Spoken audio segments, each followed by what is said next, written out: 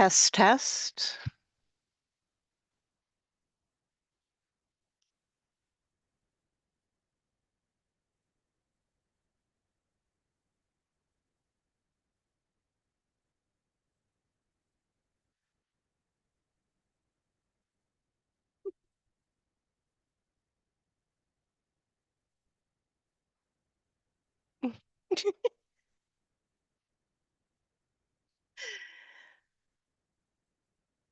So,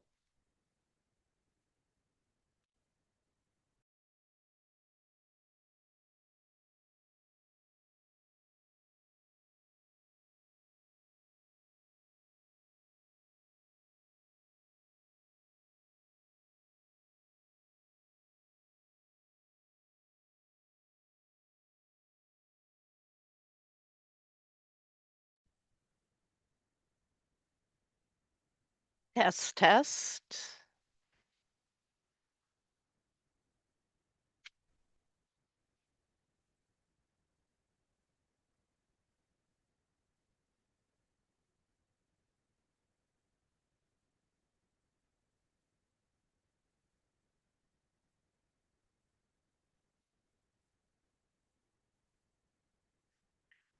Okay.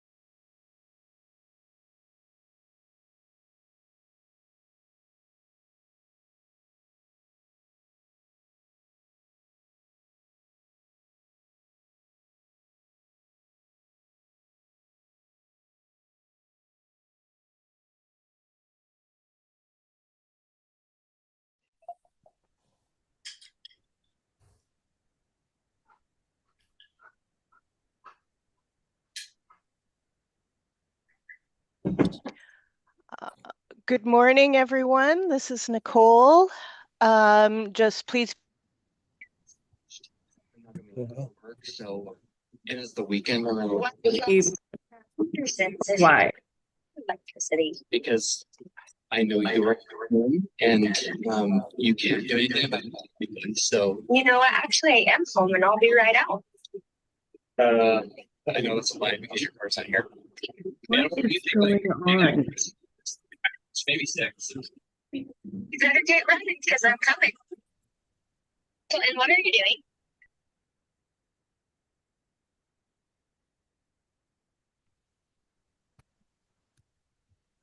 What is going on here?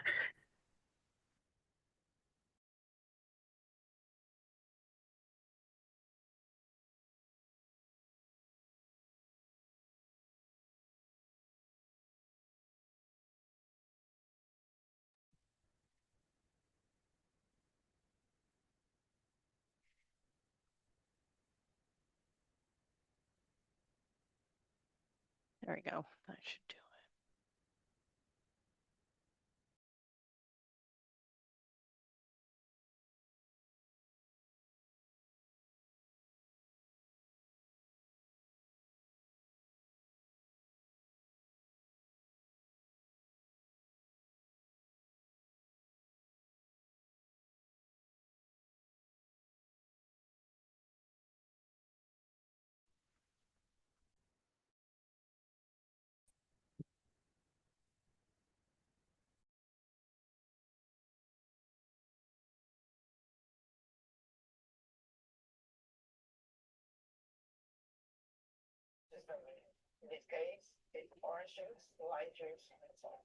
Did you know the camera runs 3 cookbook that?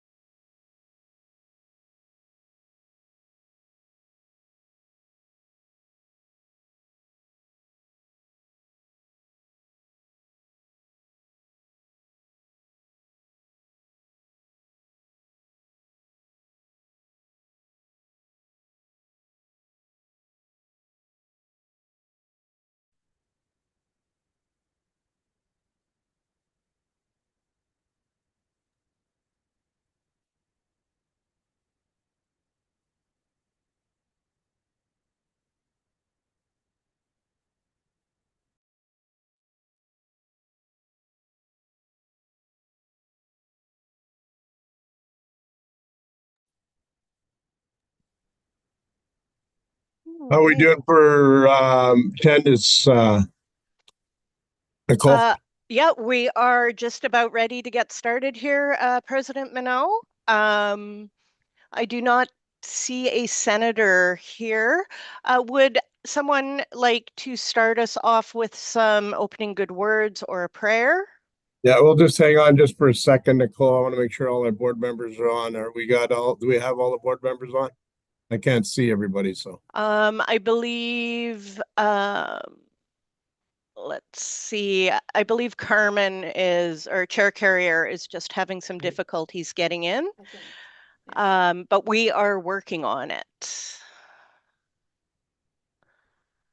Let's see, President, Minister Lavallee. Yeah, Al's on sideways over there. His screen's on sideways. Chair Bergevin is here.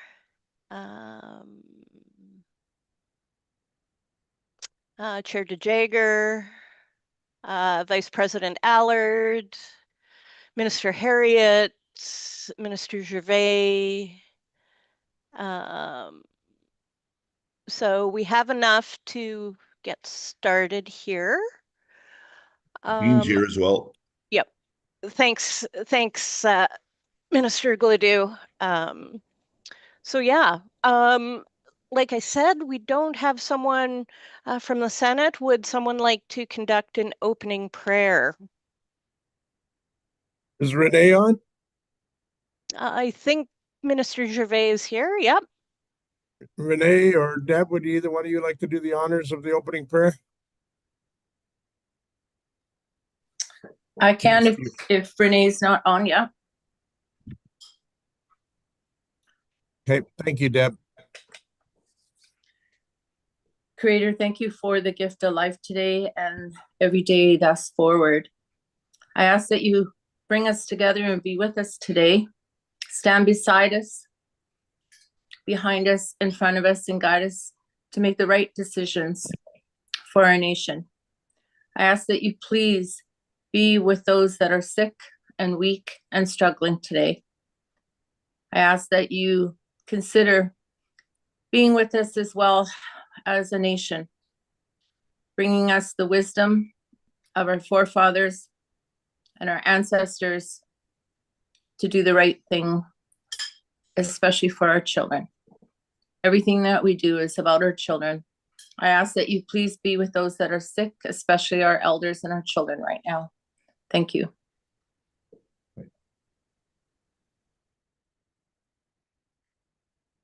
All right, thank you, Minister Fisher. Next up, I'll ask President Minot if he has any opening remarks. What do we have on, let's look at the agenda first, Nicole. We got to adopt the agenda before we start moving on. If you look at the agenda, we had the opening prayer followed by the opening remarks. Then we'll confirm quorum, and then we'll proceed to the election of the speaker. Okay. Do we have any of our senior staff on as well? I believe Colette will be logging in, and Colleen will be here for the citizenship Okay. resolutions. Thanks everybody for being here. I know we're all taking another weekend out of our time, and I really appreciate each and every one of you. As we all know, this part of our governance is very important as we move forward to, try to adapt to the times and move forward with our nation. Right now, we are going through a few difficult times as as we know the elections that are happening and the issues that are happening across the border. We're dealing with them ourselves at this level as well. So we anticipate that, times are going to get a little tougher here as these tariffs come in, as the new government comes in. We don't know exactly which party is going to be in power after the federal election. So that will have an effect on, all of Indigenous nations right across the country on in regards to what government does get in. So we are trying to plan ahead a little bit to make sure that, we're not we're not suffering. If we do, it's the least amount as possible. We are working very hard to secure, a lot of our programs and funding. Our senior staff has been really, really busy. Our board of directors have been really busy, going to meetings, opening up doors, trying to make sure that, we don't the effect of this election, the effect of the tariffs have very minimum impact on MNBC. So that's been the concentration of this government since we started in September, is to assure that, we try to get that security for our nation moving forward, as we are anticipating some loss of funding at the federal level and the provincial level because of the issues that are happening politically. Our board's really working hard to assure that we're not going to lose anything, and if it is, it's going to be very minimal. We're anticipating, but we are working hard. Some of the governments out there are holding off on travel and issues like that. We can't afford to do that. MNBC can't afford to do that. We have to try to keep those doors open to us to be able to negotiate and make sure that we're not left The out of stream the went dark. process going forward. Nicole, your mic's on. So this is some tough work that we've been doing lately. We've been in some negotiations with other Métis governments across the homeland to try to secure, a solid footing and a solid voice at the federal level. As we all know, as we the stronger we are together, the stronger we are at the federal level, provincial level. Our voices are heard a lot more louder, and they're respected at a better sorry, I'm just getting a little bit. Everybody keeps popping up here on my screen and it's bugging me up. So if you can keep from conversation on the screen, I'm trying to read it and I'm trying to talk at the same time. So we can just keep the texting down to a minimum real quick here. But we are trying to make sure that we do not feel very much of an impact as a new government comes in and the tariffs are arising.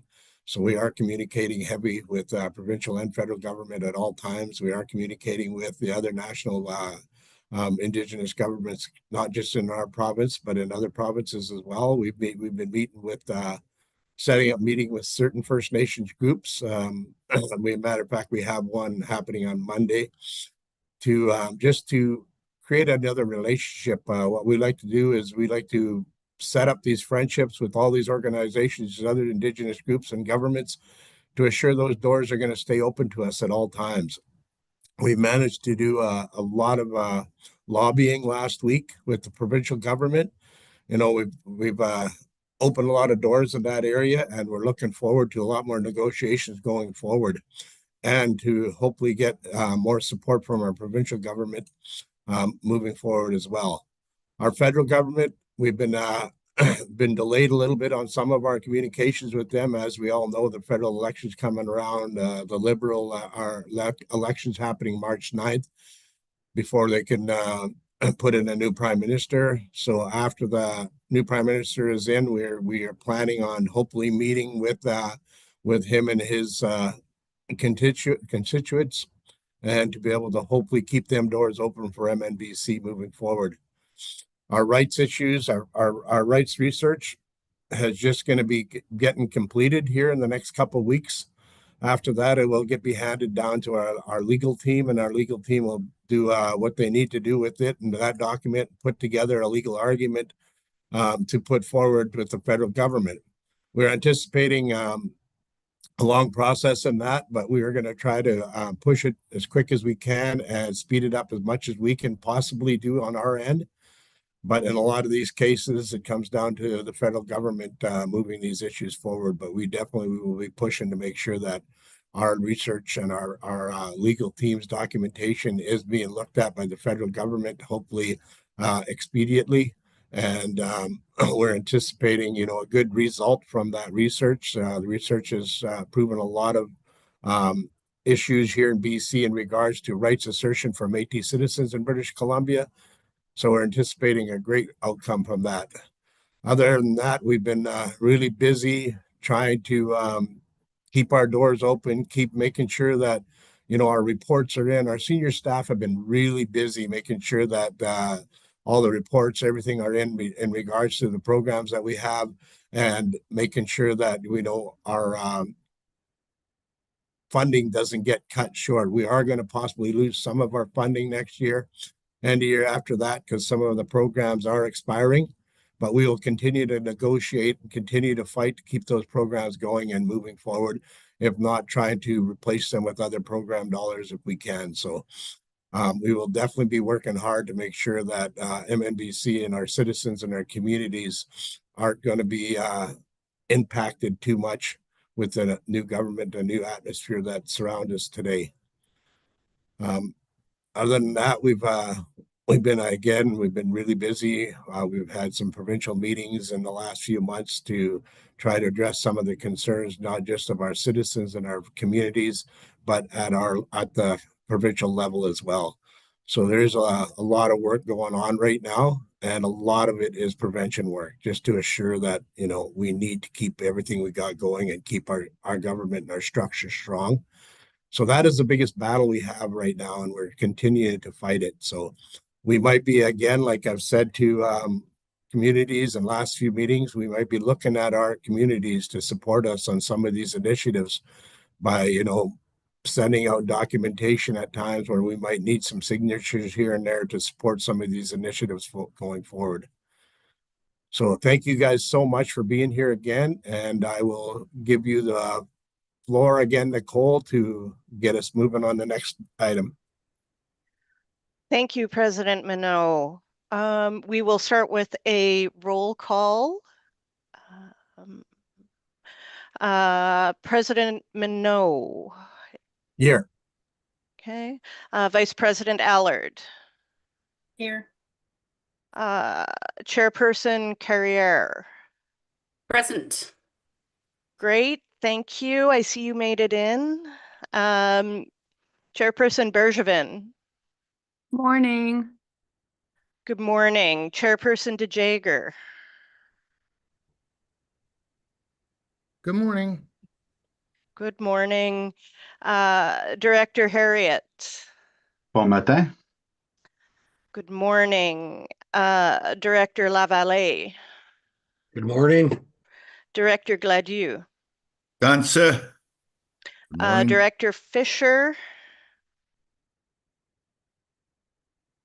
Good morning, everyone.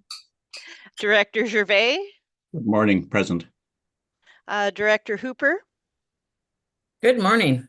and Director Flamond. Good morning. Tanche, Dylan Adam, Here. Tom Adams, Good morning. David Allard,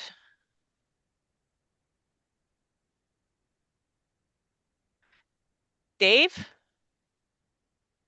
Is somebody from Salmon Arm Métis Society here? Or Salmon Arm Métis Association? Thank you, Mr. Allard. Thank you. Rob Anderson. Here. I hope you have some nice hot tea with you, Rob. And Rob is from Vancouver Sea to Sky. Caitlin Bird, Métis Nation Greater Victoria. Here, good morning. Joy Bremner, Mid-Island Métis Nation. Good morning. Bernadette Chaboyer, Northwest Métis Association.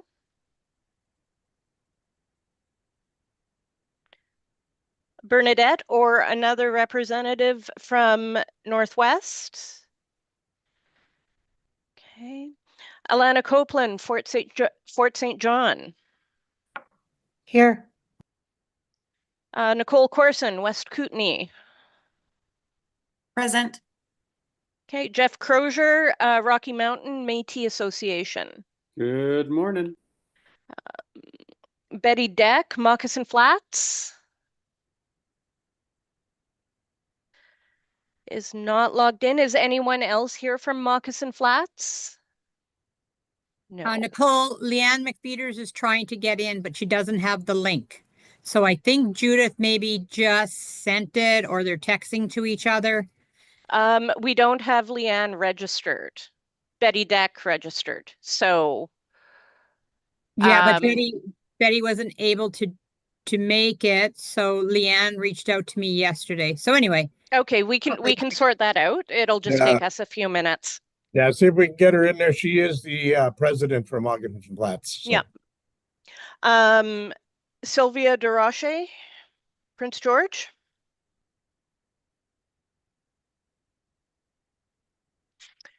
Okay. Cheryl Dodman, Kelowna Métis Society. Tanche, happy to be here. Tanche. Ross Everett, South Okanagan, Similkameen. I'm here. Good morning. Thank you.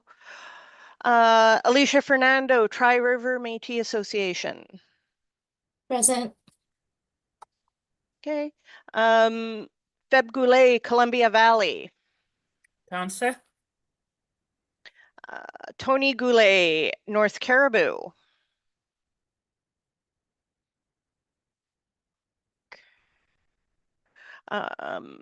June Graham, Alberni Clayoquot Métis Society.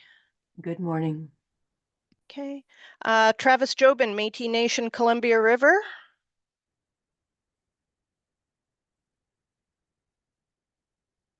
President Jobin, Travis. Monica Parkinson, Vice President, will be standing in for Métis Nation Columbia River Society. Thank you, Monica.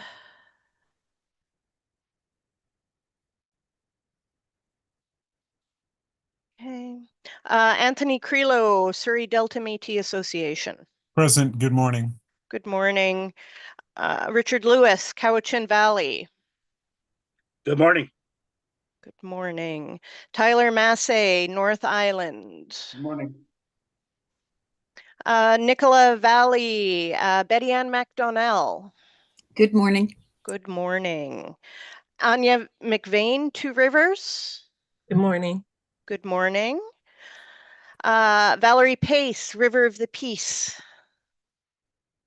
Present. Thank you, Val. Oh, I did have Monica on my list. Monica, we already got to you, I think. Mert Servatius, Kootenay South. Present. Okay. Lisa Shepherd, Golden Years Métis Society. Beaumatin. Beaumatin. Greg Stanwood, North Fraser. Here. Joyce Sundin, Prince Rupert and District. Good morning. Marlene Swears, Caribou Chilcotin. Present. Thank you. Pixie Wells, Fraser Valley. Tansay. And Anthony Wingham, Waichia Métis Society. Good morning. Good morning. There is a quorum, so we can get started. And the first order of business is the nomination and acceptance of the MNGA speaker, co-speakers, or speaker and deputy speaker. Do we have any nominations? Vice President Allard? Hi, good morning, everyone. I'd like to nominate Dave Peltier. Great. Thank you, Vice President Allard. Are there any other nominations? Asking a second time, any other nominations? You can use the raise hand function and we'll see you. And asking a third time, any nominations? Seeing none, I will now turn it over to Speaker Dave Peltier. I'm not sure if you need a seconder for the speaker or not, but I can second if you do. Okay. No, nominations do not require a second. Yeah, but they do require an acceptance. Dave has apparently accepted. Are there any objections to Dave Peltier No, as not speaker? objections by the no Dave. I'm asking Dave is the one we have to No, ask. I do accept the nomination, and I thank Yes. Vice President Allard for that nomination. And I wish to thank everyone here this morning for another vote of confidence. And I'm looking forward to guiding and assisting this body in their deliberations over this coming weekend and going forward. So thank you, everyone. And thank you, Director Fisher, for the words to start us off this morning, and President Minot for your opening remarks. So I will call the meeting to order. That we do have quorum. And the first item on the agenda, or the draft agenda that we'll be speaking to, is the adoption of the agenda. There was a copy that was attached across the or on the website. And I do see Chairperson De Jager's hand up. If I could ask if you could use the hand raise function, just to make There. Where is it? It's a new program, obviously. I can't find it.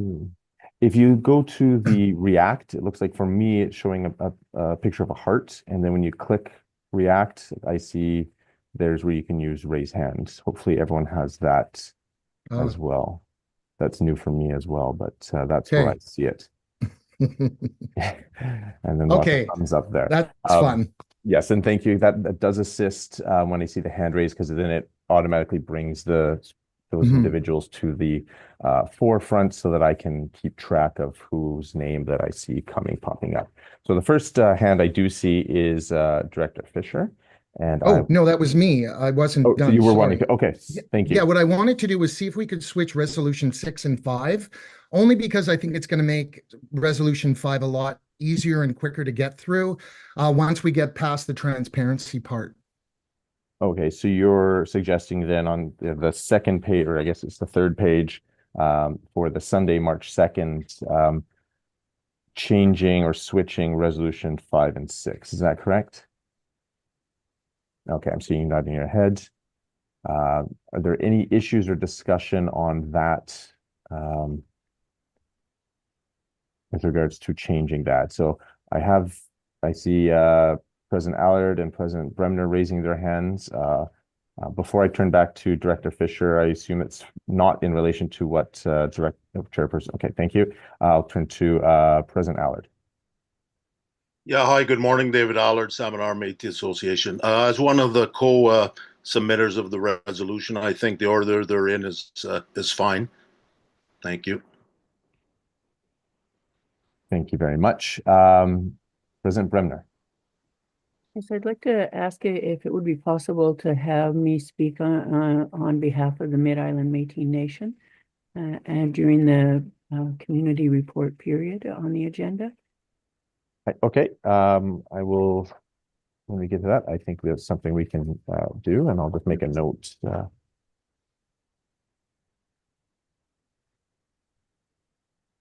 Thank you. Any other discussion on the on Chairperson Dieger's request to change resolution 5 and 6 to switch those? President Minot? Yeah, I think maybe, I'm not sure if I'm right on this, but do we have to have a seconder to that, as we have a now that we have somebody that's disputing that that switch? So we have to have a second, because it'll definitely have to come to a vote if we have somebody contesting it. Yeah, so what at this point, what we're looking at is just it's discussion on what the agenda is going to look like. If there's any changes that whether it's not a unanimous consent, we will vote on whether or not there's a change from the draft agenda. So that's why we're having the discussion. If there's any comments or questions on Chairperson Dieger's suggestion of changing the order of resolutions 5 and 6. President Wingham. Yeah, I believe these were brought forward from our Vice President Callum, and he's not in the room. So I think for his schedule that they need to stay at where they are. Thank you. President Wells? Yeah, I agree with President Allard that I think they'll run information the way that they're laid out, and I think we need to leave them that way. Thank you very much. I can just have one brief moment. And then you go up against the final side.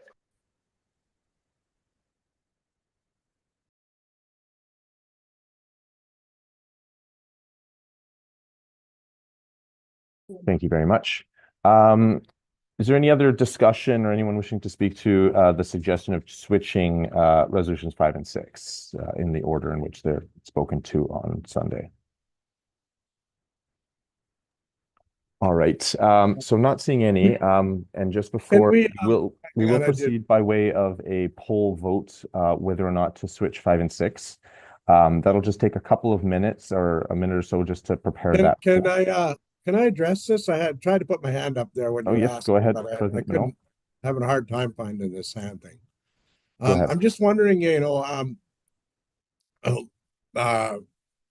Dieger had give a reasoning why it would probably be a better suit if we reverse those, just because of the order they're in and how we can approach each of those subjects. I'm just wondering, is there a reason why they want to leave them the same in that same order, or just cause, or like, is there any explanation of the reasoning behind leaving them the same instead of reversing them, so we can address them in the manner we figure they should be addressed in that order? So I just want to know if there is any reason why we would not want to reverse them, just other than because we put them out that way.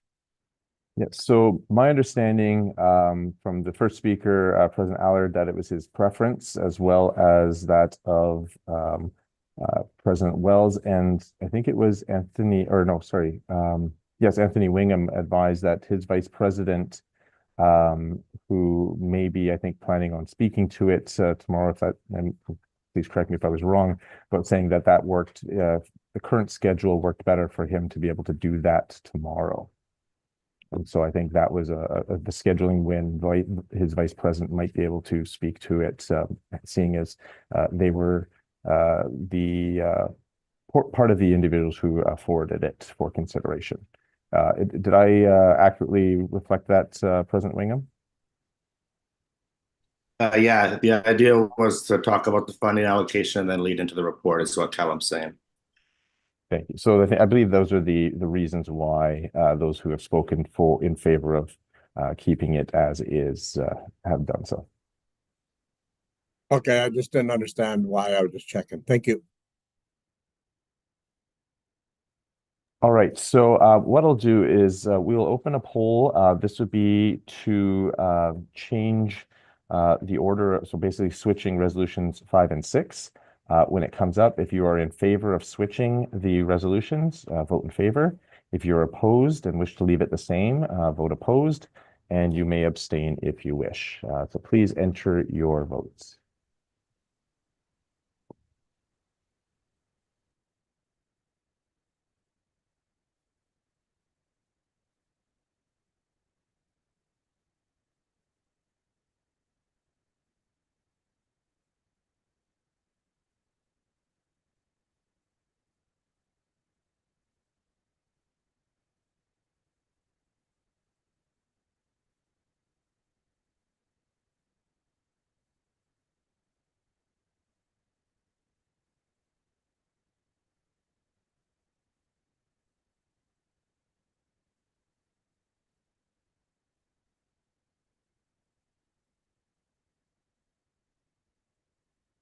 All right, so we will end the poll now. Thank you, everyone. And if we can pull the results. Yeah, so we have 24 votes in favor, 16 opposed, and 3 abstentions. Thank you very much. So if you're using a copy, so we are switching resolutions 5 and 6 tomorrow.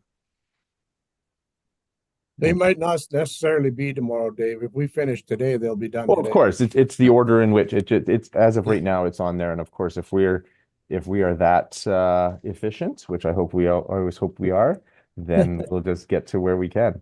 Thank you, everyone. And I will turn now back to Director Fisher.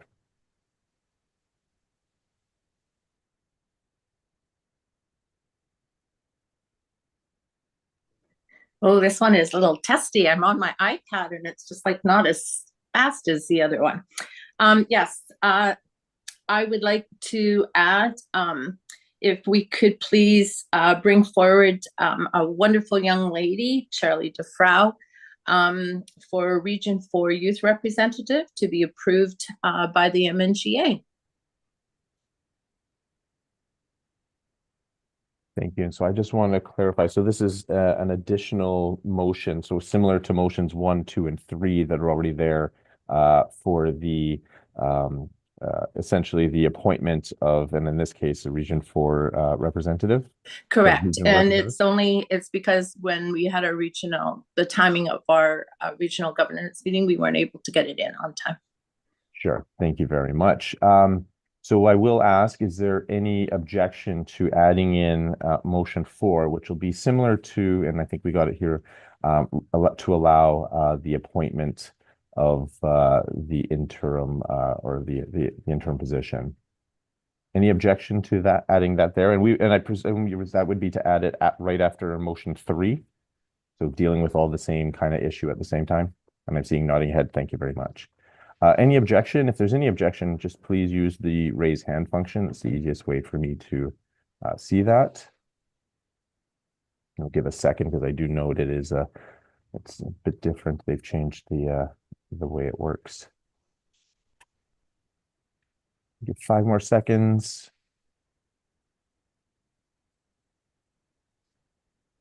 All right, not seeing any objection then, we will add that immediately after motion 3. So that will be for the Region 4 interim position. Thank you very much. Any other discussion or discussion on the draft agenda?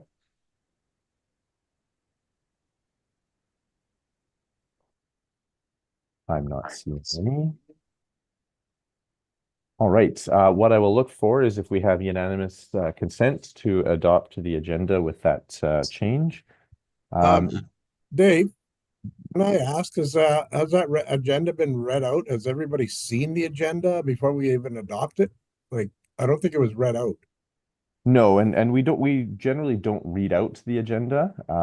We do certainly motion or resolutions and motions. The agenda is available with all the other materials that were on the website and that everyone's had the link and availability ahead of time. And we've seen a couple times when we've discussed it, Nicole has put it up on the screen as well. So certainly if anyone has not seen it, I would encourage you to either raise your hand or comment on that, or and then take a look on the MNBC website where the MNGA kit is located. So at this point, I'm again asking for any objections to the agenda.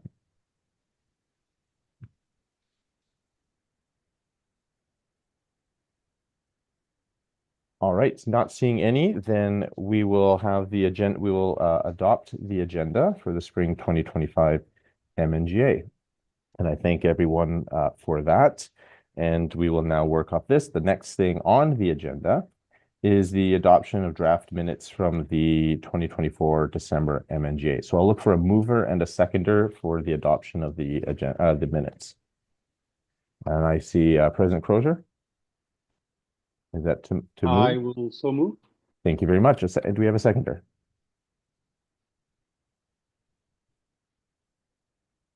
And I see Vice President Allard.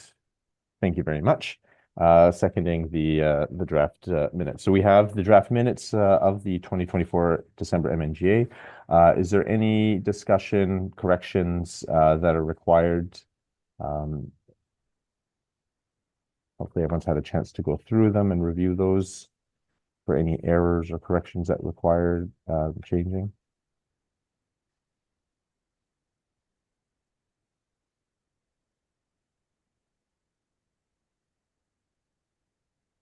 Not seeing anyone. I guess our minute taker did a great job, I guess, in December. All right. I'm not seeing anyone jumping up to point out any corrections. I will look for unanimous consent to adopt the draft minutes of the 2024 December MNGA. Is there any objection to the adoption of those minutes?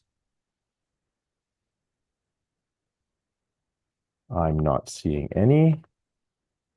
I'll give 2 more seconds. All right. Thank you very much, everyone. The draft minutes of the 2024 December MNGA minutes are adopted unanimously. And we will move next to the approval of reports. And if I can just have 1 minute just to confer with my colleague.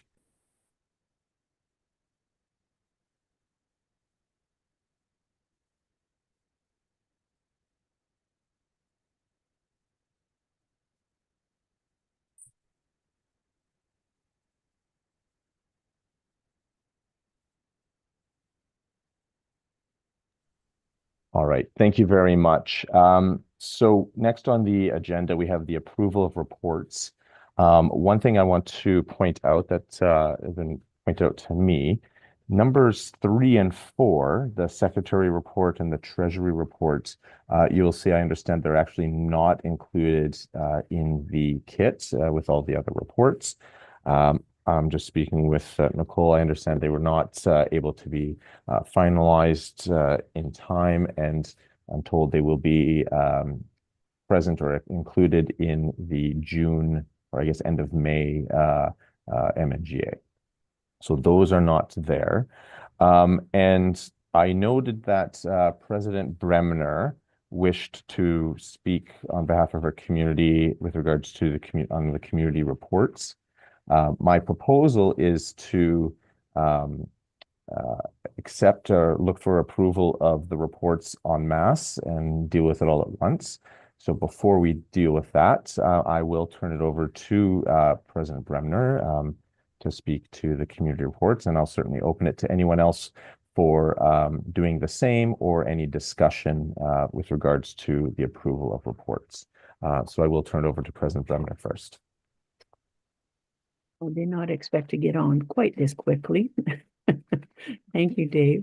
I think that, I'm not sure exactly how other communities are faring during these times. The Mid-Island Métis Nation is not faring well.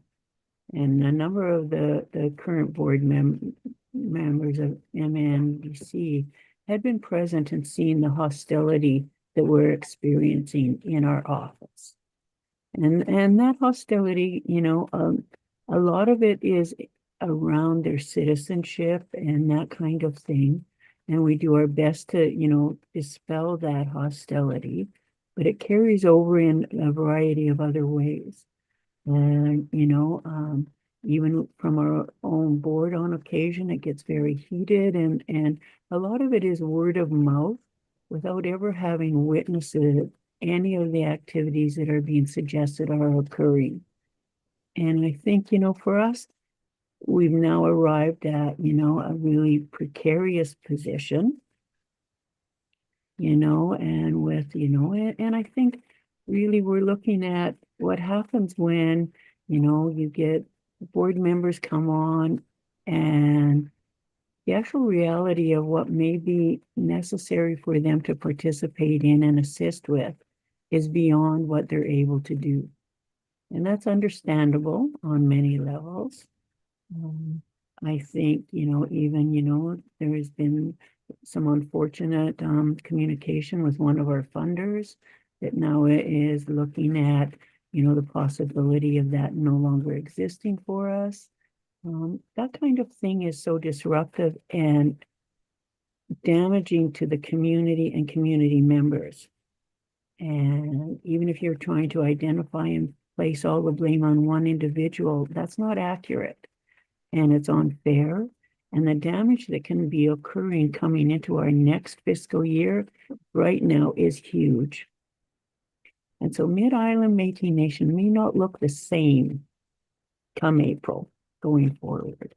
And that's been very unfortunate, as a lot of this in our own community in the Nanaimo area, we have many individuals that are suffering dramatically, and our inability to always be able to support them and find other supports across the city, doing the best that we can.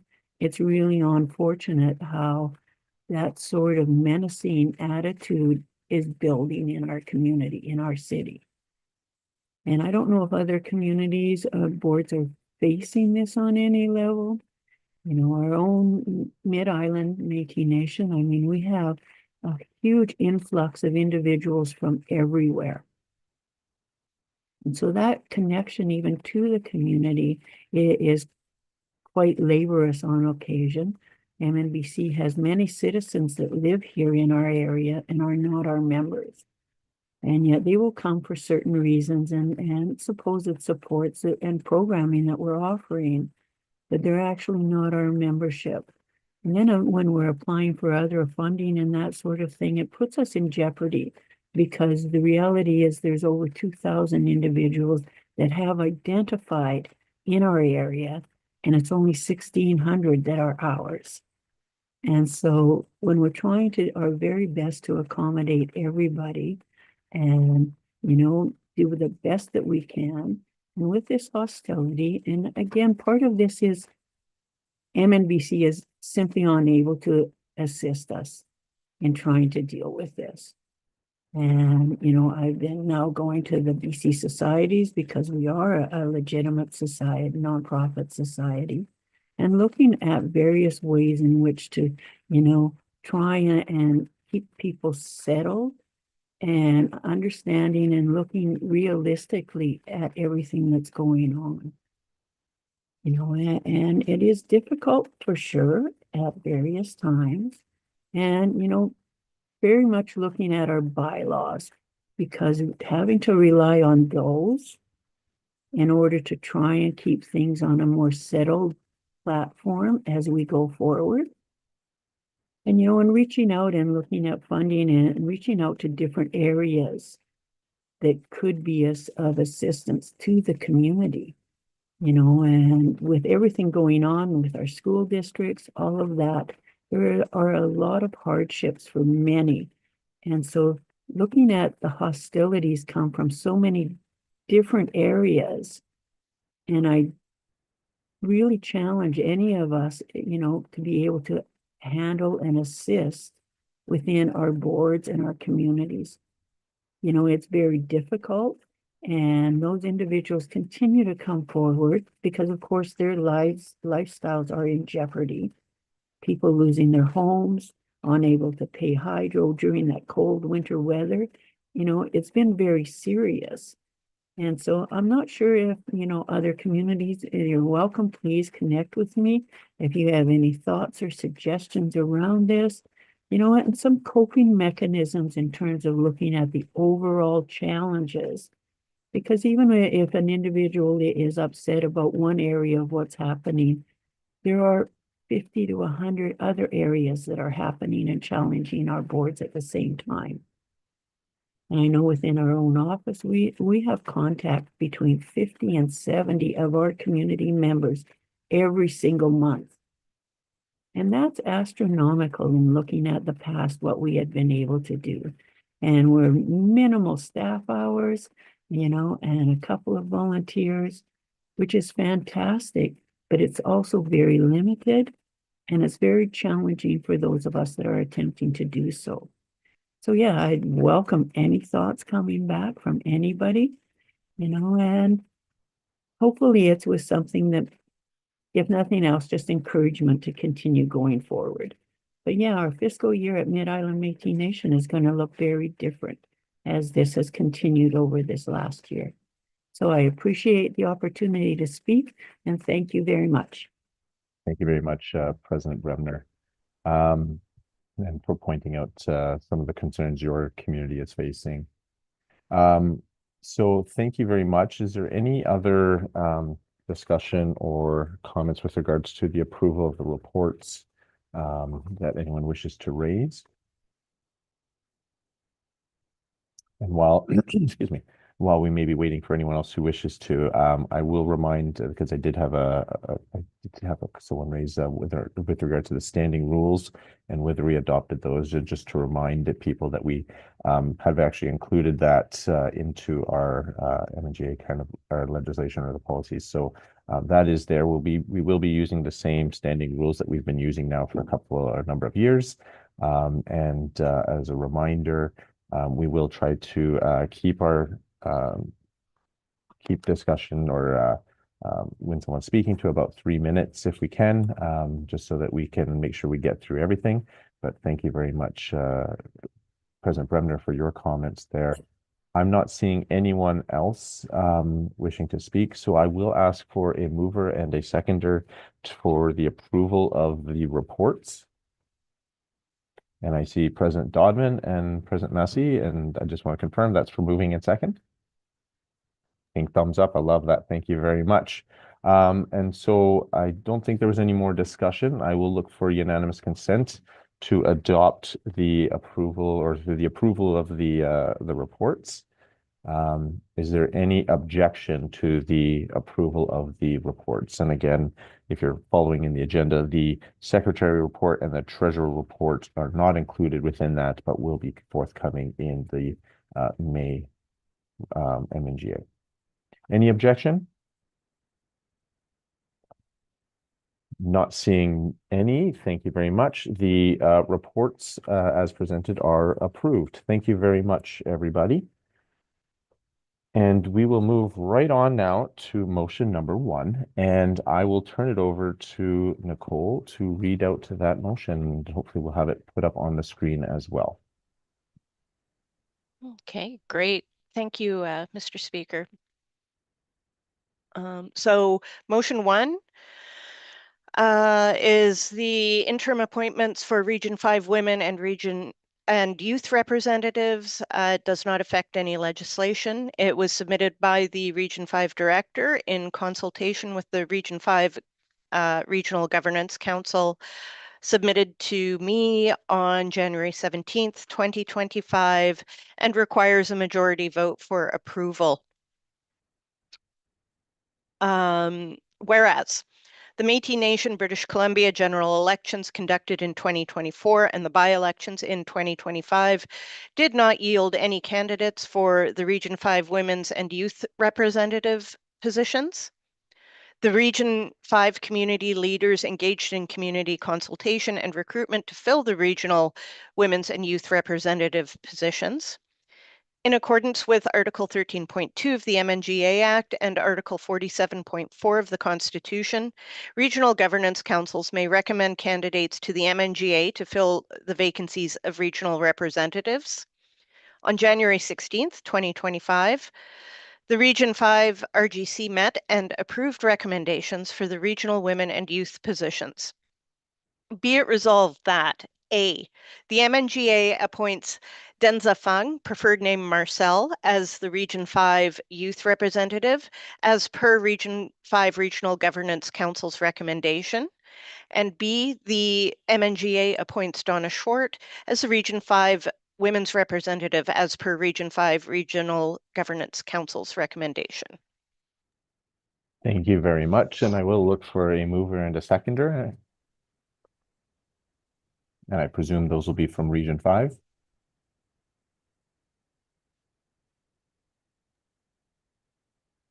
Marlene Swears, I'll move.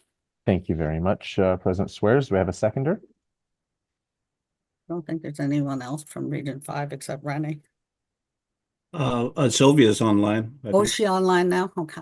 I second. Thank Sylvia you. DeRosa, Region 5, Prince George. Thank you, President DeRosa. So we do have the motion on the floor. Marlene or Sylvia, did you wish to speak to it? No, I put the names forward for both of them. One is the biggest thing was that there was no representative, so that came into being. So that was kind of one thing off of our RGC stats to fill those positions. And I'm just wondering, on a different note, that other lady made a motion for somebody in Region 5. Would this be taken care of also? That other youth? No, that was for Region 4. Just as we, okay. Yeah. No, I'm fine. All right. Thank you very much. Any further discussion? No. All right. This requires, if I can just have a moment. Oh, yes, Chairperson Carrier. Thanks, Mr. Speaker. I just wanted to thank Region 5, the RGC. Thank you all for your hard work on this. It's greatly appreciated. We did not have a full council coming out of the election in September, and we've been relying on the wisdom of folks in their regions to put forward names. So I'm really proud to say that we have a full council now, and really appreciate everybody helping out. It's a family effort here, so thank you so much, Marcy. Thank you for those comments. Given that this is a motion that does not affect the legislation and requires a simple majority, I will seek if we have, we'll look first for unanimous consent, and if not, then we'll go to a vote. Is there any objection to the appointment of Denza Fung, preferred name Marcel, and Donna Short as the Region 5 Youth Representative and Region 5 Women's Representative? Any objections?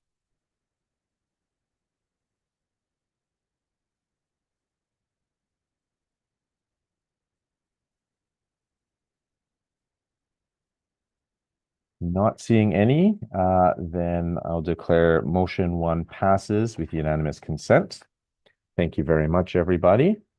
And we will jump right into motion 2, and I'll turn it back over to Nicole. Thank you, Mr. Speaker. Motion 2 is the interim appointment for Region 1 Youth Representative. It is submitted by the Region 1 Director in consultation with the Region 1 Regional Governance Council on January 22nd, 2025. Requires a majority vote for approval. The first 3 whereas clauses I read out with the previous motion, so unless somebody wants to hear them again, I will just read out the last one. So on January 21st, the Region 1 Regional Governance Council met and approved a recommendation for the regional youth position. Be it resolved that the MNGA appoints Sion Anderson as the Region 1 Youth Representative as per Region 1 Regional Governance Council's recommendation. And apologies if I bungled the name. Thank you very much. I'll look for a mover and a seconder, and I do see hands here, and I'm sure they'll correct your the pronunciation if necessary. First, Director Harriet. I think you nailed the pronunciation, Sion, and I am very pleased to move this. Thank you very much. President Byrd. And I'm very pleased to second this, as Sion's a member of our community. Thank you very much. Any discussion or comments?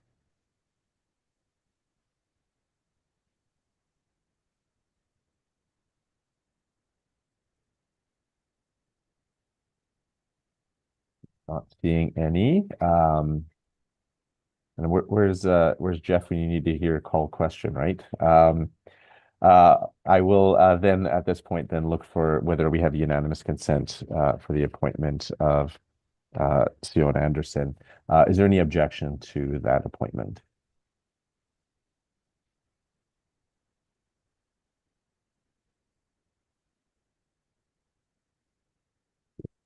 All right, I'm not seeing any objection, so motion 2 passes with unanimous consent. Thank you very much, everybody. And I will then, we'll keep this ball rolling, turn it over to Nicole for motion 3.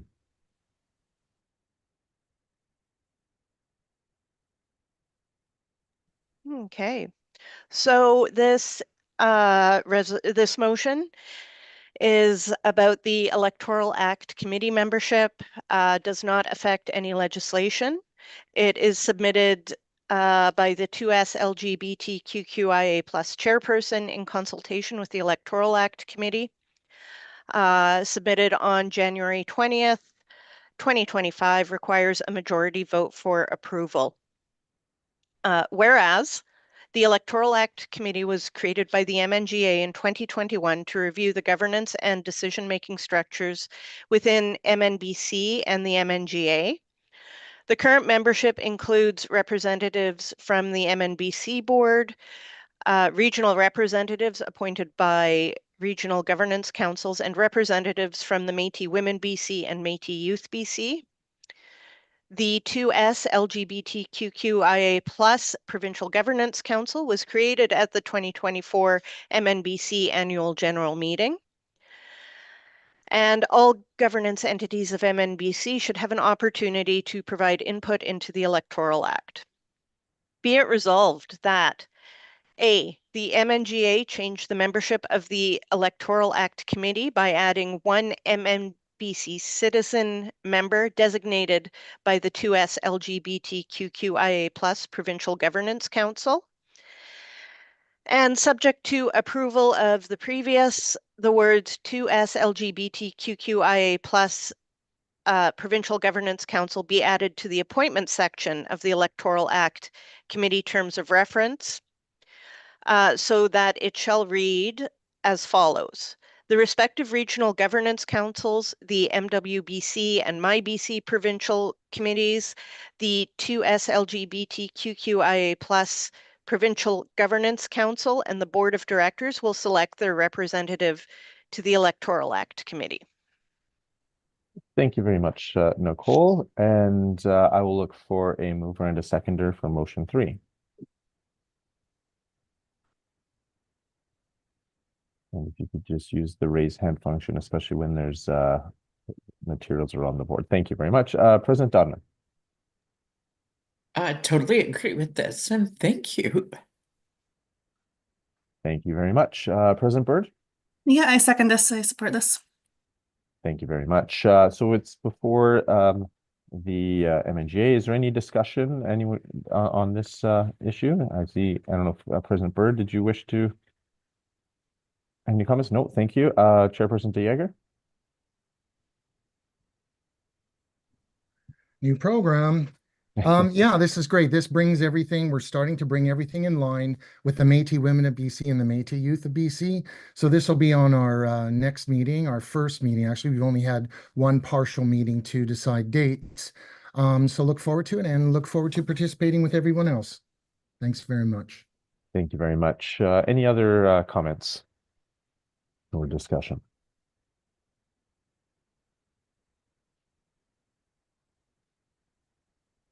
Question. All right. Thank you very much, President Crozier. Yeah, so again, this is another motion that does not affect the legislation. Really, it's just the membership of the Electoral Act Committee that this body created a few years ago, and in changing the wording of the membership of that committee. So at this point, we'll first look if we can get unanimous consent. Is there any objection to motion 3 as presented?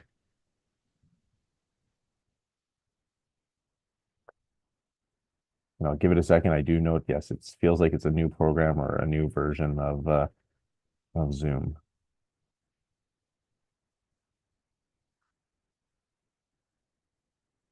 Not seeing any hands. Give it one more second. All right. Thank you very much, everyone. Motion 3 passes by unanimous consent. I love it when we're all working well together here. This is great. Knock on wood, but it keeps us on pace. So thank you very much. I will turn it back over to Nicole for motion 4. So this is the resolution that was added by Director Fisher. This is the interim appointment for the Region 4 Youth Representative submitted by the Region 4 Director in consultation with the Region 4 Regional Governance Council on February 19th, 2025, and requires a majority vote for approval. Again, I previously read out the first 3 whereas clauses, so just for the record, the 4th whereas clause is on February 18th, 2025. The Region 4 RGC met and approved a recommendation for the regional youth position. Be it resolved that the MNGA appoints Charlie Defoe as the Region 4 youth representative as per the Region 4 Regional Governance Council's recommendation. Thank you very much, and I will look for a mover and a seconder. I so move, Deb Fisher. Oh, sorry. Okay, I'll take the mover as Director Fisher, and I presume then President Crozier as seconder. Yep, I'll second it. Thank you very much. Would either of you like to comment or any comments on this motion? Well, I've just had a couple conversations with Charlie, and I am really looking forward to having somebody that's so gung-ho and just looking forward to working with her. Thank you very much. President Crozier? Yeah, Charlie was part of our community for a number of months, and she's a tremendous young lady, and we're looking forward to seeing what she can accomplish with Chairperson Bergevin. Thank you very much. Any other discussion before Jeff calls question?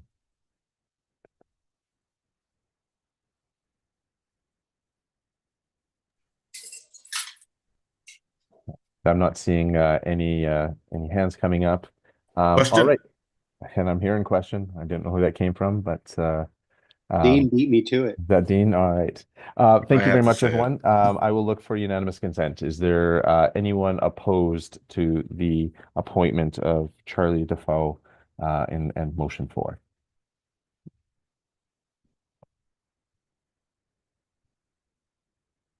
All right. Not seeing any opposition. Thank you very much. That passes by unanimous consent. Thank you so much, everyone. I appreciate how we're progressing thus far.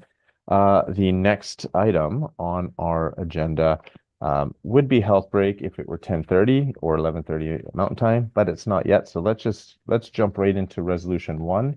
And when we get to about 10:30, we'll take our break then as scheduled there.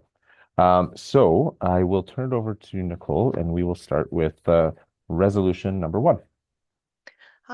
The title of this resolution is By-election timing and filling vacancies on MWBC, MyBC, and the 2S LGBTQIA+ provincial governance councils. It affects both the Constitution and the MPCBC bylaws, which, for those who are uncertain, MPCBC is MNBC's legal acronym under the Societies Act. It is submitted by the MNBC Board of Directors to the clerk. It was submitted December 9th, 2024, and requires a 75% vote for approval. Whereas, if vacant seats on the MNBC board, MWBC, MyBC, or the 2S LGBTQIA+ provincial governance council remain after an election, the Constitution requires that a by-election be called within 120 days of the date of that vacancy. 120 days is a short time period to take all the steps necessary to meet the other deadlines set out in the Electoral Act, including convening the MNGA to set an election date and preparing materials to ensure the by-election is run properly. Discrepancies in legislation must be rectified. It is important that the MWBC, MyBC, and the 2S LGBTQIA+ Provincial Governance Council have all positions filled. And the Constitution and the Electoral Act are silent on the process that occurs after a by-election is held, and vacancies in regional representative positions remain, which could lead to ongoing by-elections at a substantial cost to MNBC. Be it resolved that Article 47 of the Constitution be amended by striking the words 120 and inserting the words 180 in their place. B, insert the underlined words in Article 47.4 of the Constitution so that it will read, as in the case of any other vacancy on the Board of Directors, an interim director as selected by the RGC will be recommended by the to the MNGA by the Board of Directors, and if approved, the vacancy shall be filled by the interim director. In the case of a vacancy in a position of an MWBC regional representative or MyBC regional representative, an interim representative will be recommended to the MNGA by the respective RGC, and if approved by the MNGA, the vacancy shall be filled by the interim representative. In the case of a vacancy on the 2S LGBTQIA+ regional, pardon me, there's an error in there, on the 2S LGBTQIA+ Governance Council, an interim representative will be recommended to the MNGA by the 2S LGBTQIA+ Provincial Governance Council in consultation with the relevant Regional Governance Council. And that last piece is the part that is being added. C, the following be added as a new article before Article 48 of the Constitution. If a vacancy remains in any regional representative position for MWBC, MyBC, or the 2S LGBTQIA+ Provincial Governance Council following a by-election to fill vacancies that were not filled in the original election, a recommendation to fill the positions until the end of the current term will be submitted to the MNGA for approval as set out in Article 47.4. D, all articles in the Constitution be renumbered as appropriate.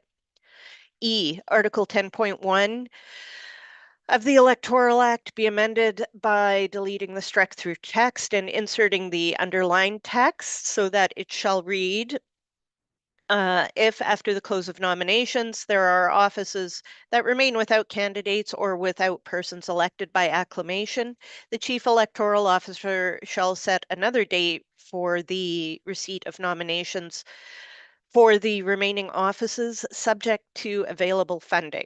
Nominations shall be received for a by-election to be held no later than 180 days from the date of the original election and shall follow the processes and rules set out in this Electoral Act. F, Article 4.11 of the MPCBC bylaws be amended by striking 120 and inserting 180 in its place. Thank you, Nicole. And so we'll look for a mover and a seconder.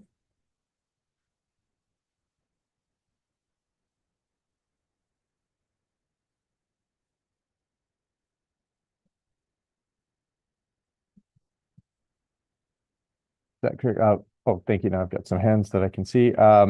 President Massey, go ahead. I so move. Thank you. And Director Harriet? I'll second it.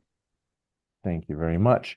Now I note, before I get back to President Massey and Director Harriet, when Nicole was reading it, it appeared that there was an error there under B 47.4. Yes, so where it says where the yes, I think Judith's getting it. Instead of regional representative, I think it's supposed to say governance council. And so, President Massey, Director Harriet, any issue with just making that correction as noted while reading out? I see a thumbs up from Director Harriet and a thumbs up from President Massey. Thank you very much. Yes, and so thank you. I'll turn it over to President Massey if you wish to have any comments or discussion. Just quickly, it's just makes total sense, so we can get it done easily and effectively as a governing body. Thank you very much, Director Harriet. Yeah, so this resulted from our last by-election. This governing assembly wanted to make sure that we are following our own governance documents, even though we had a holiday closure, which made things more awkward. So this allows for us to have the flexibility to make sure that our elections can be done in the best way possible, and allows some flexibility to ensure that the timing can be the most effective. Thank you very much. President Minot.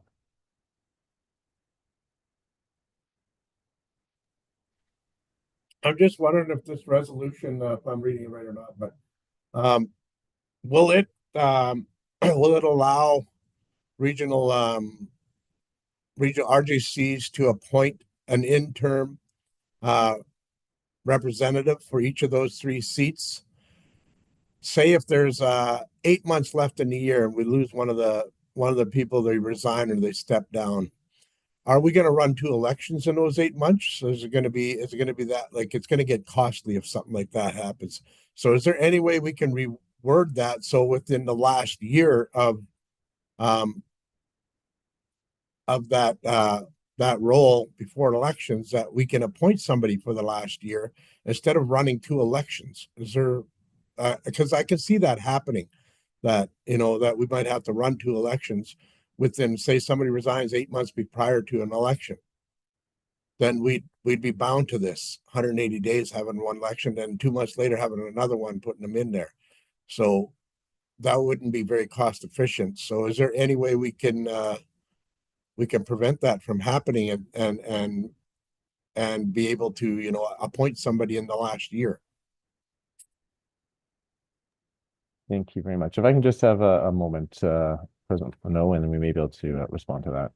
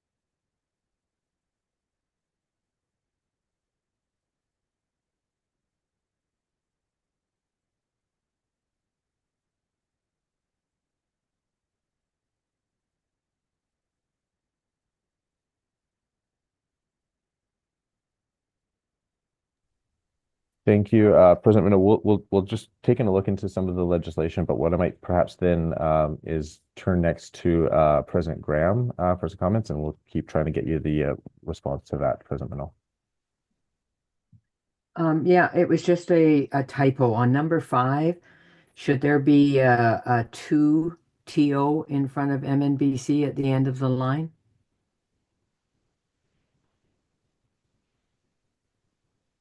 Under the whereas?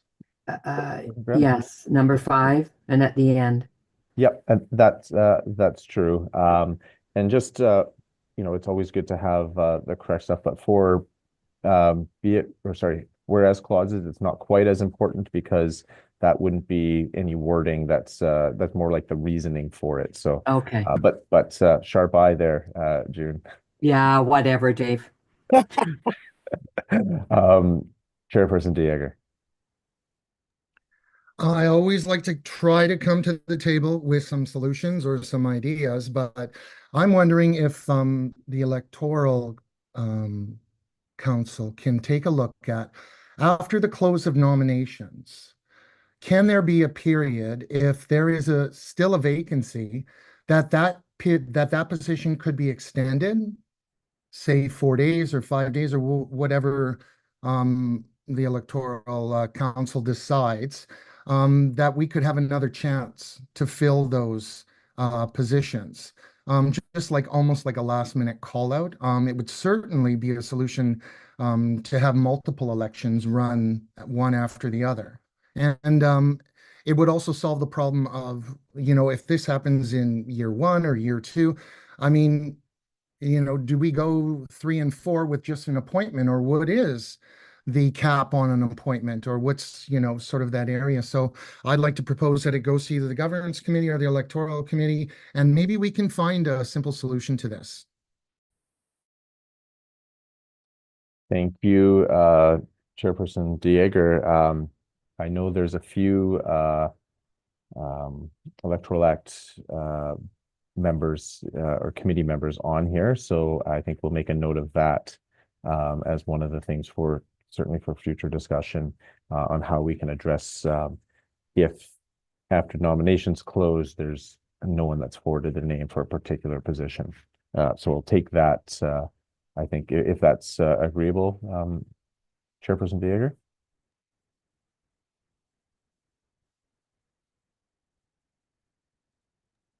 Absolutely. All right, thank you very much. I'll turn next to President Byrd.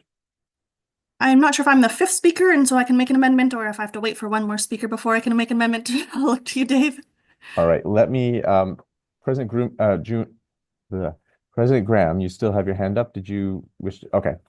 What I'll do is President Byrd, I'll go to President Swears first, and then I'll answer President Minot's question in case that affects anything, and then back to you. President Swears? Hi, Walter, I'm going to make it snow up in your area. I actually agree with you on this one. And I do like what Mr. Dieger is saying also. I think that in our region, such as the case in the woman that we were at, the youth, we were so far and behind, is that sometimes we need to appoint. And maybe if it is a regional decision to fill a vacancy for the time being, we can set the clause down. If it has to come into the governance council, that's fine, or the electoral act. But I do agree that we should fill these positions without having elections, because it also does confuse the membership itself, because they don't understand what is going on. So look out for snow, Walter. We're melting right now. We don't need snow. Thank you very much for those comments, and I think my answer will help or be good for both those comments. My reading of Section 47 and really Section 47.4 is that where a vacancy arises essentially during the term,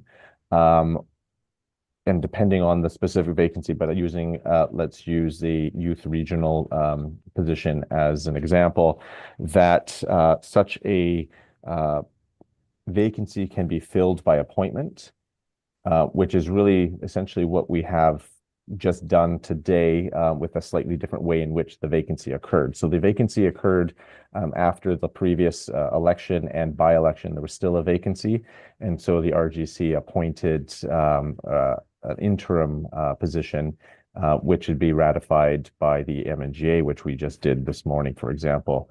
So for example, if someone in that, and your example, President Minot, with about 8 months left in the term, for some reason had to step down, the RGC could then appoint an interim position for the regional position, for example, and then it would just be ratified or appointed or confirmed by the MNGA.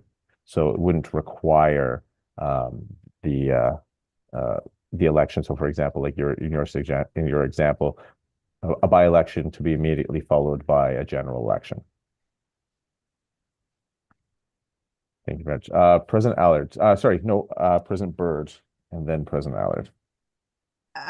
So I agree that generally all those conversations take place. The edit that my community would like to put forward is that even within expanding it to 180 days, there's still that Christmas period that we should be accounting for. And so I've put an edit in the chat, which says, for the purposes of counting 180 days, every day from December 24th to January 2nd inclusive is not counted, in case we run against doing a by-election over the holiday time again. And that would go both into the Constitution under where it says 180 days and into the Electoral Act where it says 180 days. As well as the MPCB And the bylaws. MPCBC That's bylaws correct. as well. So this should come under F and A, and where's the Electoral Act? E. That's correct. All right. So we'll just try to we'll get it added on here. So what we're putting there is excluding the dates from December 24th to January 2nd. So Inclusive. it means those are not counted. Exactly. So the So when you're 180-day counting count doesn't include those ones. Yeah. Thank you very much. I can second that if you need a seconder. All right, I'll turn first to President Allard if you wish to second that.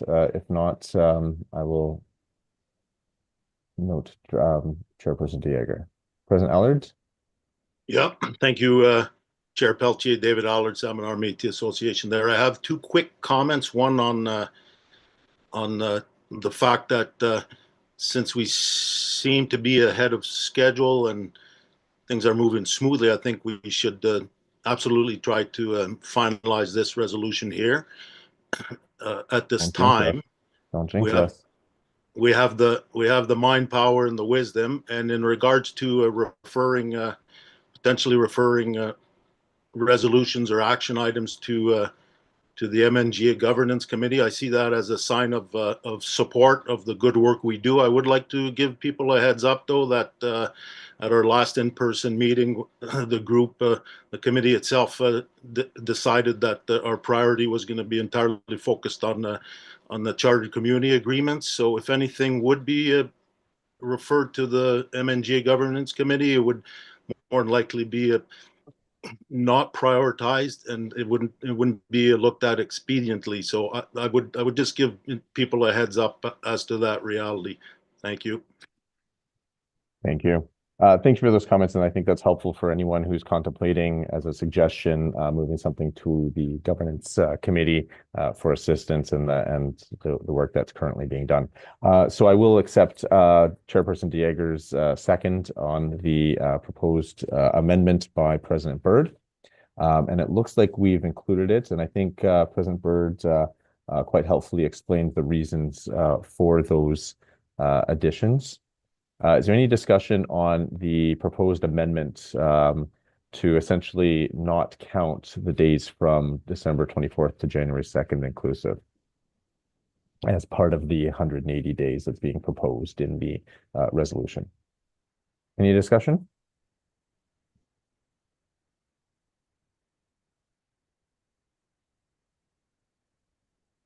All right, I'm not seeing any hands come up. I'll just give it a quick second. Question? This is just a proposed amendment, so I will look to see if we have unanimous consent to add the amendment as proposed by President Byrd. Is there any objection to that proposed amendment?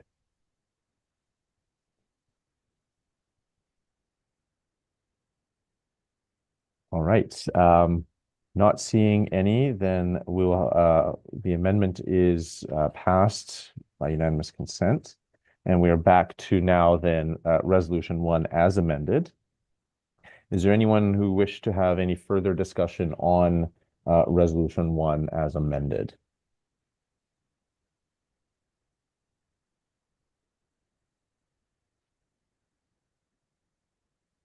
All right, I'm not seeing any. And so I will turn it over to Nicole, given that this is affecting the Constitution, the bylaws, as well as the Electoral Act. and does require, certainly for the constitutional bylaws, the 75%. We will go by way of roll call. So I'll turn it over to Nicole. Thank you. So this requires a 75% to pass. From the original quorum count, that would mean at least 30 votes.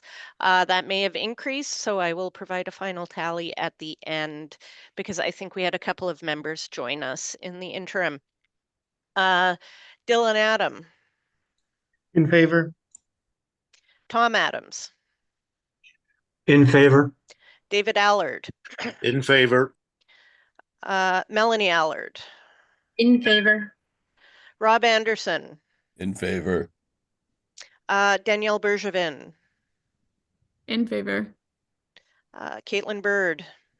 In favor. Joy Bremner.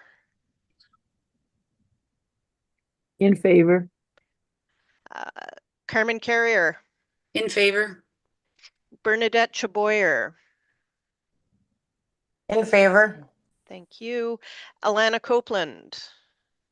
In favor. Nicole Corson. In favor.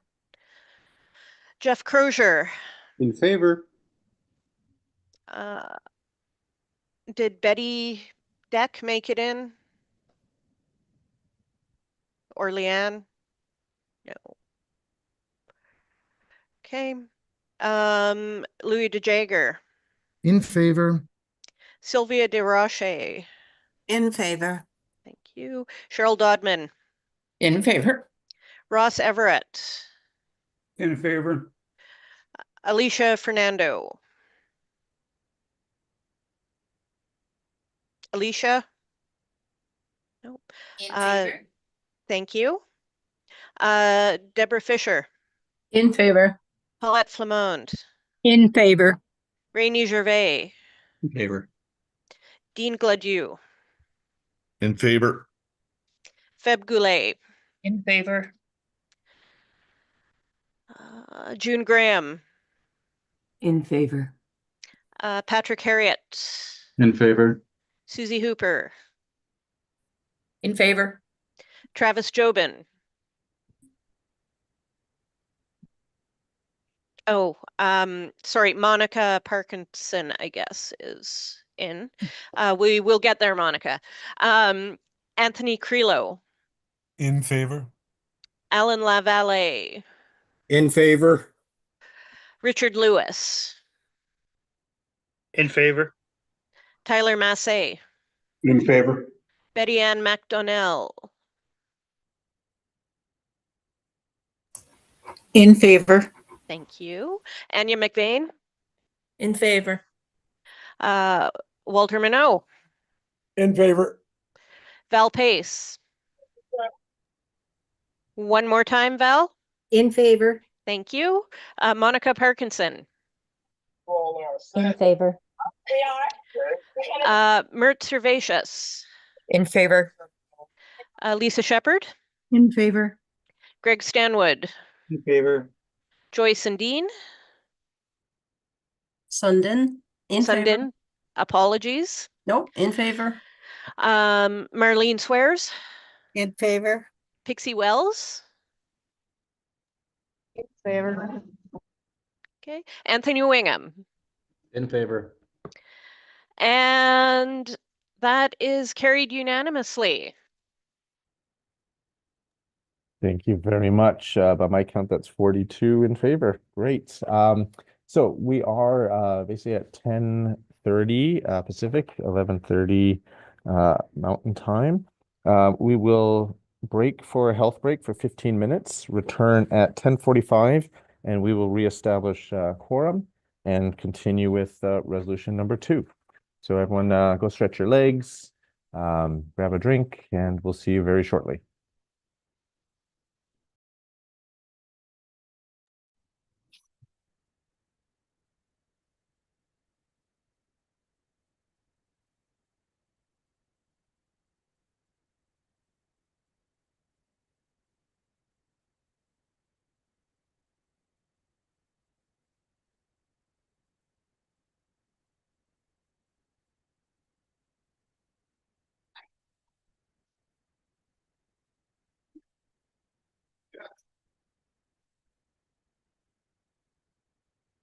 Just checking. And they didn't have anything for poke bowls, so I got fresh food. So I was wondering if you want to.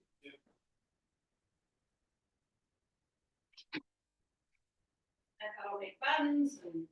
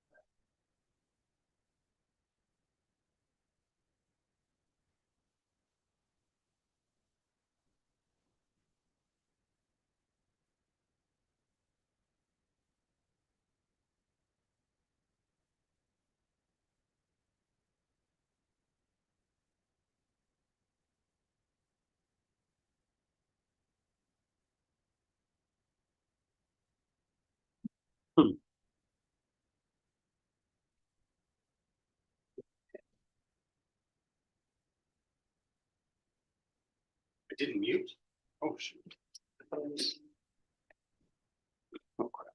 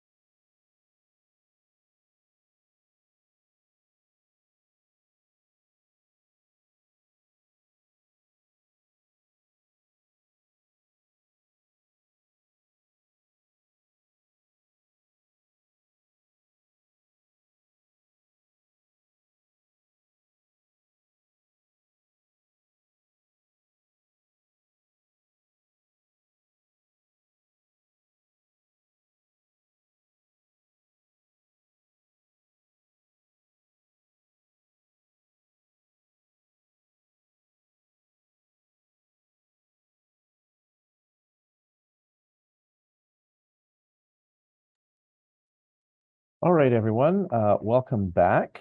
I hope everyone had a chance to stretch your legs and have some water or something. The next item on the agenda is the presentation with regards to 2024 election and the 2025 by-election review. Instead of doing the quorum, as I do see a number of the faces, and we're not there's no voting at this stage until we get to resolution 2. What we'll do is we'll just proceed straight to, and I'll turn it over to Nicole for the presentation on the election and the by-election, and then we'll certainly open it up for any questions that may be brought. And by that time, we'll certainly make sure everyone should be back in their seats. So I'll turn it over to Nicole. And I think she's just going to share a screen with some slides and some information.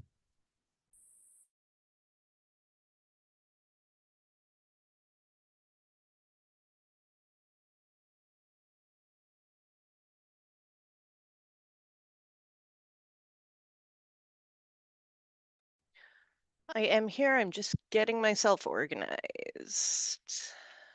There we go. Sure.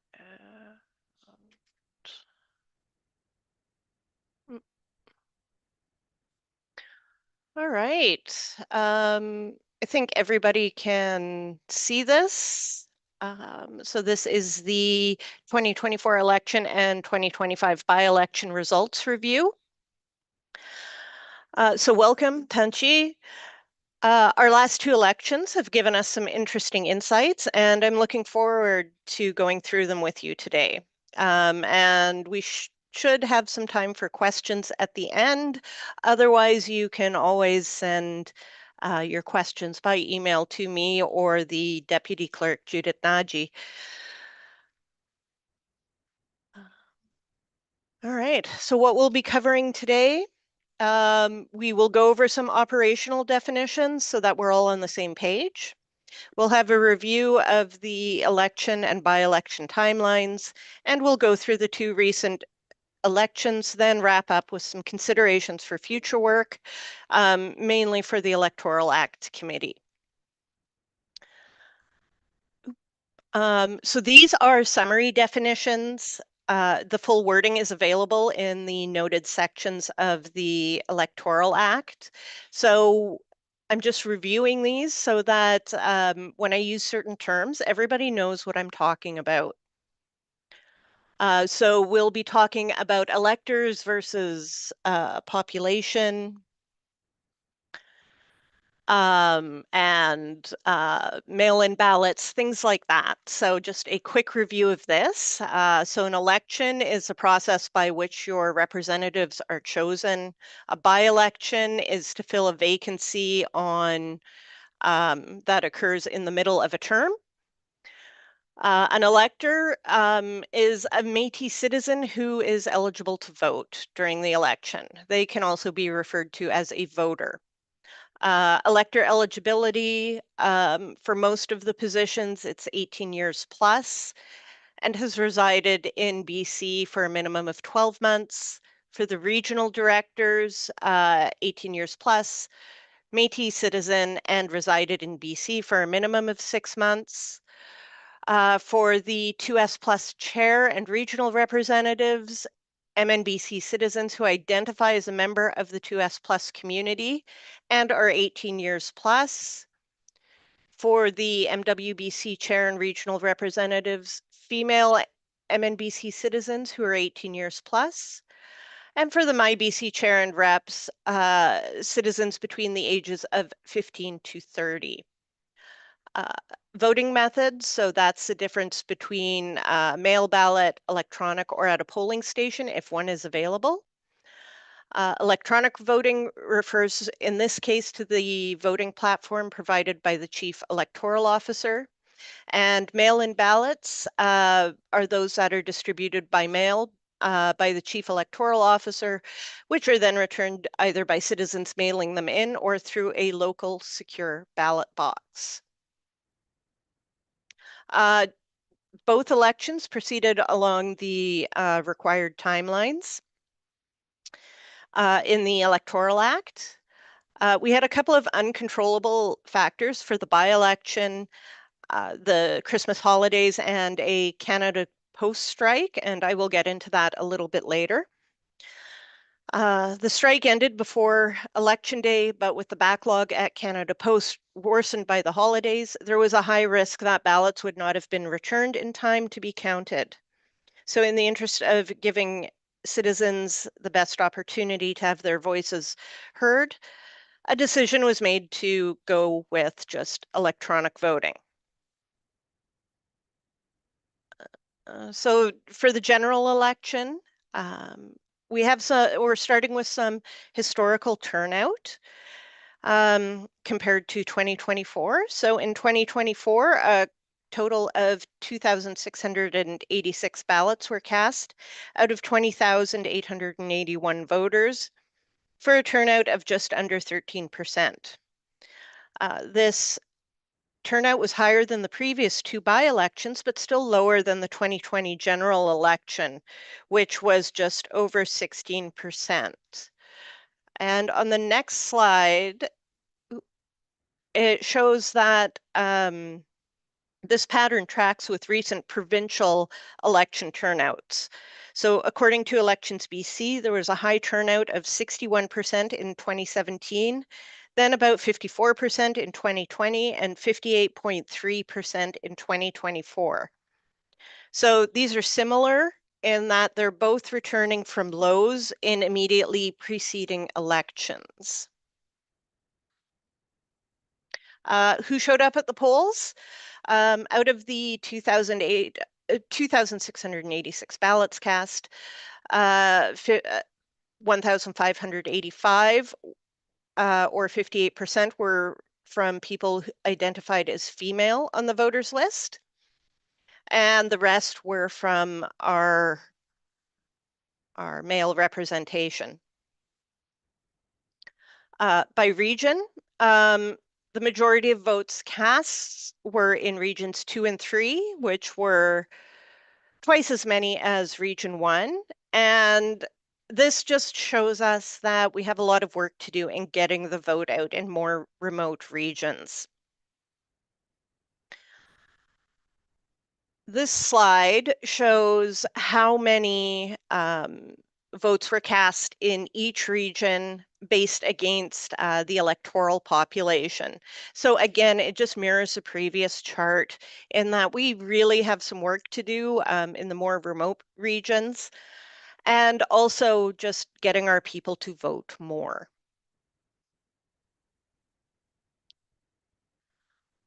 Voting methodology, there is a definite preference for the electronic voting. So you can see here that there are there's over 50% more electronic ballots cast than mail-in ballots.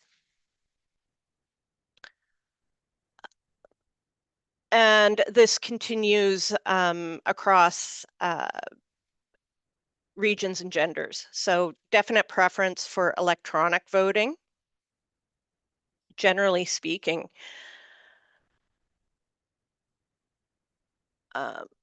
Electoral turnout, province-wide by age. So this slide shows MNBC voter turnout in 2024 by age, and you'll see a spike in the 65 to 74 years age group. And this is consistent with voter turnout in BC provincial elections.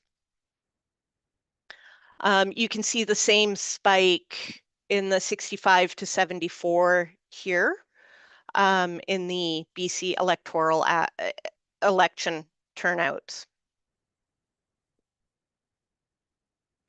So if we go back here, we can see that our turnout is generally not fabulous. Overall, it's usually just under 10%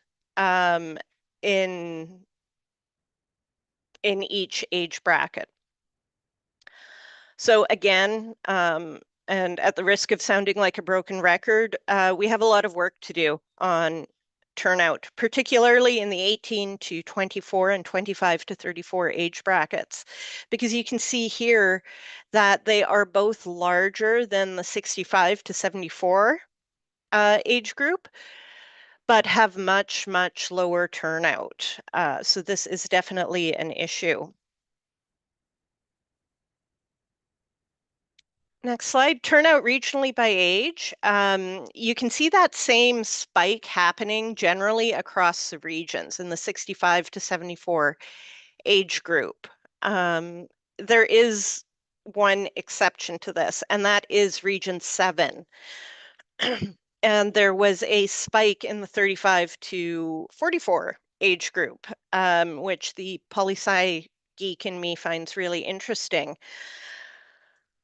It could be due to a number of factors. It could have been that access to post boxes it's more difficult in remote regions, so you see a spike in electronic turnout. Or it could just be that there was a really good ground game by the candidates and they got the word out there to this sort of core 35 to 44 age group. All right. Now the part everyone's been waiting for.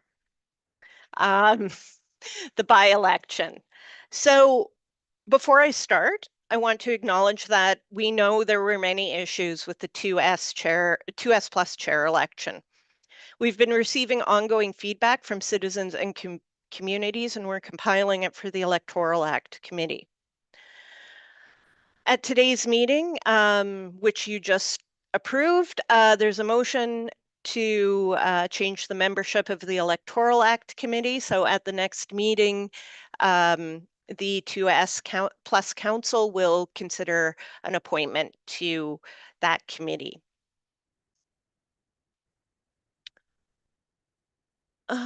So for this by-election, everyone 18 years and older received access to vote. And this was done to protect the privacy and security of people who are part of the 2S LGBTQIA plus community. As an example, every candidate receives a voter list based on the position they're running for. This list contains citizens' names, addresses, and phone numbers. And it would be inappropriate to collect data on who belongs to the 2S plus community, as statistically speaking, people in this community face more danger and discrimination simply for being who they are. Collecting data on who's part of the 2S plus community to develop a voters list is not appropriate because it would mean potentially outing citizens before they're ready and giving people access to their names and addresses. And that's why all Métis citizens 18 years and older were provided access to the electronic ballot for the 2S plus chair election, ensuring the privacy and safety of our 2S plus citizens. Communications from MNBC and the Chief Electoral Officer clarified that MNBC citizens who are members of the 2S LGBTQIA plus community are eligible to vote. It was also requested that all citizens respect this by refraining from voting if they were not part of that community. So, in part, due to these precautions, the data we have on our 2S plus community is not great. We don't collect that data, and even Elections BC has stopped collecting gender identifiers on its election data. We have used Statistics Canada data in this presentation. However, there is still some question about its accuracy since people who are in the 2S plus community may not feel safe or comfortable disclosing that information to a government entity. As a benchmark, Statistics Canada estimates that about 4% of the Canadian population makes up the 2S LGBTQIA plus population. So, with all that said, here we go. For this election, about 2.8% of the electoral population cast a vote for the 2S plus chair. And this is well within the estimated Canadian proportion of the population. So we had 22,446 voters on that list, a total of 637 votes cast, which is about 2.8% of the electoral population. Again, this slide shows us we have a lot of work to do on getting the vote out, particularly for more remote regions. And for this population, it may require some additional specialized outreach, which we look forward to doing with our communications department. We have regional turnout. We can see the regional turnout for this election follows a similar pattern to the 2024 general election, with just under 37% of voters voting from Region 2. And this, again, highlights the need for us to encourage voting in more rural areas. When we look at the age distribution in our last by-election, we can see that voters who are 56 and up have the largest turnout, and this is consistent with the trends in our previous elections. However, we can see that the provincial representation of people in the 2S LGBTQIA+ community skews much younger than our turnout. And the result of this is that the graphs are trending in opposite directions. We need to remember that the data from Statistics Canada might not be totally accurate, but regardless, what this tells us is that we need to focus our efforts on engaging younger demographics. This would not only potentially capture a greater slice of the 2S+ community, but also benefit turnout in our general elections. So with that, that is the end of our data. And I've put together some considerations for for future work, particularly for the Electoral Act Committee. For the general election, we might reflect on election engagement and communication. We know that encouraging younger populations to vote is a challenge provincially and federally, yet MNBC may have some unique opportunities to connect due to the closeness of our relationship with the communities. These could include leaving materials for youth and communities, engaging youth who can act as nonpartisan ambassadors, and using communication channels that cater more to youth demographics. The use of our community ballot boxes can help voters of all ages cast their votes in a familiar location. We did have some security concerns raised around the ballot boxes as well, which I will get to in a minute. Considerations for the by-election.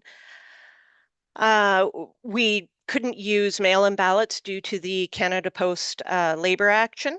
And this might have impacted turnout, and we might consider how to equip those voters who aren't accustomed to electronic voting and figure out ways to encourage them to do this. We could also consider the factor around timing. With the popularity of the winter holidays, as President Byrd identified in her amendment to the last motion. And we could look at the variation of population density across the province and how we might engage voters in more rural or remote communities. Other takeaways, we know we need to clarify voter eligibility, particularly for the 2S+ provincial council. possibly some act of God wording in the case of extreme weather events, a postal strike, or some other extenuating circumstance that MNBC doesn't have any control over. Accommodating the holidays. Again, thank you, President Byrd. You read my mind. And developing full training and better communication around community ballot boxes and their use. Some additional takeaways, we'll definitely be doing a youth engagement strategy, especially with the 2S Plus youth, and exploring how to reach citizens in more remote and rural communities. And we'll also look at online voting accessibility for those populations who may not have ready access to the technology required. And with that, I am happy to open it up to the Assembly. Thank you very much for that presentation. And if you wish to have any questions, please use the raise hand function. I'll keep a list of speakers. And I'll start with President Allard. Yeah, hi, David Allard, Seminar Métis Association. Thank you for this. I'm curious if there was any data collected that can be shared in regards to community ballot boxes. How many communities received them and how many ballots were cast? Thank you. Just let me pull that up.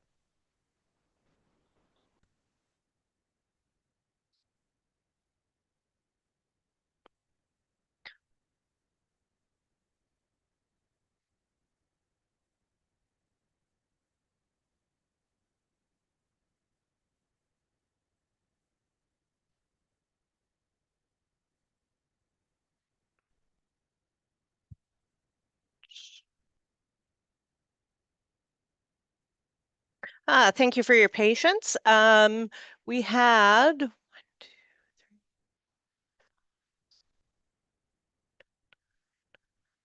there were 10 for the 2024 election. There were 10 ballot boxes distributed. And it looks like there was a pretty good representation of the regions. And I'm sorry, President Allard, I have lost the rest of your question. I'm just wondering what the number of votes cast were. Oh, that were in the ballot boxes? Correct. Okay, I need a minute to do some math here, so if you'll just bear with me.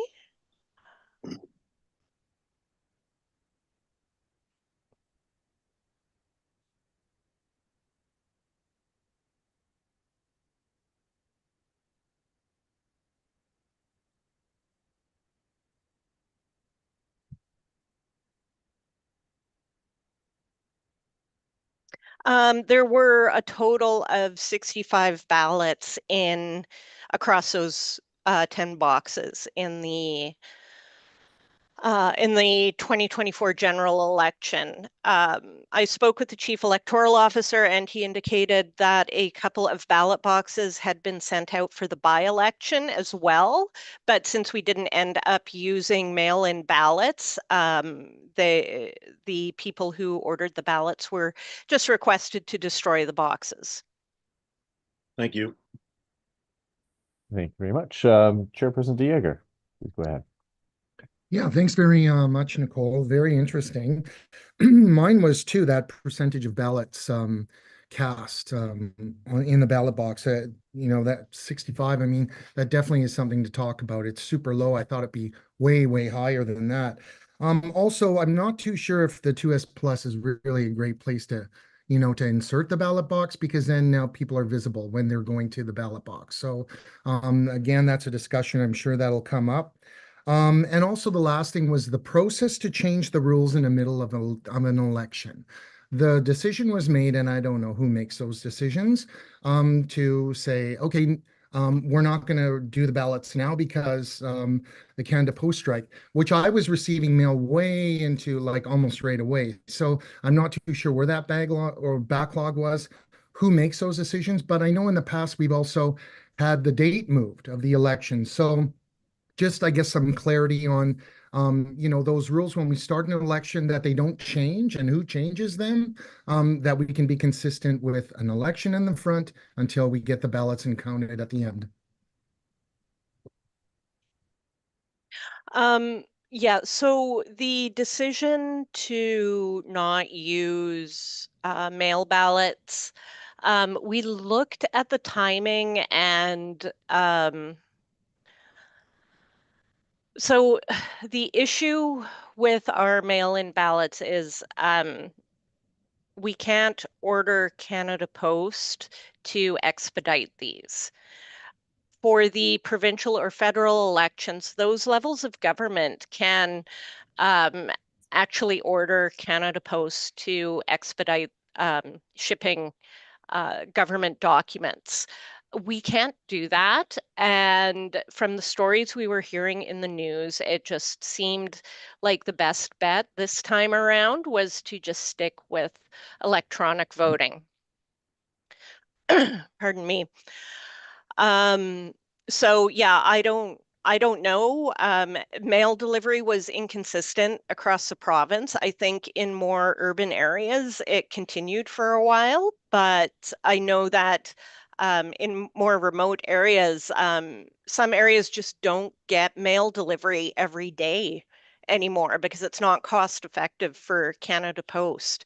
So we have to take that into consideration as well. Thank you very much. President Wells, please go ahead. President Wells, Brisbane LMT Association. Yeah, I think we need to do some refining on this particular by-election or 2S LGBTQIA voting. I think maybe we need to send it back to the 2S LGBTQI community and look at ways that we can actually strengthen that particular voting pool, because I do know and I have heard and I have understood, and I had filed a few complaints with one feather about this particular election. As a person who is Two-Spirit, 2S LGBTQIA+, I believe people were getting the wrong idea and the wrong information. And I do know that, it's come to my attention after the election. I think people come out of the woodwork after elections have happened. And I do know that some particular candidate might have been sending out emails telling people not specifically who to vote for, but how they saw them and how they seen them.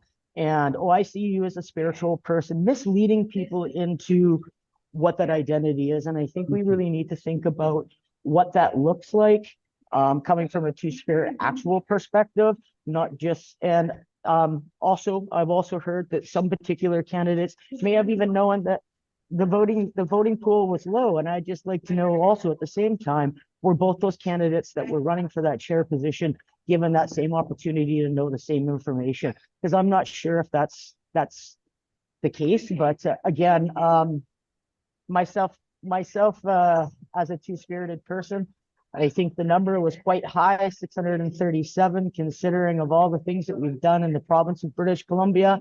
And yes, this may fit the province of British Columbia's data, but I don't think it actually fits the data of stuff that's been collected on behalf of MMBC by the grassroots people who have done this work. And again, I in my own opinion, as as a leader and people in my community, some of us were very disappointed.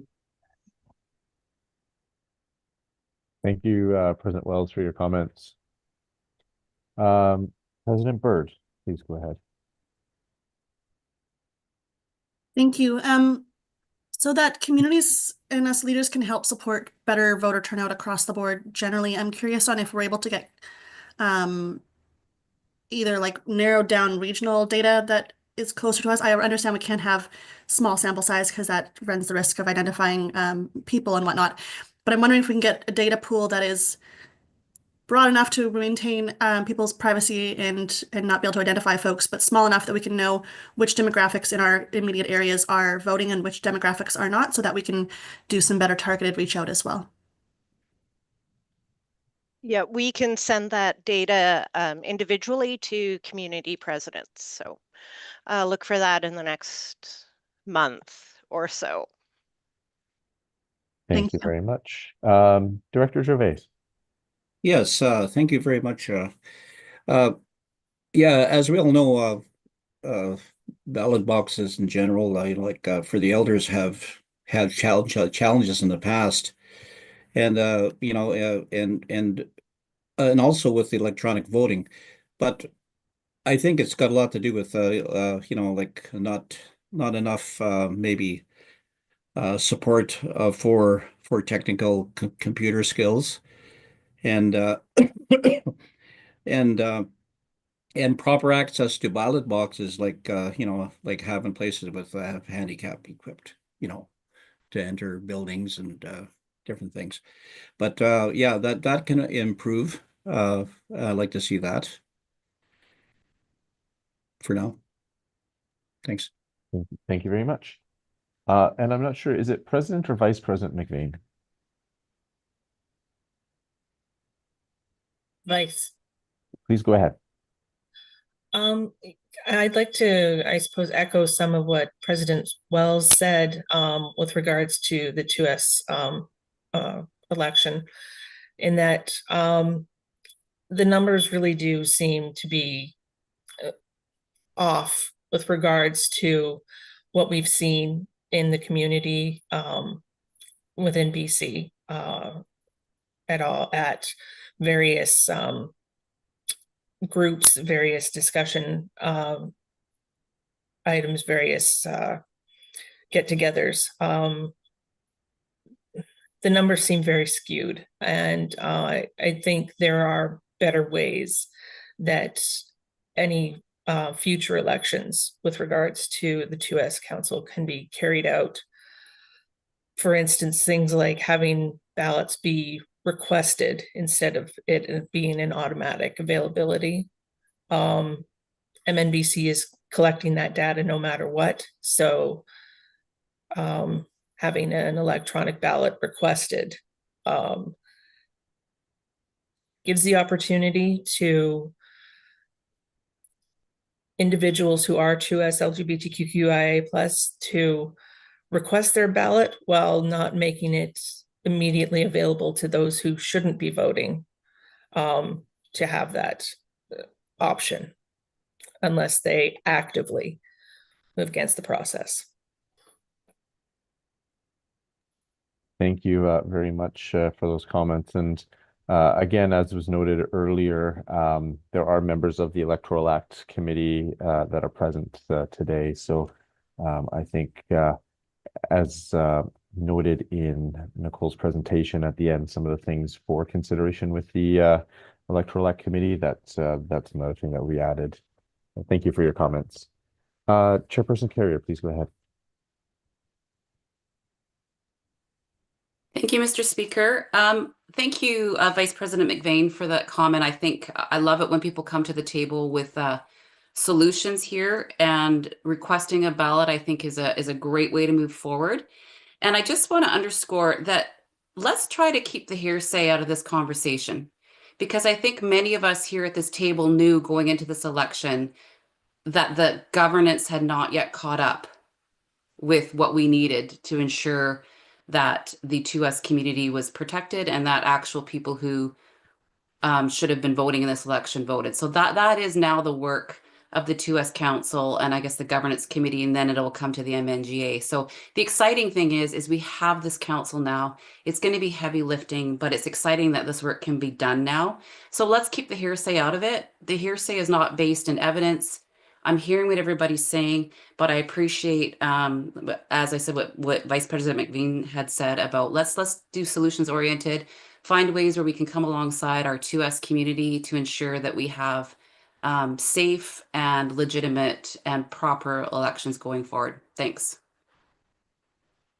Thank you very much. President Servatius, please go ahead. Yes, I just wanted to make a comment. For the election, we requested a ballot box and were ignored and never sent one. I requested it again and still never got a ballot box. So we never ever got a ballot box in our region. So it would have made it a lot easier for our seniors to I vote. can clarify that. So I don't know what can be done about that. Thank you. Perhaps, Nicole, if you want to. Yeah, so part of the requirement for the ballot boxes was that the community receiving a ballot box had to have a secure location for that. And we determined that those communities with actual community offices could order a ballot box and have it in their office. The point was we didn't really want people feeling like they had to carry the ballot box around with them or house it in their personal residence or anything like that. So we can take that forward and come up with just a better process on that and more clarity around the requirements for the community ballot boxes. But I hear you, President Servatius, and I will take that back to the Electoral Act Committee. Yes, I have a secured office. There was no reason why. Yes, we okay. have an office which is locked. We have it in a secured building. So there was no reason why we did not receive a ballot box. And I had requested to the electronic, to what do you call them in feather, one feather to that I wanted to, and was ignored as usual. Okay. So I will take that back thank to you. One Feather and attempt to get you an answer of what happened. Thank you very much. And I think that's a great example, President Servatius, is like some of the issues around communication and whatnot that I think, we keep seeing and trying to improve election to election. And certainly when the Electoral Act or MNBC hears the issues that arise, then hopefully we can come up collectively with some solutions to the issues that we see. But thank you very much for pointing that out. Is there anyone else that wishes to speak to about regarding the election presentation?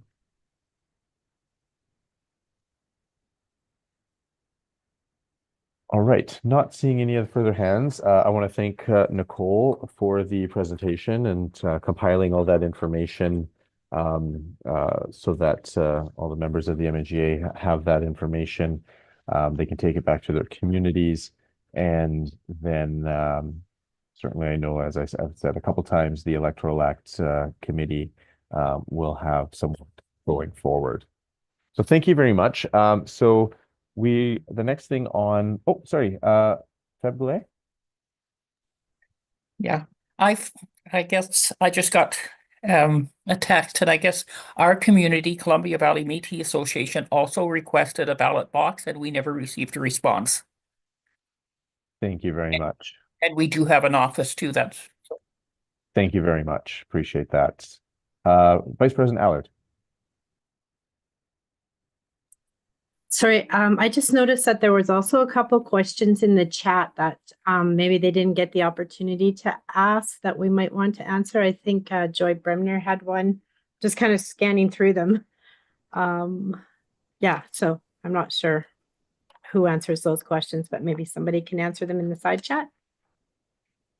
It looks like some of them, there were some responses to it. I think I saw Caitlin or President Bird had a response to one of those questions.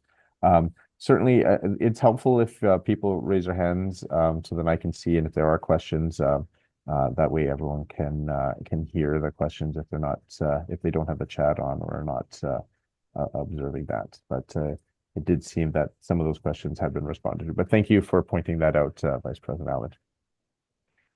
So thank you, everyone. We will move on to our next matter. So this will be in relation to Resolution 2, but before we do that, we will confirm quorum, as we didn't do that coming out of the break, given that it wasn't a resolution that we were discussing. So I'll turn it over to Nicole. We'll do a quick roll call, reestablish quorum, which looks like we've got everyone, but and then we'll proceed with Resolution 2. Please go ahead, Nicole. Okay. Maybe we'll start from the end of the alphabet this time. Anthony Wingham. Are you here? I am here. Sorry, I didn't hear what you said there. Oh, just we're doing a quorum call, so I just needed to know if you were here. Present, sorry. That's all good. President Wells. Here. Marlene Swears. Caribou Present. Chilcotin. Joy Sundin. Present. Greg Stanwood. I'm here. Great. Lisa Shepherd. Uta here. Mert Servatius. I'm here. Monica Parkinson. Present. Great. Val Pace.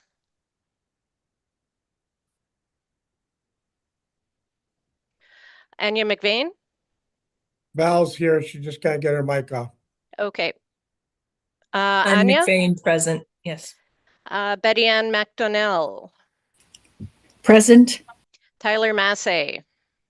Here. Richard Lewis.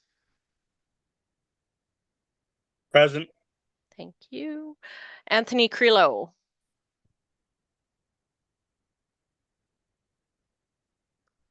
All right. Travis. June Graham. Sorry, present. Oh, thank you, Anthony. June. Yes, here. Tony Goulet. Feb Goulet. I'm still here. Thank you. Alicia Fernando. Present. Ross Everett. Present. Thank you. Cheryl Dodman. I'm here. Sylvia DeRoche. Present. Sorry. Great. That's all right. Betty Deck or Leanne. Okay. Jeff Crozier. Present. Nicole Corson. Present. Alana Copeland. Here. Bernadette Chaboyer. I'm present. Joy Bremner. My garden is calling, but I am here. Caitlin Bird. I'm here. Rob Anderson. Here. David Allard. Here. Tom Adams. Present. Great. Dylan Adam. Here. Okay, now we're moving on to the MNBC board members. Paulette Flamond. Here. Susie Hooper. Here. Rainey Gervais. Present. Deborah Fisher. Here. Dean Gladue. Present. Alan Lavalle. Here. Patrick Harriet. Present. Louis DeJager. Present. Danielle Bergevin. Present. Carmen Carrier. Present. Melanie Allard. Present. And Walter Minot. Here. Have I missed anyone?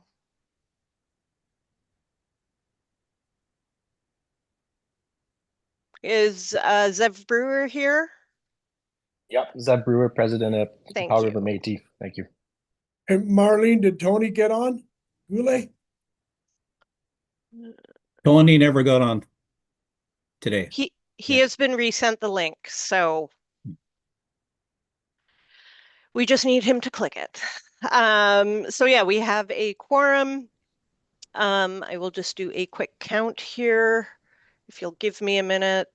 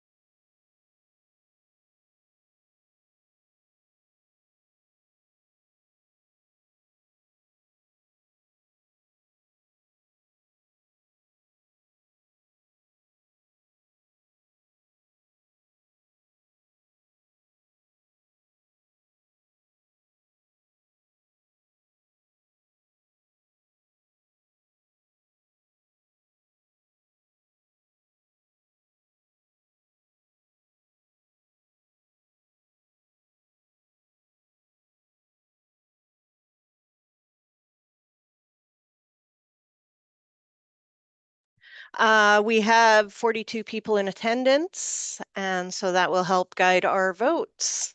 Well, thank you very much. And, Nicole, we'll just get you keep on reading here. So everyone, resolution 2 is a lengthy one. If this were an in-person, I might suggest not necessarily reading through as everyone would have it right there handy. Given that it's not going to be easy to bounce back and forth when it's shared, we are going to have Nicole read through. Hopefully everyone has a copy to follow along. But this one is a lengthy one, so buckle in.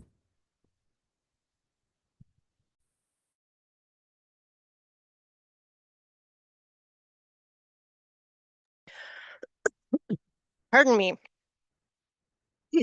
So this is resolution 2 on the agenda, and the subject is Citizenship Act amendments. It affects the Citizenship Act only. It's submitted by the Board of Directors to the MNGA clerk on December 9th, 2024, and requires a 75% approval.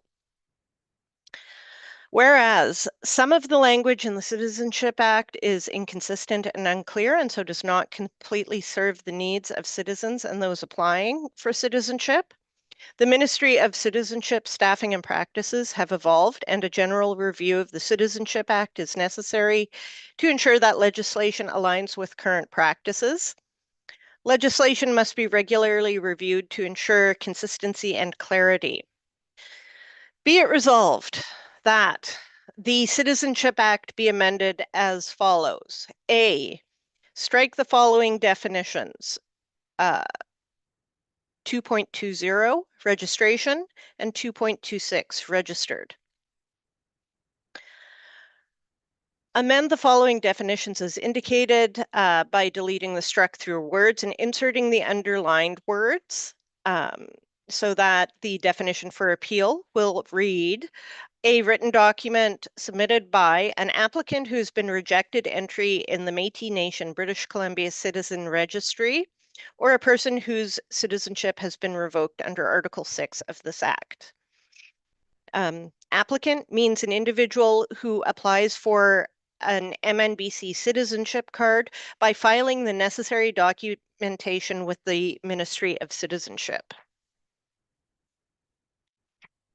Application means the MNBC Citizenship Standardized Application Form provided by MNBC through the Ministry of Citizenship or on the MNBC website.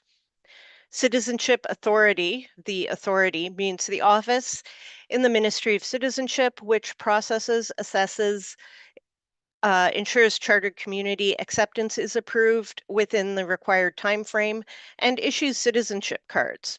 The authority consists of the Executive Director of Citizenship, the Director of Citizenship, and the Indigenous Research Manager. Citizen means a Métis citizen as defined by the Constitution.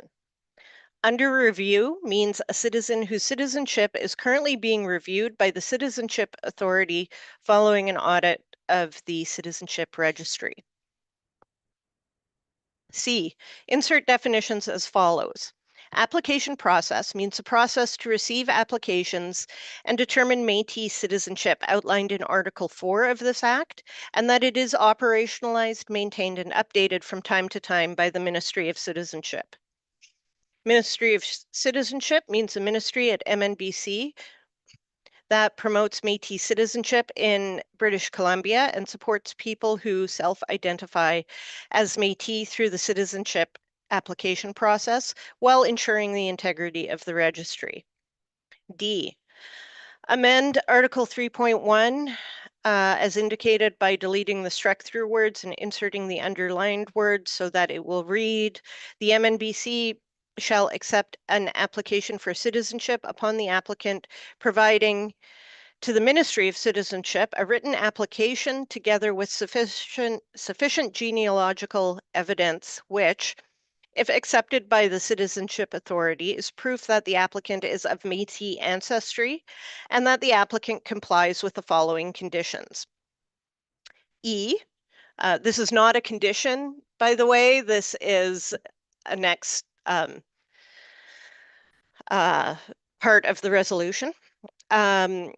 E, amend the title and certain parts of Article 4 as indicated by deleting the struck through words and inserting the underlined words. Article 4, application process. An individual is entitled to apply for Métis citizenship by submitting an application directly to the Ministry of Citizenship or through a Métis chartered community. Upon approval, the Citizenship Authority shall issue a MNBC citizenship card, recognizing the applicant as a Métis citizen. The parent or guardian of a child under 19 years of age may apply on behalf of the child. The guardian of an individual who is under a mental or legal disability may apply on behalf of that individual. The applicant must provide the Ministry of Citizenship with the necessary supporting documentation as described in the application process for the applicant to be considered for Métis citizenship. The Citizenship Authority shall provide final review of complete applications for Métis citizenship and approve the application only if the applicant is eligible to be registered as a Métis citizen pursuant to the provisions of this Act. Delete Article 4.8 entirely. G, amend Articles 5.1, 5.2, and 5.3 as indicated by deleting the struck through words and inserting the underlined words. An MNBC citizen may at any time voluntarily remove themselves from the citizen registry. The Citizenship Authority shall remove an MNBC citizen who, by written request, declares they no longer wish to be an MNBC citizen. And an MNBC citizen who has removed themselves from the registry may reapply upon following the application procedure for becoming an MNBC citizen as set out in this Act. H, amend Articles 6.5 and 6.6 as indicated by deleting the struck through words and inserting the underlined words. 6.5, a person whose citizenship has been revoked under Article 6 may reapply for MNBC citizenship by completing the application process. 6.6, a person who is placed under review by the Citizenship Authority is not eligible to apply for any further supports, programs, or funding through MNBC until their citizenship has been reaffirmed. A person currently receiving supports will continue to receive them for at least 60 days following the notice sent by the Citizenship Authority. This time frame can be extended by the request of the person under review for a further 90 days. I, amend the title and certain parts of Article 7 as indicated by deleting the struck through words and inserting the underlined words. Article 7, Citizen Registry. The Ministry of Citizenship shall maintain an objectively verifiable system for the processing of Métis citizenship applications. The Ministry of Citizenship shall collect and maintain the information necessary to determine citizenship eligibility. The information to be collected is listed on the MNBC citizenship application package and updated from time to time.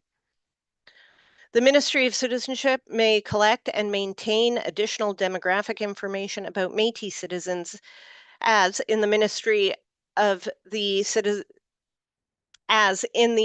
Citizenship's sole discretion is deemed necessary and or expedient.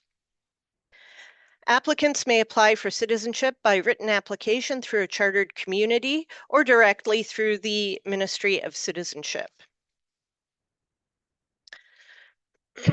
Applications may be submitted by a chartered community to the Ministry of Citizenship on behalf of the applicant for consideration and entry into the central registry.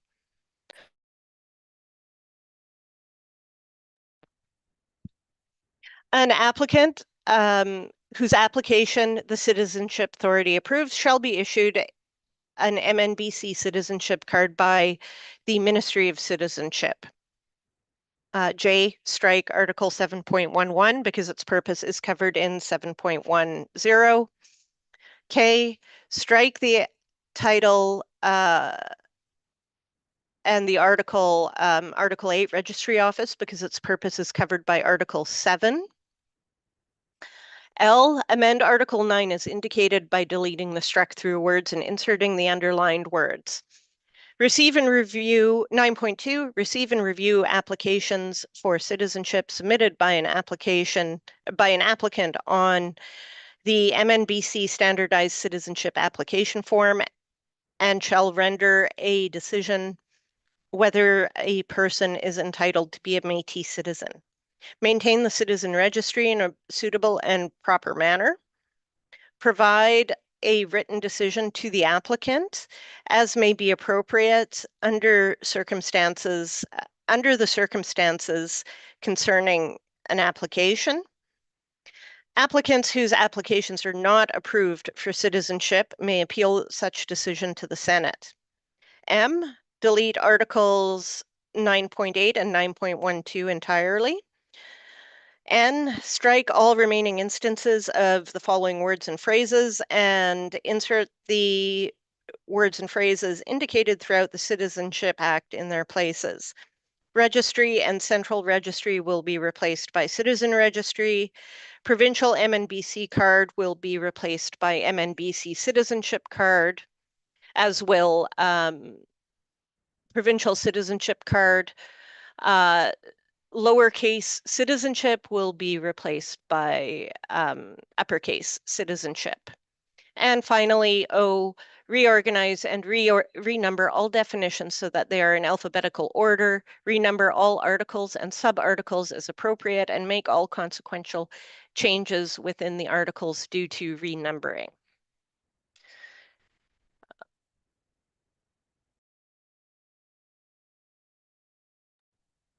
Thank you very much for going through all that. I will look for a mover and a seconder, and I do believe Denise Dieger is on for questions and maybe any comments that are necessary regarding the purpose. But I will turn first looking for a mover. I see Director Harriet. Is that correct? That's correct. I'll move that. Thank you. Do we have a seconder? Thank you. I see Vice President Allard. Thank you very much. I will open it up then for discussion, and I'll turn first to Director Harriet if you have any questions or any comments. And I feel bad that I sort of took it from Susie as the Minister of the Registry. My apologies, Susie. Yeah, so this is cleaning up some of our language, updating it, having this reflect our current process. So yeah, in a lot of ways, I see this as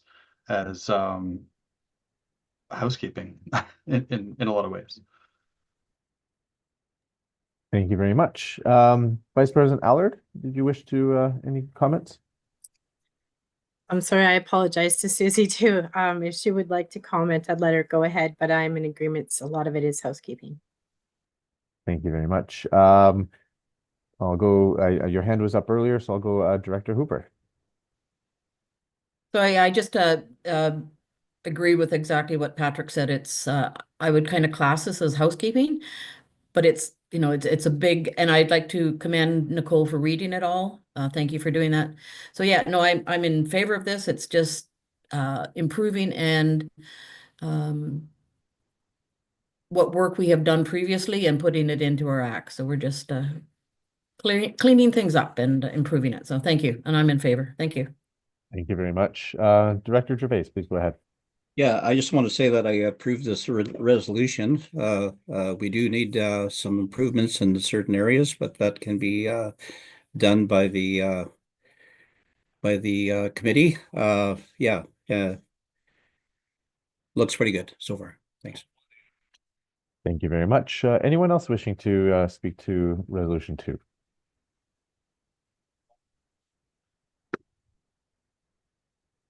Well, all that reading, we can't have just this comments, such short commentary. You can. Anyone else? Okay, it looks like this may be one of those instances where the reading of the resolution is longer than the actual discussion of the resolution. Not seeing anyone else, I'll just give another couple of seconds to either unmute yourself or raise your hand so that to indicate you wish to speak.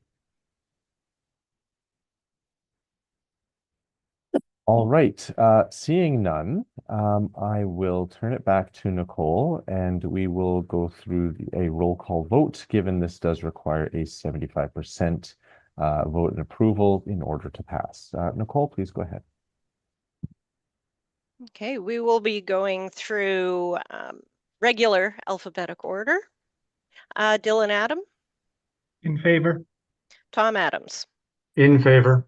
David Allard, In favor. Melanie Allard, In favor. Rob Anderson, In favor. Danielle Bergevin, In favor. Caitlin Bird, In favor. Joy Bremner, In favor. Carmen Carrier, In favor. oh, Zev Brewer, sorry, I missed you there. In favor. Thank you. Bernadette Chaboyer, In favor. Alana Copeland,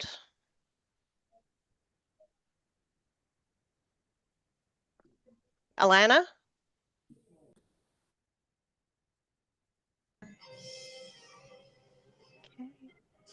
Nicole Curson, In favor. Jeff Crozier, In favor. Louis DeJager, In favor. Sylvia DeRoche, In favor. Cheryl Dodman, In favor. Ross Everett, In favor. Alicia Fernando. One more time, Alicia. In favor. Thank you. Deborah Fisher, In favor. Paulette Flamond, In favor. Rainey Gervais, In favor. Dean Gladue, In favor. Feb Goulet, In favor. Tony Goulet. Tony, did you make it on? June Graham, In favor. Patrick Harriet, In favor. Susie Hooper, In favor. Travis Jobin. Oh, sorry, Travis isn't here. Anthony Crillo, In favor. Alan Lavalle, In favor. Richard Lewis, In favor. Tyler Massey, In favor. Betty Ann McDonnell, In favor. Anya McVeigh,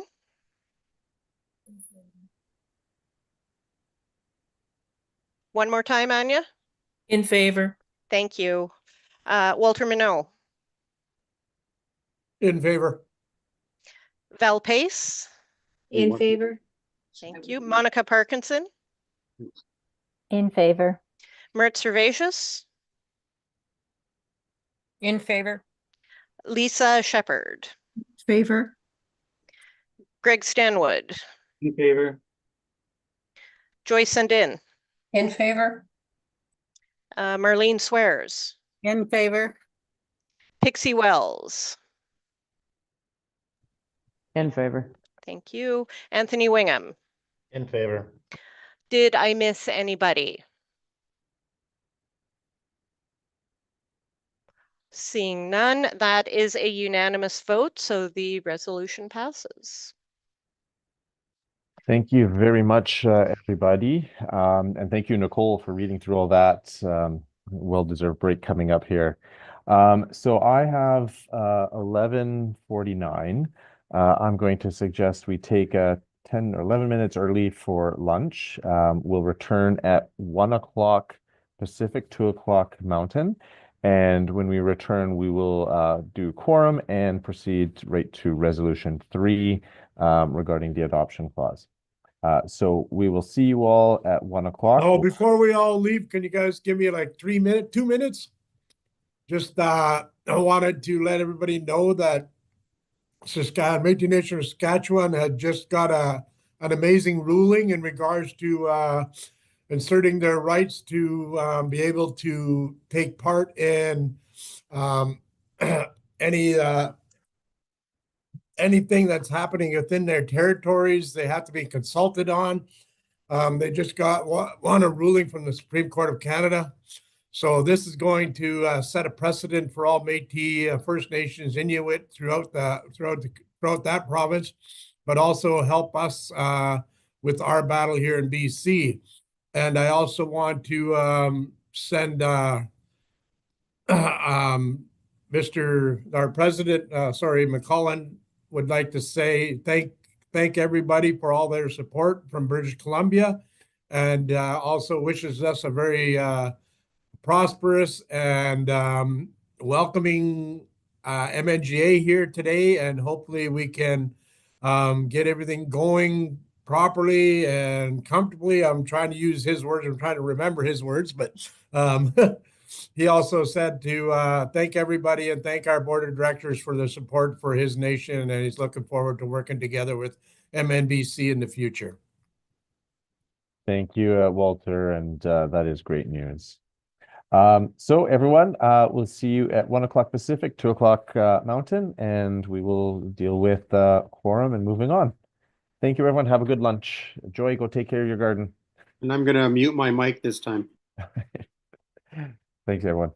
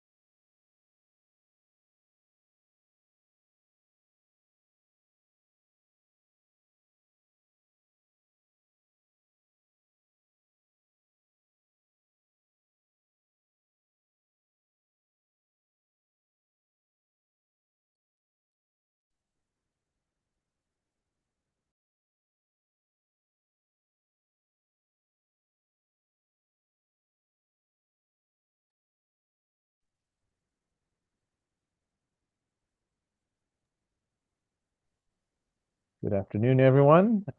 We are going to start up here in a minute or so, and we'll start with our roll call to establish quorum. So if everyone can just kind of get back to their computers, we will start in a moment.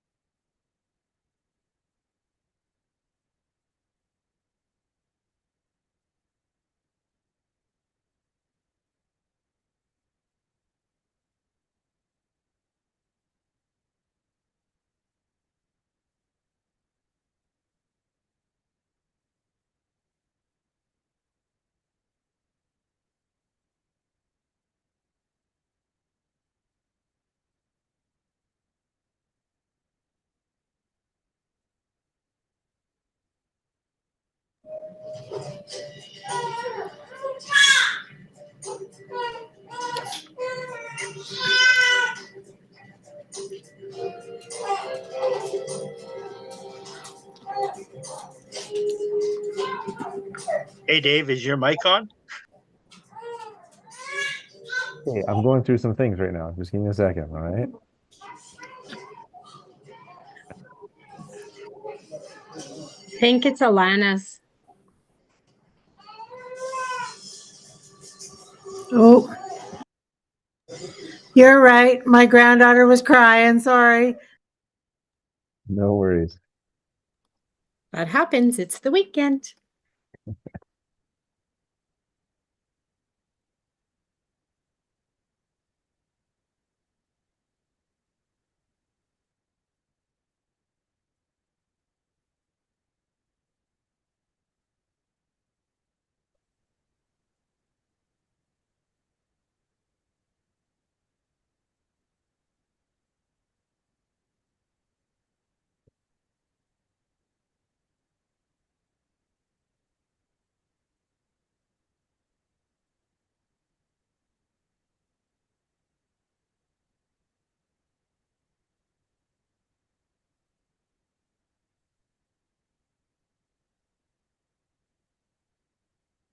I got too organized. I'm gonna open it. All right, everyone, welcome back. We will recommence the meeting, and I will turn it over to Nicole for the roll call to establish quorum. Please go ahead, Nicole. All right, thank you. President Minot. Here. Vice President Allard. Here. Chairperson Carrier. Here. Chairperson Bergevin. Present. Chairperson DeJager. Present. Director Harriet. Present. Director Lavallee. Here. Director Gladue. Present. Director Fisher. Here. Director Gervais. Present. Director Hooper. Present. Director Flamond. Here. Great. And we are moving on to the community presidents and vice presidents in alphabetical order. Dylan Adam, Vermilion Forks. Here. Tom Adams, Mikisew. Present. Dave Allard, Salmon Arm. Here. Rob Anderson, Vancouver Sea to Sky. Here. Caitlin Bird, Greater Victoria. Here. Joy Bremner, Mid Island. Present. Bernadette Chaboyer, Northwest. Present. Alana Copeland, Fort St. John. Present. Nicole Corson, West Kootenay. Present. Jeff Crozier, Rocky Mountain. Present. Betty Deck or Leanne McFeeters? No. Sylvia DeRoche. Present.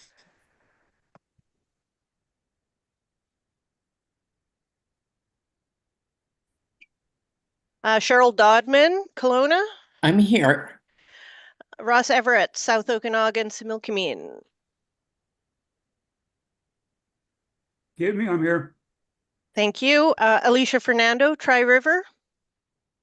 Present. Thank you. Feb Goulet, Columbia Valley. I am here. Thank you. Tony Goulet, North Caribou. Is anyone from North Caribou present? Okay. June Graham, Alberni Clayoquot. Present.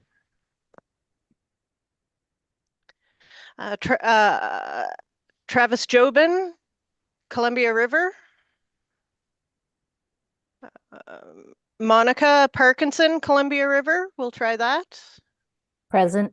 Thank you. Anthony Crillo, Surrey Delta. Present. Richard Lewis, Cowichan Valley. Present. Tyler Massey, North Island. Present. Betty Ann MacDonnell, Nicola Valley and District. Present. Anya McVeigh, Two Rivers. Present. Okay. Val Pace, River of the Peace. Present. Okay. Mert Servatius, Kootenai South. Present. Lisa Shepherd, Golden Years. Here. Greg Stanwood, North Fraser. Here. Okay. Joy Sundin, Prince Rupert and District. Here. Marlene Swears, Caribou Chilcotin. Present. Pixie Wells, Fraser Valley. Present. Okay. Anthony Wingham, Wachea. Present. Did I miss anyone? Is there someone from Powell River? Hi, Nicole. It's Russell. I'm subbing in for Zev this afternoon. Thank you, Russell. Okay, so there is definitely a quorum. I will do some calculations while discussion's on and get the exact numbers we need. All right, thank you very much. So we will be moving on to a resolution number 3, Citizenship Act Amendments Adoption Clause. I do anticipate that for some of these upcoming resolutions, the ones going forward, that we're probably going to have a bit more diverse and lengthier discussion than we did on some of the earlier ones. So I just want to remind everyone, we do have the standing rules that we've always been dealing with, and just I will be trying to keep people to 3 minutes. If you can kind of keep that in mind when you're speaking, that would be much appreciated. It's always better if individuals are kind of monitoring that themselves instead of me kind of chipping in saying, hey, your time's up. But it's always something that's appreciated. And of course, we want to observe decorum so that we can have a respectful and helpful discussion. So with that, I will turn to Nicole again to read Resolution 3, and then I will look for a mover and a seconder. Please go ahead, Nicole. Thank you. This is Resolution 3 on the agenda, Citizenship Act Amendments Adoption Clause. It affects the Citizenship Act. It's submitted by the MNBC Board of Directors on December 9th, 2024, and requires a 75% vote for approval. Whereas MNBC has agreed to follow the national definition of Métis, which states, Métis means a person who self-identifies as Métis, is distinct from other Aboriginal peoples, is of historic Métis Nation ancestry, and is accepted by the Métis Nation. Article 12 of the Citizenship Act permits individuals adopted by Métis citizens to apply for and receive Métis citizenship, regardless if they meet the national definition requirement of historic Métis Nation ancestry or not. People who are not adopted and apply for MNBC citizenship are required to demonstrate that they are of historic Métis Nation ancestry in order to become citizens. And as a matter of practice, this requirement must be the same for all people applying for citizenship. Be it resolved that Article 12 be struck in its entirety from the Citizenship Act. Thank you very much. And before I look for a mover and a seconder, the Citizenship Act should also be included in the kits. So for those that are wanting to see what Article 12 looks like currently, it will be there in the Citizenship Act. I believe it's the final article in that. Yes, so Article 12. And what I may ask, if Judith can maybe perhaps pull Article 12 from the Citizenship Act just and put it on the screen so that people can see what is being proposed to be struck. With that, I will open it for a mover and a seconder. I can move that one, thanks. Thank you, Director Hooper. Do we have a seconder? I'll second it. Jeff Crozier, Rocky Mountain Métis Association. Thank you. And so at this point, it is before the floor. Please use the hand raise function to, I'll add you to my list, and I'll start with Director Hooper. Thank you. I'm in favor of this resolution, removing Article 12, the citizenship from the Citizenship Act. Many of us on this call were present many years ago when this act was put in. And we did, it was probably at least a 2-year process and with a lot of discussion and debate. And I know Sid Pelche took the lead on this act. I can't remember the year it was, but I'd like to acknowledge all the work that he did in putting this together at that time. But things have changed. We are working on our citizenships. We have to prove who we are. Unfortunately, we have to really prove who we are. Each of us on this call had to do rigorous work in getting our documentation, our historical facts, our genealogy to say that we are a citizen. We have verified Métis citizenship wherever it may be in the Alberta, Saskatchewan, Manitoba, or elsewhere, but we do have to prove it. And I think just recently, like in the news, you can also see, there have been many cases of folks being stripped of different awards that they have won because it is now been documented that they do not have Indigenous background or Indigenous, they claimed it or maybe thought they were, but it's recently been found that several have not, cannot have their genealogy verified. And so they've been stripped of that. And I know the citizenship had, and they came to Region 6 on our RGC, our regional community call, and presented, the different facts about Article 12. And I believe it's Denise that's going to be on today, not Colleen, that can speak to it. So, I welcome, comments, and I welcome Denise coming up and, speaking more to this as well. But I am in favor of this. And I think we learned from removing Article 6 that, we will do it with kindness. Anybody is welcome and can come into communities. We're not denying anybody any, community, culture, all that sort of stuff. Anybody can come in, at least they should be able to come to all of our communities. They just will not have their MNBC citizenship number or prove their citizenship through MNBC. So, yeah, thank you. I look forward to discussion on this. Thank you very much. And I'll turn to President Crozier if you wish to discuss this matter. No, I think I'm in favor of it as well. I agree with everything that Susie said. I think it just cleans up our citizenship process. And even though adoption is it's touchy, like if I was to adopt a child, everything that I have is his or hers. But at the same time, our Métis heritage is very clear. So I understand it's a gray area a little bit, but I am in favor of it. Thank you very much. I'll turn next to President Allard. Yeah, hi, David Allard, Salmon Army Métis Association. I'm on the fence on this one. I don't see the I don't see the cost and the benefits being in sync here.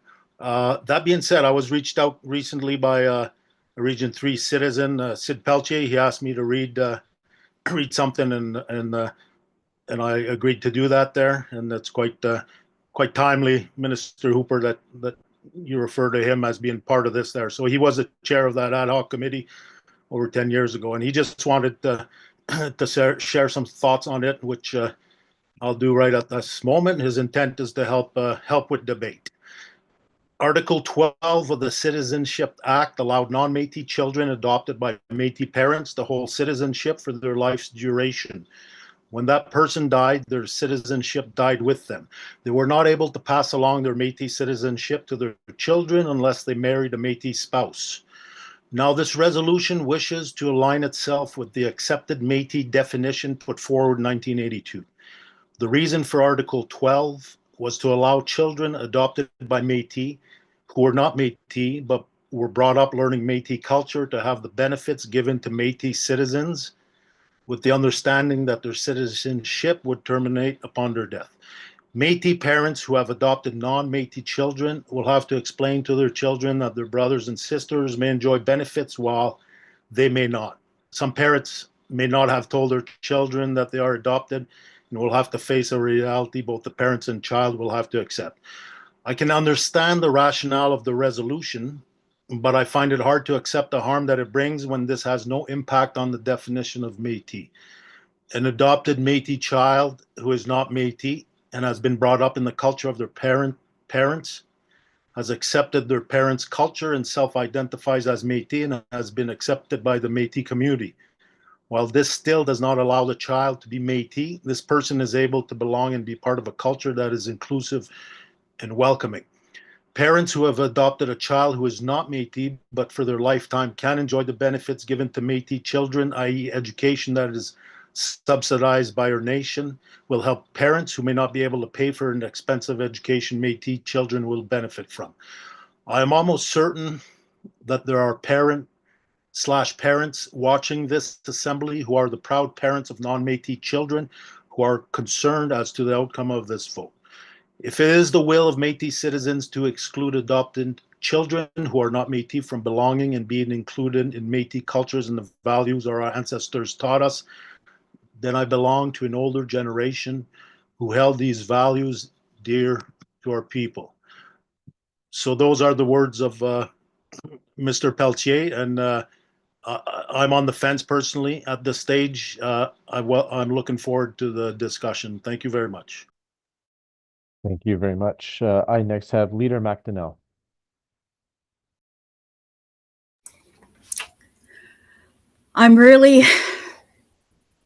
I'm torn about this. I understand the rationale, but I'm wondering if the people who crafted this would like to come and speak to my son. Who is my son? He was adopted. We've raised him since he was just about born, but we adopted him at 6 years old. He's very proud of his mom, who is me, myself. He's very proud of the Métis culture. I too would like someone to explain to him why he wouldn't be good enough to get education dollars. Why, as my son, he's not good enough compared to my biological son and daughter. In fact, he is, his father was Honduran. And he knows that. And we celebrate that as well. The family that I've raised, the people that I love in this family are multicultural. The only one that this would pertain to, though, is my adopted son. So I'm really, this hurts my heart. And I guess I'm speaking from an emotional, not necessarily a, and I know that I am not considered, and I'm not certainly one of the most learned people in the MNBC world. But I am about all children. And although my son is not a young child anymore, this still pertains to him. And I think about all those children who would now be stripped of what they see as their identity as a Métis, because they were accepted and now wouldn't be. Anyway, thank you all for listening. Those are my words. Thank you, Leader McDonnell. President Minot, please go ahead. I'm also split on this resolution. Listening to President Allard as well as President McDonnell, I have a few concerns on this issue in regards to children. I can see how this resolution would affect us if we had adults, 40, 50, adults, 50, 60 years old that were adopted years ago and never ever maintained or never ever applied for Métis citizenship and deemed to utilize their opportunity now through this resolution to obtain Métis citizenship, which can hurt us going forward because then we are putting non-Métis people into a position of possible leadership and possibly manipulating some of our programs, especially the ones that are set aside for adults and elders. But I also see the harm it could do to our kids. And that's the biggest issue I have right now is with our kids. I definitely would agree with this resolution 100% if there was something that was put forward in regards to the children. Is there a way that our children can now, the children we have now, the young children that we are adopting at today,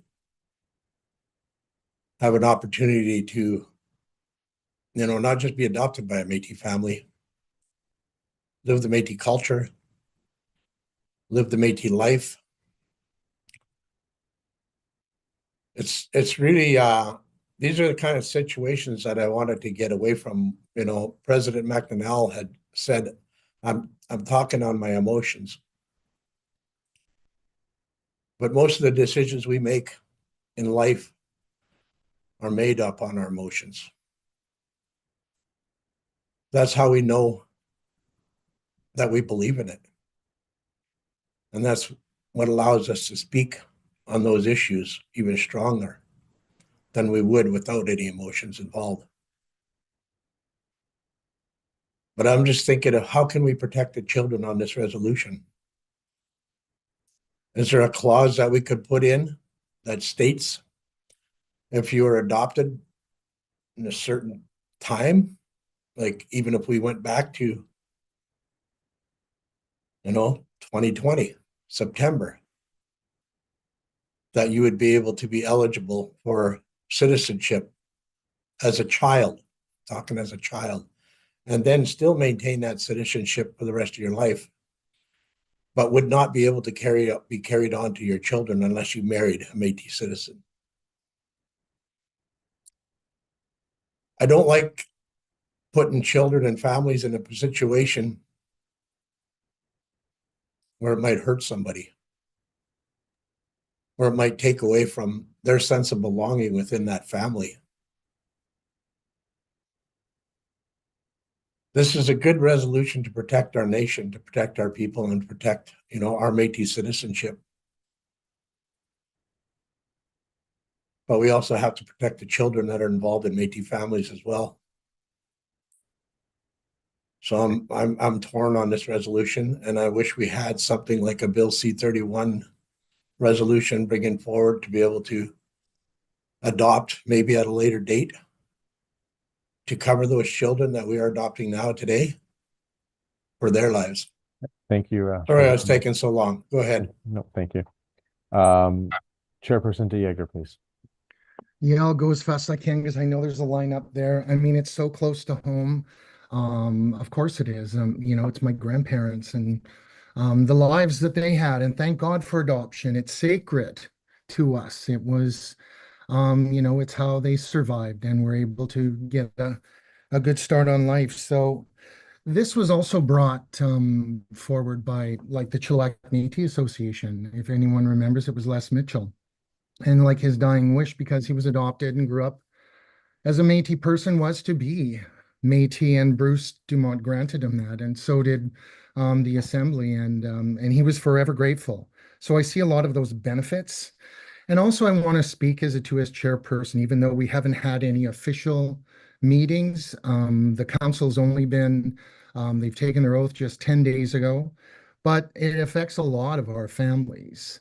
And that really need help. So you're trying to put all of those together and you really see the benefits. I'm wondering if this can actually be split up, that we can talk about citizenship on one side, and I see where that needs to go, and access to Métis benefits and how long those benefits could be. So I always like to bring something or an idea to the table for consideration. I'm not going to ask for this to be split or anything right now, but just for your consideration, that as long as we're building a safety net, when we pull something out, we want to make sure that there's a landing. And what does that look like and how long can we do that for? I think is something that we can definitely move forward with. But as it is, I was really in the fence, and I've stayed in the middle on this one. But I'm almost saying I just don't think it's a good idea at this time until we know for sure that those kids are going to be okay. Thank you, Chairperson DeYeger. President Byrd, please go ahead. This is a really difficult one for sure. And I think Susie Hooper actually sort of illustrated an important point, that it took many years of work and consultation before this was brought in. And it feels like that same level of work and consultation isn't being taken to consider the implications if this is taken out. There's so many policy considerations, as everyone here has mentioned, about when we think about children that are already in our registry and families that are being supported by this article. We need to think about what that looks like moving forward, and we need to be really clear about those policy implications for all of our programming, children and adults. And so there's so much more work that needs to be done. I also want to share some words from one of my board members, which I think is really important, which is that they don't think this is what our grandmothers would want from us, that our community is adopted with our whole spirit, and that we need to think about how traditional Métis adoption and how we can offer pathways that offer meaningful membership that doesn't compromise the registry. I'm sure there's a path forward that will allow both. We just need to be innovative and think through what that could look like. This is where an issue of legal identity and community identity become enmeshed in like government policies and programs. And we should be mindful that we aren't limiting ourselves to what government wants of us.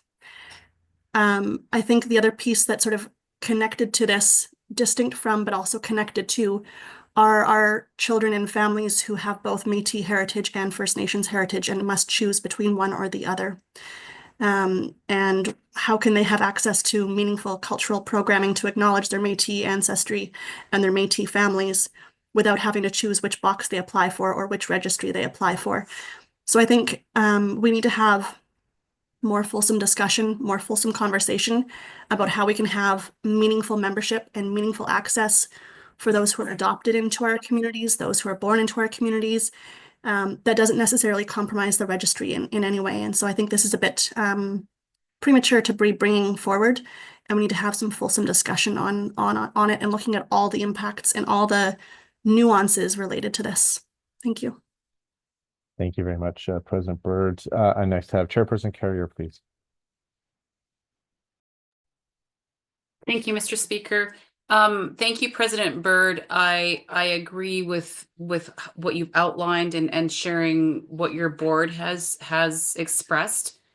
And it's all true. And I lament the fact that we are put in this position because sadly we do operate within this colonial system. And I think the tension for me is that until we get our Section 35 rights, we really need to be very protective of our registry.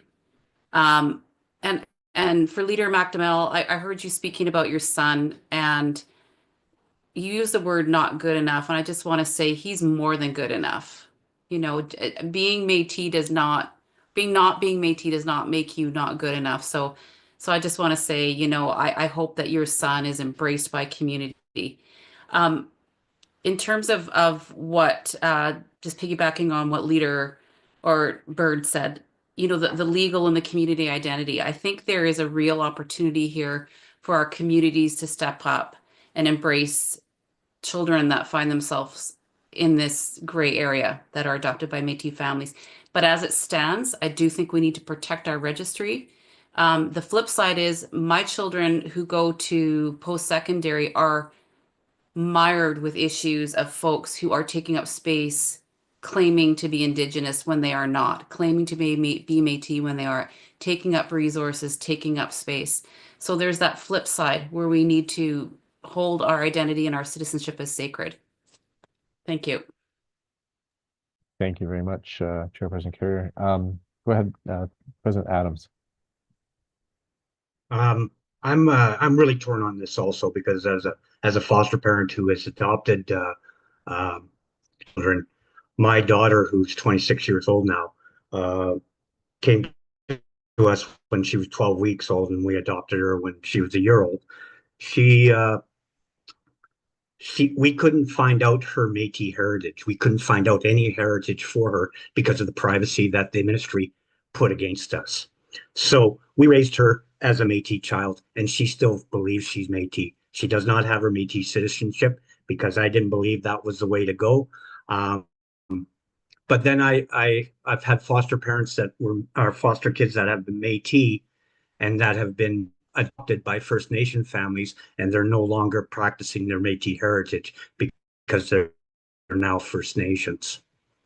So I just want us to think about this before we make a rash decision and just hurt these children that have been grown up in a Métis family, have lived the Métis life. I just think we really, really need to take care on this. And I agree with Caitlin, and I agree with Walter.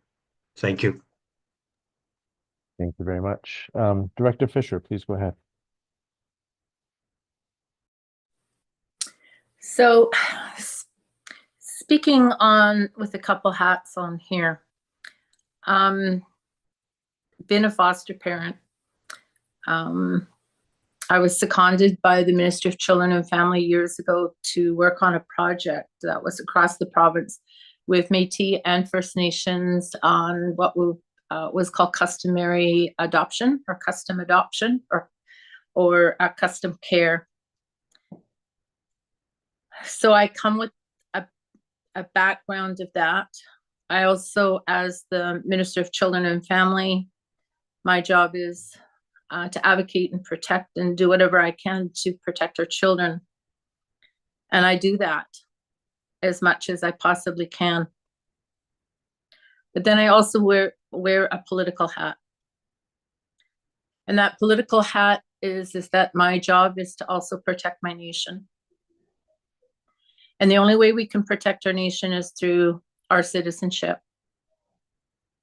There's a big difference between raising a child with a Métis perspective, Métis customs and care, than it is to raise a child with a false identity that they are Métis. We need to split those two. And that hurts. However, I believe we do need to protect our registry with this resolution. But I know from within us, we're all on the same page about the children. And I truly believe that between our education program, our health programs, our housing programs, all those programs that we're working so hard to build, that given some time to pull it together, I believe we can come up with something. Somebody mentioned Bill C-31. I believe that we can also come up with something similar and us still embrace our children that are being raised with Métis families. I'll be honest with you, the first time this came up, I voted against it. And I've also inquired as to if there are any children right now in the queue that this would affect. And I've been told no. That right now there has been children that have been adopted, but nothing has come through to us yet for citizenship. So I think if we're going to do it, we need to do it now. And then I think we also, though, with that, I would like to hear that we also have, in our family, we always said a pinky swear is something you never go back on. That we pinky swear that we're going to protect all of our children that live with our Métis families. And I think we can make it work. But I think for the government to turn around and have a look at our registry and then question us, that actually really scares me. But I don't want to hurt any child any more or any less than you. Thank you very much. Next have President Shepherd.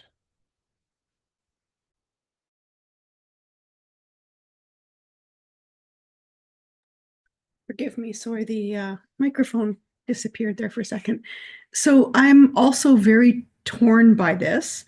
I know when we added this, a lot of work was done adding it, and I feel like we crossed our T's and dotted our I's on this. One thing that I'm wondering is if we were to pass this resolution, is then are there children that we would have to remove the citizenship from, that we've currently have citizenship because they were adopted? Because to me, that's not right.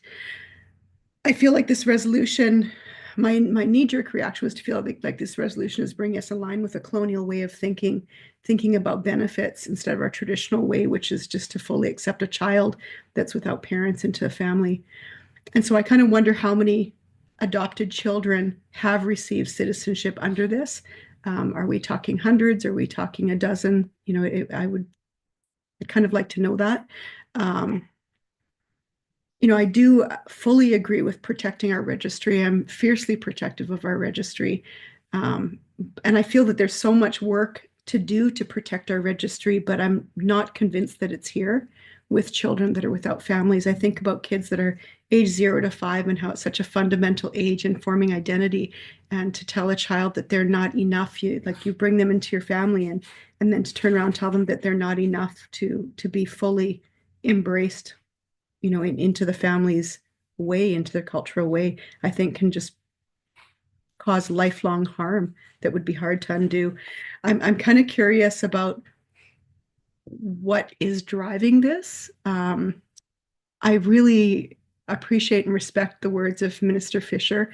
And I guess I'm kind of wondering if there's something going on politically or with government that is pushing us to have to move in this direction. So I guess where I'm at with this is just I really want more information, because the way that it is right now, I don't feel that I could vote to adopt this. Thank you. Thank you very much. Just before we get to the next speakers, I do have a list going, and President Crozier, this is your second, so I'm just going to keep you kind of bumping along until we have everyone else who has not yet spoken. I've got you on my list, though, so we're keeping you there. And I know Denise Dager's on, and perhaps this may be a good time to invite her to come on, and perhaps, I don't know if she's able to respond to some of the questions that we've had regarding numbers that this might affect, or numbers that we have. And so I'll invite Denise to come on, and then we'll move to our next speakers. Thank you, and thank you, President Shepherd, for the question. So, at this time, this doesn't affect any minor age children in the citizenship registry. So, at this time, this would only affect adults, and we don't have any in the queue at the moment um, that are under 18 that this would affect. It's even in the application queue, this is specifically towards adults. So if it is something that, looking towards services for families who've adopted children, we would still have time to put those pieces in place. But at this time, it doesn't affect any children. It's only adults, and it is a very, very small number. Thank you very much, Denise, for that information. I'll next, Vice President McVeigh. Hi there. I'd like to address some matters that weren't previously discussed by the 2S chair, Chairperson DeJager, that the 2S Council brought forward. I have here a statement written by Sarah Kerr, who is our Region 1 representative, and that has been agreed to by the rest of the council. Just a point of order, if I could. A point of order, please. Right. Thank you. Just Vice President McVeigh, just a moment. Point of order. Yes, I'll hear the question, the point of order. Yeah, the point of order is the 2S Council has not met. We have not had a meeting yet. It's only been around for 10 days. So I've brought everything forward that was discussed in a conversation. So what is Anya speaking of? Is she the 2S person to speak on that, or is she speaking privately? Or as a president? I don't really know. I just want to know who she's speaking for. Well, as I'm not a president, I can't speak as one. Yes, and my understanding is from Vice President McVeigh was sharing some comments from others similar to Mr. Allard, President Allard, sharing comments from a citizen as well. And so I'm going to say it's in order to raise these. I just want my name removed because I'm not holding back any information that wasn't presented to me in any meeting with any minutes that was ever called. So if there's other information or other conversations that go on, it doesn't include the chair. I just want that noted, please. Thank you very much. You were included in this email, Louis. Thank you. Well, point of order there. Point of order. Just a moment. I'll ask. It's not a conversation between MNGA participants. If we could just raise the comments. I don't think it's actually relevant on if it was brought to other members of the MNGA outside of the MNGA. If a member is wishing to raise those comments from their communities or other citizens and wish to provide those now for consideration, we will just simply do it that way. And that each member here will be able to discuss that or raise those comments, but I don't think we need to be going back and forth on what may have been said at any other kind of meeting or in other communications. It's what's being provided here that's up for discussion, not outside of this meeting. So I'll turn back to Vice President McVeigh if you want to pass along the comments. Yes, as I said, this is compiled by Sarah Kerr and has been agreed to by the regional representatives of the 2S Council. I am raising concerns with Resolution 3 and would like to see the Council, and in turn the Chair at the direction of the Council, motion to have this moved to the summer MNGA. Here are a few high-level reasons for this. First, the resolution directly and negatively impacts queer families, and there has been no consultation with the 2S LGBTQIA+ community. Second, the 2S Council has just been sworn in and has not had adequate time to review this resolution. The delay in swearing in the council has had negative impacts on the council's ability to participate properly in this MNGA. Third, this resolution has implications with regards to adopted children not being viewed as real children, and this does harm to those families and individuals. Next, the fallout of this resolution could have devastating impacts on community members and their families, and I see no plan on how to address or reduce the harm this will cause. Next, I recognize the scrutiny the Métis community is under as a whole and how we need to be extremely mindful of how we manage our registry, and this resolution needs more work to reduce the harm it will cause as it stands. Lastly, traditional kinship systems did not exclude adopted children from community, and this is a colonial mechanism of excluding and dividing us as a nation. There needs to be solutions in place to still support and embrace our adopted kin as family and as a part of community. In summary, this resolution requires more work and effort before it should be brought to the table. I would like to see this resolution include more on how we can include and protect those who are adopted. If we aren't granting citizenship, then how can we ensure they are still part of our community? How can we ensure that our Métis families with adopted children are still supported by the same programming that our other families gain access to? May I ask for a point of order, please, Speaker? Yes, point of order. Thank you, Vice President McVeigh. Those are really good comments, and I appreciate you sharing them. However, I'd like to understand when we're here at the MNGA table, when we're bringing voice to our community, could you define that? So I understand that Vice President McVeigh is representing her chartered community. So therefore, should she be speaking to her chartered community or be speaking to the work of the 2S Council? Because we do have a 2S chair. And I say this because if President Minot went and spoke for the MWBC, I would take issue with that as well. So could you explain how this works in terms of whose voice represents what? Well, each Thank you. member here, it doesn't, I'm going to put it this way.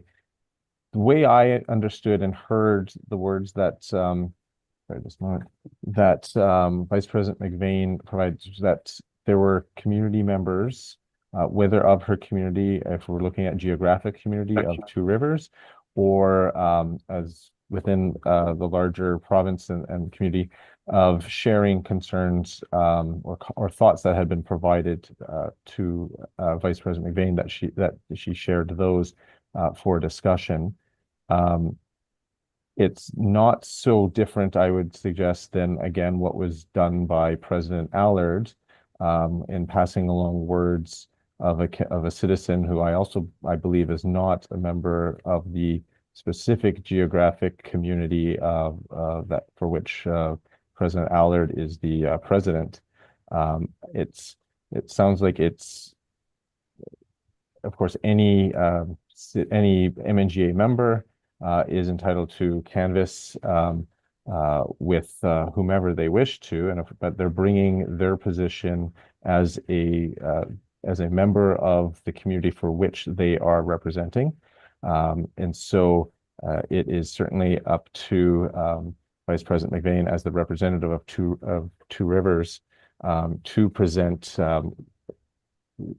Two Rivers' point, and that may or may not, or presumably does, since Vice President McVeigh is the one speaking on behalf of Two Rivers, that would be the discussion that's coming from, or the concerns coming from the elected leader of Two Rivers, or in this case, the Vice President of Two Rivers.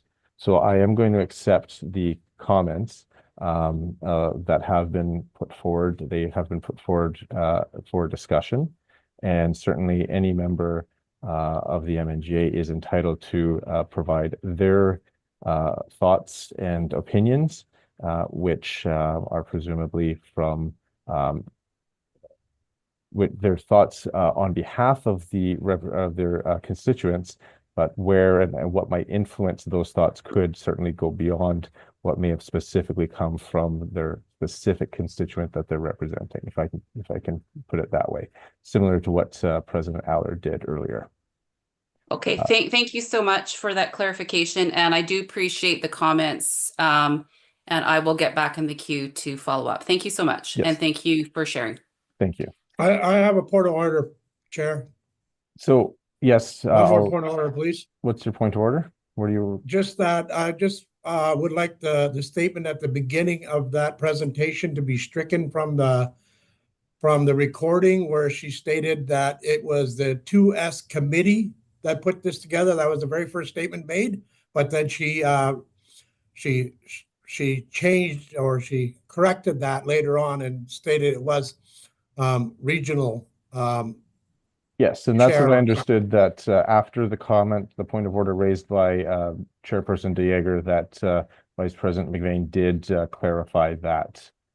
So Yeah, I that's just want was to clarified. make sure that the I think it statement was at the clear. beginning is stricken. Well, we're unable to strike it. That our minutes wouldn't be that detailed, and the recording, it would be very difficult to strike that out of the recording, as I understand. But certainly anyone watching the recording, and given these comments, both the point of order from Chairperson DeJager and as well as yours, that Vice President McVeigh did correct that before the MNGA. So I take that as being corrected. Point of order, I'd like my name at least stricken, because that was like a personal dig and attack on me, saying what he did not say, what Louis did not say on behalf of the 2S, Well, which we hadn't even I had an appreciate official that, and that's meeting. what I understood. So just my name, please. Don't. It's a dig at me personally, and I don't appreciate it.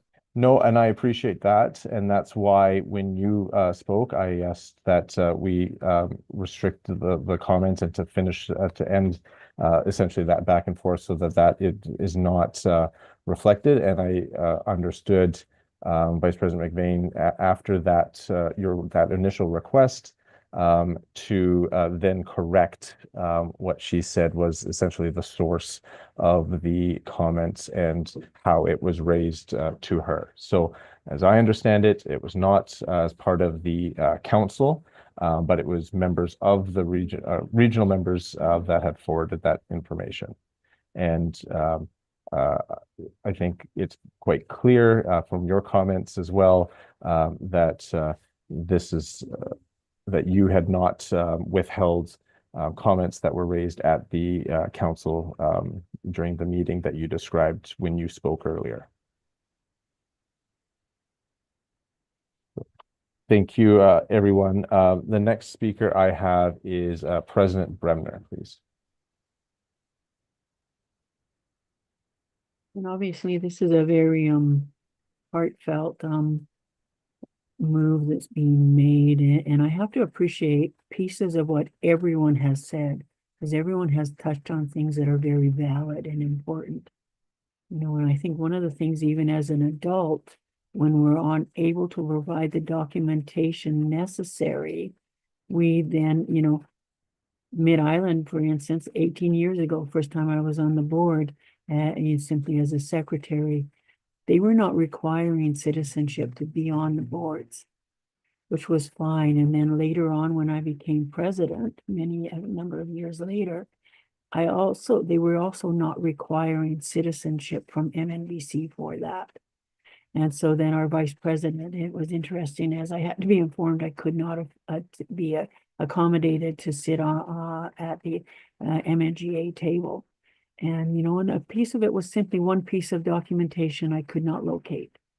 After many years, it was located, and here I am as a citizen of MNBC.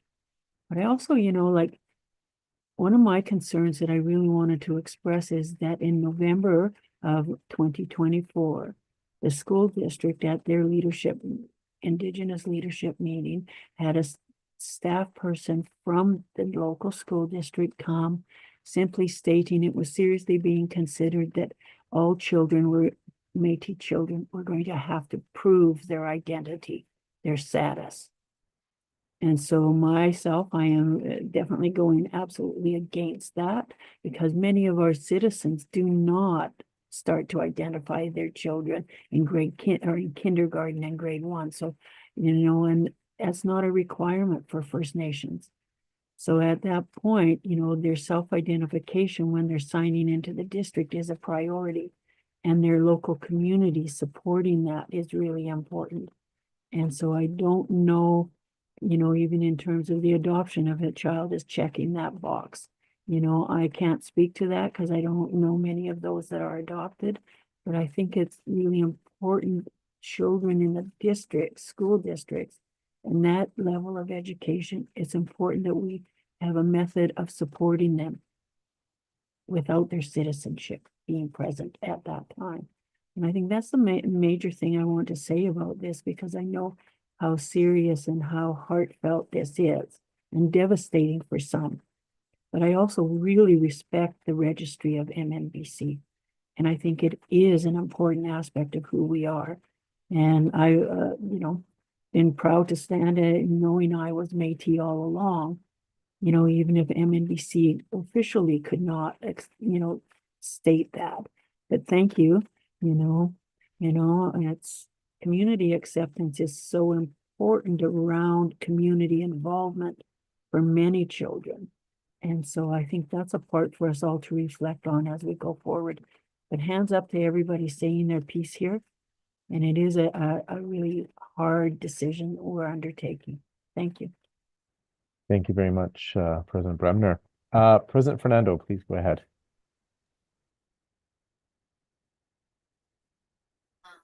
Thank you. Can you hear me okay? Okay.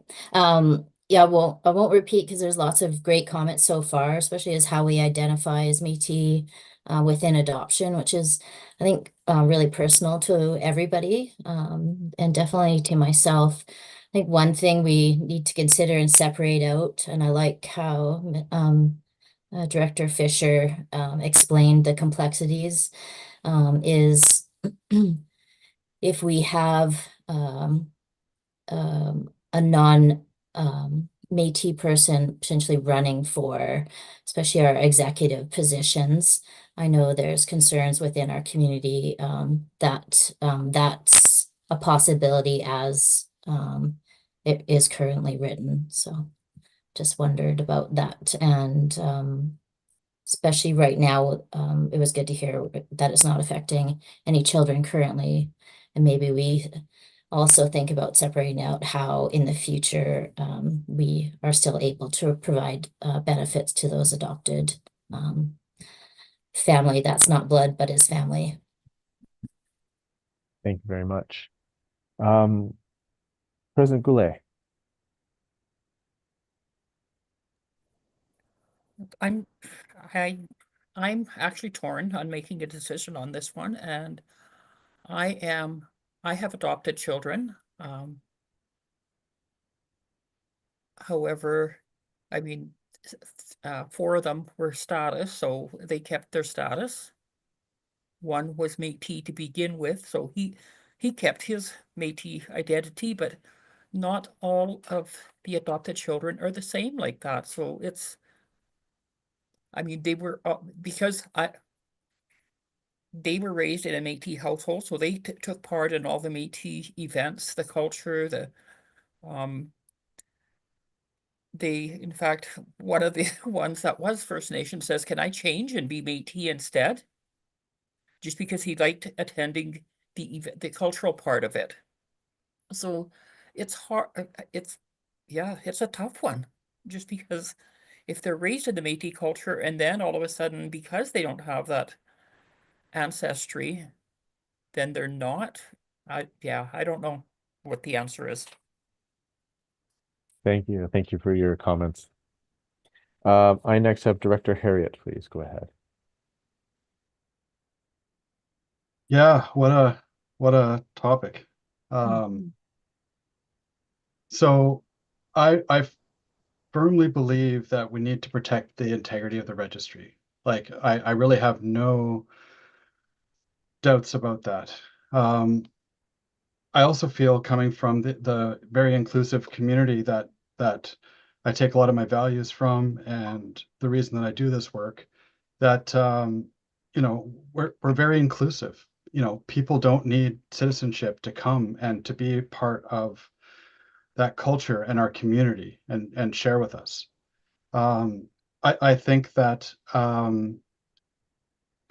there is no lesser than. Like, I really don't like that terminology. I think that being truthful with children about you don't have Métis heritage, but you're part of the Métis community, is really a really good way forward, because with this scrutiny in Indigenous identity, it could set themselves up for really a tearing down of who they thought they were. Yeah. So that's me in my director position, and I'm taking off my hat, which might startle some people because I'm the guy with the hat, and you probably haven't seen me without a hat in a while. But just speaking from the heart, from the ethics of my community, I'd like to, and I might, as the governance chair and the guy who's always about process, and I'm always on about process, and this isn't exactly the best process, but I'd like to put forward an amendment and see how it feels to everybody.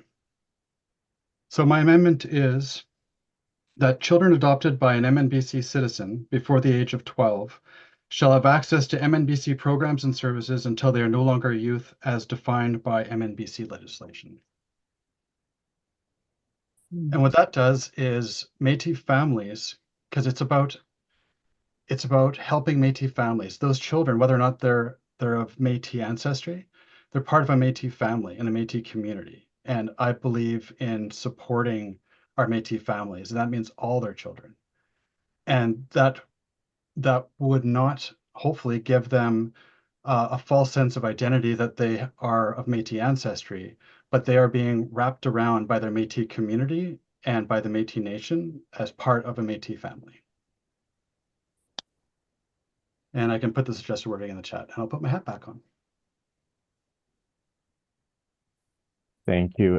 Just before then we go to any other potential speakers, I would note that Director Harriet was the last individual with their hand up with regards to speaking for the first time. And so I do have everyone else's hands recorded. Just getting this last hand here. Yeah, once we have the wording, then I will ask for a seconder. And we'll get the wording in once Director Harriet has that. I can second if you like. Thank you.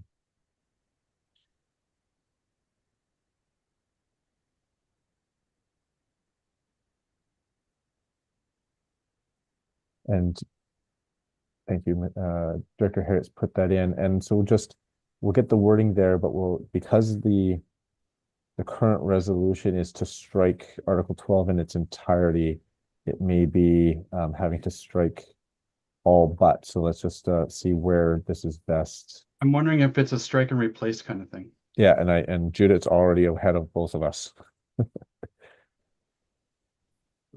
Judith is amazing. I'll second that.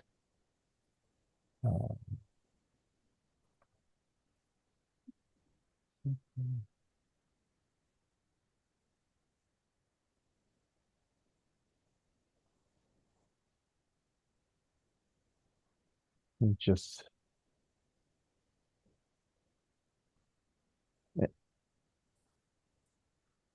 sorry, just give me a second. I think that's the wording there, but in order for the proposed here from the proposal, I'm just trying to see if it requires some of the other portion remaining, because children adopted by.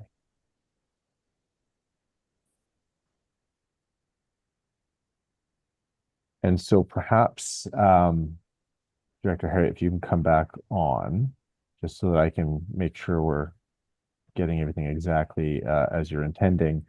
Obviously, we heard that there are currently no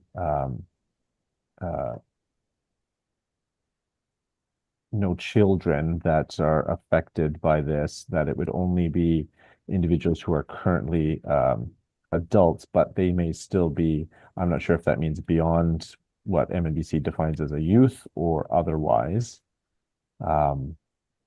Because if, for example, all of those citizens or those individuals who obtain citizenship through Article 12, if they are all past the age of, if they are no longer defined as, no longer a youth as defined by MNBC, then I'm not sure if this would be necessary, or if you still want to include this, I think you would have to, it wouldn't be just striking out the other portions, because without the other portions, then it wouldn't allow for any citizen or any children, whether they're age 12, older or younger, to obtain citizenship going forward. So I just want to make sure. That's correct. This is about not This is about those that are already have already received citizenship. Sorry, come again? So is your intention then to allow those who already have citizenship through Article 12 to remain having access to programs until they're no longer a youth? Or is this to go forward with any potential new applicants under Article 12? I just want to make sure that I'm understanding the intention. So the intention of this is not to grant citizenship, because I believe we need to protect the registry, but this is about supporting Métis families with programs and services until they are no longer youth. Because I see. In a Métis household. I see. Okay, so it would be, and I just want to, I'm going to speak it out just so it's clear. So essentially, going forward or at any time, if an MABC citizen adopts a child by age 12, then that child will not be obtaining citizenship, but will have access to MNBC programs and services until they are no longer a youth as defined by our legislation. Is that, sorry? That was the intent. Thank you. Thank you so much. Okay, perfect. Then the way it's written and without any other changes that would be necessary, this would work. And I know I saw, or I heard Chairperson De Jager seconding this. So I'm just gonna, and so I've got a list of hands from previous. Let me just double check. So I'm going to ask for all of those who had their hand up for the original resolution to please lower your hand. And I'm going to ask for those that wish to speak to the amendment to raise their hand, and we will proceed that way with that discussion. So those, perhaps I can let those know that whose hands I did on the original resolution. I had President Crozier, Leader McDonnell, Director Hooper, Chairperson Carrier, President Shepherd, President Allard, Vice President Allard. So those are the names I had on the original list for the resolution. So at this time, I'm just looking for those that wish to speak to the amendment. And I'm going to, we did first obviously hear from Director Harriet, and I will allow Chairperson De Jager to speak next, and then we'll proceed with the names as they're coming across. So Chairperson De Jager, please. Completely comfortable. This is much better. At least that's the net I was looking for. Just something that we had that's going to take care of people. So thank you, Minister Harriet. Thank you very much. Director Gervais, please. Yes, I really like the amendment, except a little kind of wondering why 12 is the age group. Could it be 14? It could be lower, or that's all I'm saying to the amendment. I like it. Want to be more clear on that. Thank you. Perhaps I'll, given the question, I'll I'll turn to Director Harriet to perhaps explain the rationale for choosing that number. Sorry, the age of 12. That's correct. I think it's because if that child is included in when young, as part of the culture, as part of the community, I guess I was trying to avoid someone being 25 and being adopted at that age, right? And I think currently, if I'm not mistaken, there was actually like an age bar set in our adoption legislation. You couldn't be an adult adopted child and get citizenship, previously with our legislation. I know I'm getting messages from various people. Some people are suggesting that perhaps it shouldn't be youth, it should be child. And when they become age of majority, then those supports are withdrawn at that time. So I know I opened a can of worms, but I'm looking forward to finding a good way forward. Thank you. And so there we go. That's the rationale for choosing 12. I've got, sorry, Chairperson Carrier, please go ahead. Thank you, Mr. Speaker. Sorry, trying to get my camera on here. I just want to give a shout out to my colleagues, Minister Harriet and Minister Fisher, because I really, really appreciate the comments, and I think you both captured the tension that we're dealing with here. Culturally, if we were following our traditional culture, obviously this wouldn't be an issue. We would be able to open our arms wide and be so inclusive. And I think at the community level, we can do that. Sadly, unfortunately, we are operating in this time in 2025. The political system is what it is. We can push back on certain things, but we do need to protect the integrity of our registry, which Minister Harriet did speak to. And just to piggyback on another point that Minister Harrier made about, the issues with setting these children up for problems with the identity issues and the pretendians, that's real. So I do have concerns when this wording extends to youth, because youth in our nation is to age 30. So that means that these adopted children can get STEPS funding. There is not unlimited STEPS funding. They will also go into academic spaces that already are wrought with issues with pretendianism and folks taking up space in Indigenous circles and Indigenous programming that shouldn't be there. So I do worry that we're setting up these kids for some issues down the line. And sadly, our resources aren't unlimited. If they were unlimited, we would include all of these kids and not worry about it.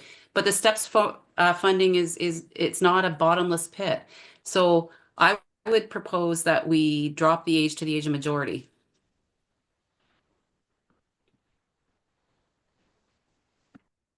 Before we get there, then I'll make a note. I want to make sure that those that were speaking to the amendment have an opportunity to speak to it, but then we will turn it. So I'll return back to you, Chairperson Carrier, for that amendment, unless that seems to be the will with the remaining speakers as the conversation goes. But I've kind of marked it down, and I'll turn back to you if and when we need to get to that point. President Minot, please go ahead.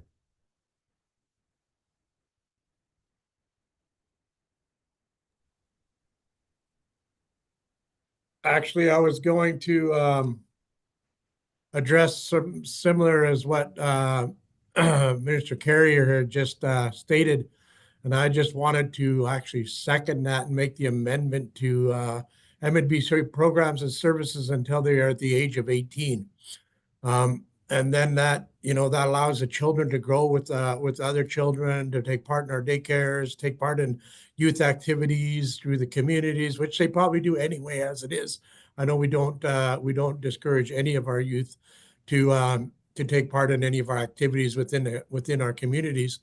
So, but to Minister Carrier's point, we do not have unlimited funding when it comes to education and dollars for our youth, our young people that are coming from the age of 18 and up, they really rely on that employment and training dollars. So I'm wondering if we can make an amendment to this to until they are the age of 18, I guess. Thank you. So I'll return back to that proposal, as I did have a number of people with their hands raised who have not yet spoken regarding the amendment. I will return that, and certainly, depending on the rest of the conversation, Chairperson Carrier and President Minot will have that number. We'll just discuss this a bit further, just given there hasn't been much discussion on that. But it's certainly any comments on any kind of proposal for changing the language certainly be valid and appropriate at this time as well for those who haven't spoken yet. So before looking to amend the amendment, if we put it that way, we're going to continue with the discussion first. President Crozier, please go ahead. Thank you, Mr. Chair. I guess I like the concept of the resolution. However, it then just kind of lends to we're giving our citizens, it becomes a financial transaction. And so I was looking at the Adoption Act, from the BC Adoption Act, and it says Article 11(1) says, for all purposes, an adopted child becomes on adoption the child of the adopting parent, and the adopting parent becomes the parent of the child, as if the child had been born to that parent. And so I think I would be against even the amendment, sorry, simply because I really believe now, as we've had further discussion, and is that an adoption, you become like your parent. It's not DNA, but it gives you that right and responsibility of being part of the family. And if you are a Métis citizen, if you are a Métis family, going forward, you are Métis. So that's what I have more to say. I can, talk about that when we go back to the original amendment, but I would be against the amendment as it stands. Thank you very much. Leader McDonnell, please go ahead. Sorry, I had a problem finding the button. I'm not in favor of this. I think that, as Sid said, when adoption was discussed previously, it took 2 years. I think that we are trying to rush through and perhaps get this done. I understand pretendians. I absolutely get it. I understand that our registry can be looked at clearly like Ontario's. I believe if they did that, they would see that in no way did we maliciously put adopted children through so that we got numbers. When it said only a few adults would be affected, I'm going to share a little bit more. My son is neurodivergent. He's 23. Currently, he does not, but he could have applied with MNBC for help with his rent, etc. So we're going to say to a few adults that this affects. Those adults are Métis. They are our people. They are human beings. But we're now going to say you don't qualify for programs such as rent help because you're not really who your family has always said they are. Now, my son knows he's adopted. I believe most of us have shared with our children. But my son, being on the spectrum, life is very black or white. There's no in between. He would see this again, I say. as being told he is not who he is. Is he accepted by my community? Absolutely. Would that be the same if he moves to Vancouver? People who don't know him? And Vancouver people, please don't think that I'm saying that you aren't very accepting. I'm just saying, in a small town, we all know who we are. And we're much more accepting in that fact. But as it stands, I don't agree with this in any way. And I think we need to do a whole lot more work. And yes, I think we need to be very protective of our registry. But I'm not sure this is the way to do it right now anyway. Thank you very much. I have President Wingham next, please. Hi, thank you. I was just wanting to bring kind of the attention, a lot of our communities have lost our funding. We've had it frozen. I have citizens in my community that can't even access the programs that we have available now. So I'm just wondering, is there specific funding that is available for non-status Métis citizens that we'd be pulling from?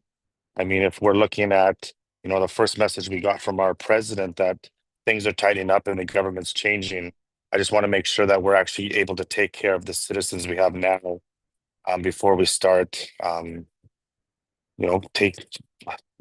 the services go to other people. So I am youth, I am from that TikTok world. We see that pretendingism all the time. There's stories of Inuit families, a mother who said that both of their children were Inuit their whole life to go after. And we're not talking about the effect of the act that actually has on the individual themselves. So if we're saying that we adopt somebody and we're telling them that they are Métis their entire life, and then they do go into the real world or they do go to those universities, they are going to have that pushback themselves. So as a parent, how are we making sure if we are adopting somebody into our community, we're not setting them up to have that, lateral violence put on them? So coming from my perspective, I would be cautious. We have had our funding from communities cut off. That was a big portion of our funding. I have members in my community that phone MMBC and they cannot access steps. We had mental health services. They can't access those. So it would be really nice to know if there was actual funding set aside from the government that wasn't Métis specific funding that would be for this, because we really need to make sure that we're helping our citizens because we're growing every single day. So that's just what I would like to say. Thank you very much. The next hand that I had up was Director Flamond. Sorry, I took my hand down, thank you, but I was just saying that I don't support this amendment at all. I don't even know if I support actually going to 18, but the reason being is that if we go to 30, if it was 30 years of age, they could access a lot of our programming dollars. And being the Minister of STEPS, I know that not everybody gets their funding from STEPS because we just don't have the resources. So my concern is the financial implication on the nation. That's all. Thank you. Thank you very much. President Byrd, please go ahead. I think this amendment is a step in the right direction, but I don't think, as the many speakers before me have illustrated, I don't think it addresses all the implications and all the concerns. And so I think this should be moved towards either a committee or the staff to do fulsome engagement. Again, as mentioned, it took a few years of engagement for this adoption article to be put into the Citizenship Act. And I think it needs some fulsome engagement before we edit it or change it or remove it, so that it can be done in a thoughtful and good way that sort of thinks about all the implications, including providing guidance to parents who are adoptive parents and they have children, and having those conversations with them about the difference between being part of community and what that identity piece looks like, so that they are informed on how to have those conversations when they're in school or post-secondary or beyond. So I just think it can't be done hastily, that we need to take our time and do it right, because it has such an impact on people's identity and on on their well-being generally when we think about programs and services. So I'm against the amendment and I'm against the original resolution, and I think we need to take our time on this and not rush. And I know there's criticism around registry and whatnot, but I think by implementing steps to take that we are going to do this in a good way, we are addressing the issue, but doing so meaningfully and not rushing through it. Thank you very much. The next hand I had up was President Bremner.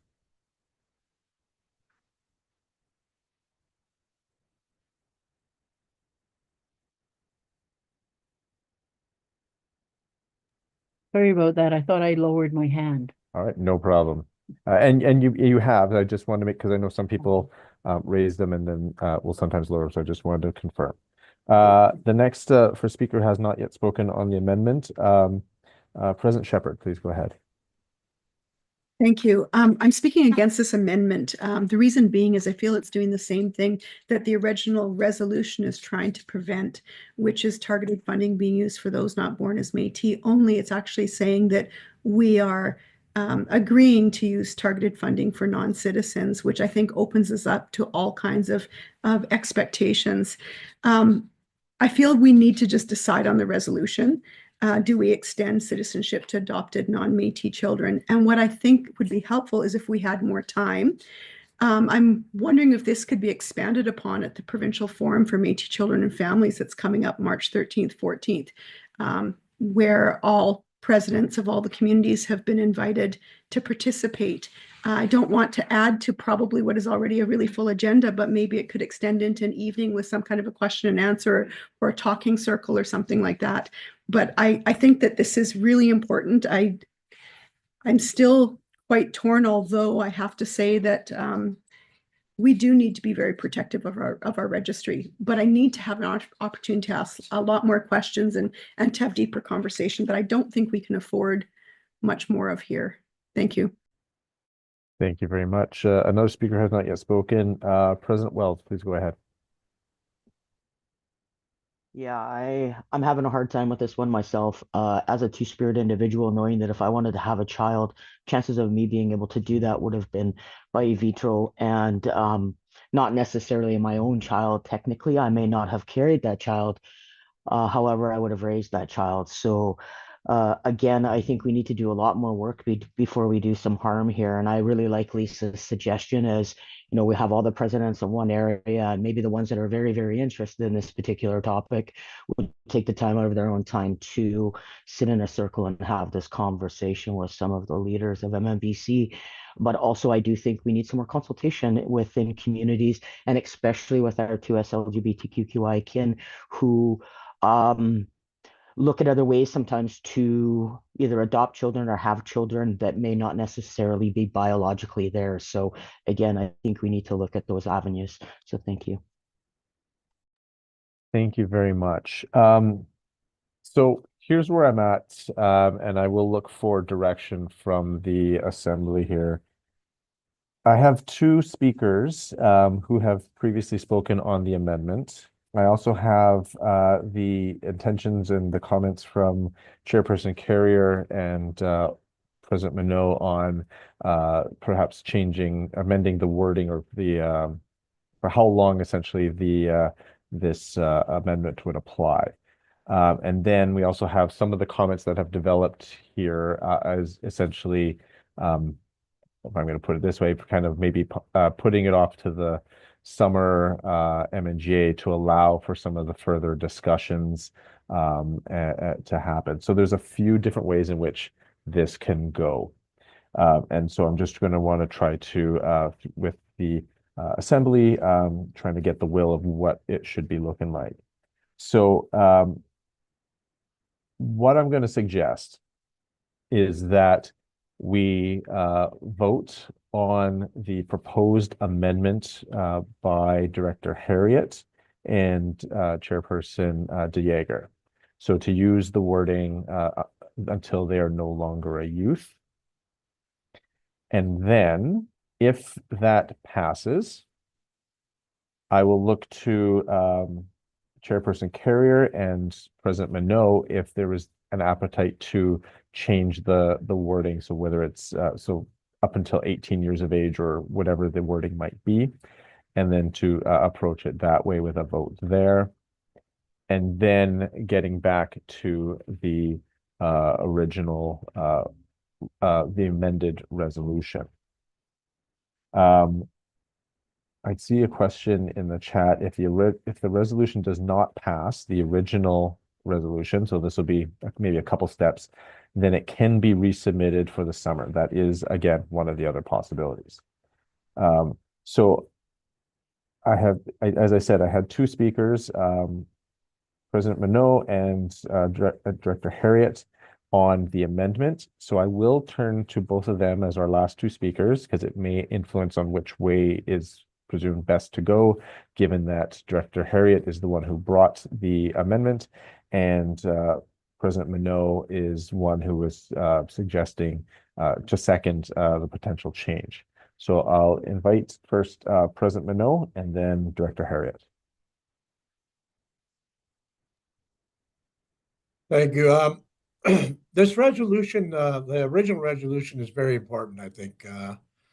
I was on the fence with it in regards to our youth, but this year amendment sort of covers it a little bit, and I'd really like to see the language change a little bit to not just go youth, because youth is 30 years old, up to 30 years old, and that's a really large demographic when it comes to a lot of our programs and dollars. The main reason why I think this resolution needs to be also put through is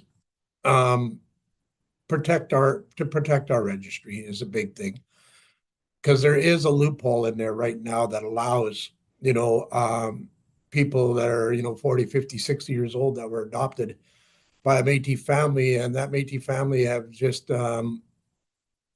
registered as citizens, and that loophole allows those non-Métis citizens to register for reasonings, not just the reasoning to be Métis, but to be able to access a lot of the programs we have and services we have. So they're actually manipulating the process and weaponizing our legislation against us. So that's why I think it's important that we do push the original resolution forward. And the main thing I was worried of is our youth, our young kids and our young children that are not being able to take part in a lot of the stuff and a lot of programs, daycares and all that kind of stuff, if it comes down to it, because they're adopted. But I like the resolution, but with the adoption, the amended part of it intact. But I can't agree on till they're no longer a youth, because that's just too big of a demographic for me, for people being able to access a lot of our dollars, a lot of our employment training, because there is dollars available for them. After they become 18, the government has many programs out there for all people to be able to access in regards to employment and training, in regards to university, college, all those kind of things. There's other programs available that the government and other agencies have available. And what we're doing is we're allowing a certain demographic to be able to access not just our dollars, but every other dollars. And it's taken away from our citizens and our youth. Thank you. Thank you. And I'll turn back to Director Harriet. Oh boy. All right. So I'm not feeling the support for that particular wording. Taking President Minot's sort of final comments there, I'd like to amend my own amendment, and we'll see what the flavor is, and if not, then we'll move on. But I think there's probably more appetite. I'm not sure if there's enough, but more appetite to after the word until, say, the age of 18. And we'll just see how people feel about that. And if that isn't how people feel about that, then we'll vote on the main one, and we'll see how it goes. So here's what we'll do, given that the amendment is before the original amendment that you brought is before the Assembly. I will look if we have unanimous consent with regards to the amendment changing to until the age of 18, just to deal with the amendment portion. So just a moment.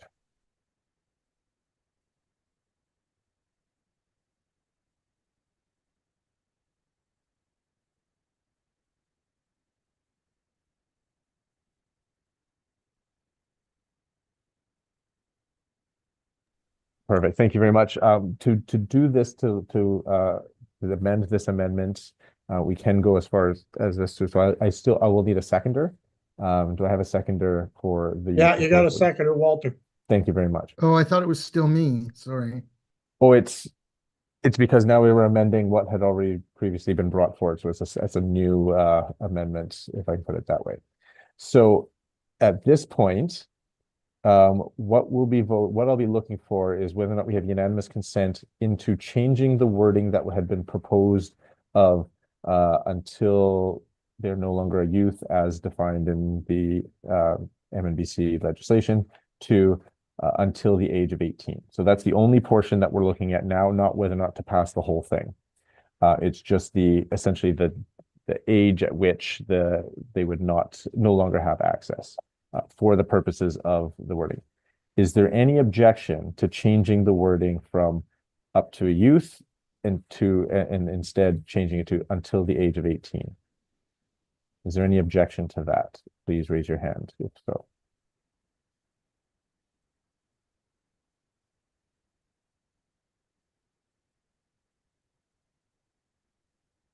All right, I'm not seeing any objection. So now the wording that we have before us is the amendment that we have, the proposed, the amended amendment, if I can put it that way. And so now we will need to vote whether or not to amend Resolution 3 as we have here. So essentially, instead of just striking Article 12, we would be striking it and replacing it with 12.1. I can just have a moment to just confer with my colleague.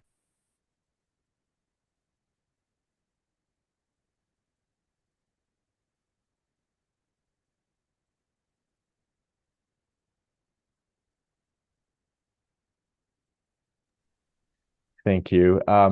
I'm not sure if we'll have unanimous consent, but it'll take us a moment or so to prepare the poll in any event.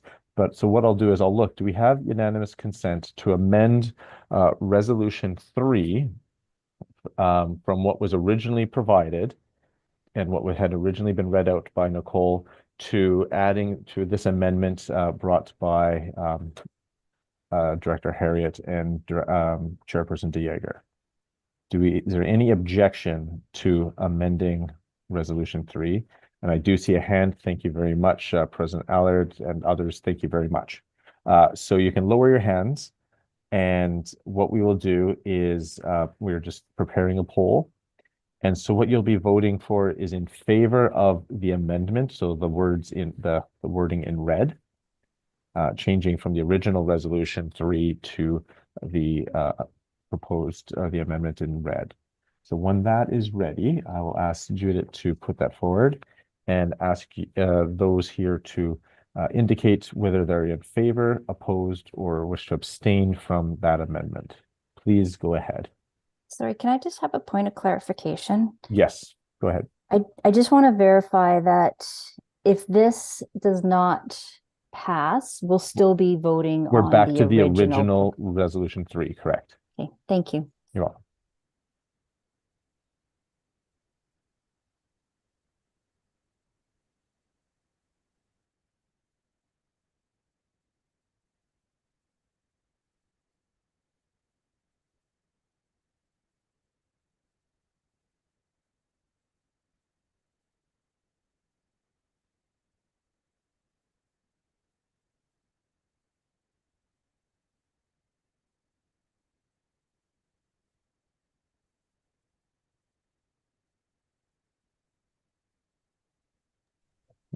All right, for anyone who hasn't voted, please get your vote in. I think we've got almost all of them.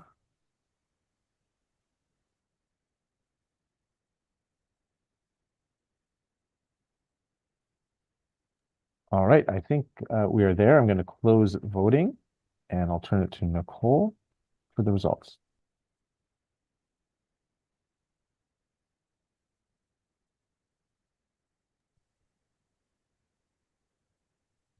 All right, hello. So there are 12 votes in favor, 26 opposed, and 3 abstentions. So that means the amendment does not pass. Thank you. So I'll ask Judith to return the resolution to the original wording. And if I can just have one moment to confer with my colleague, and I'll get right back.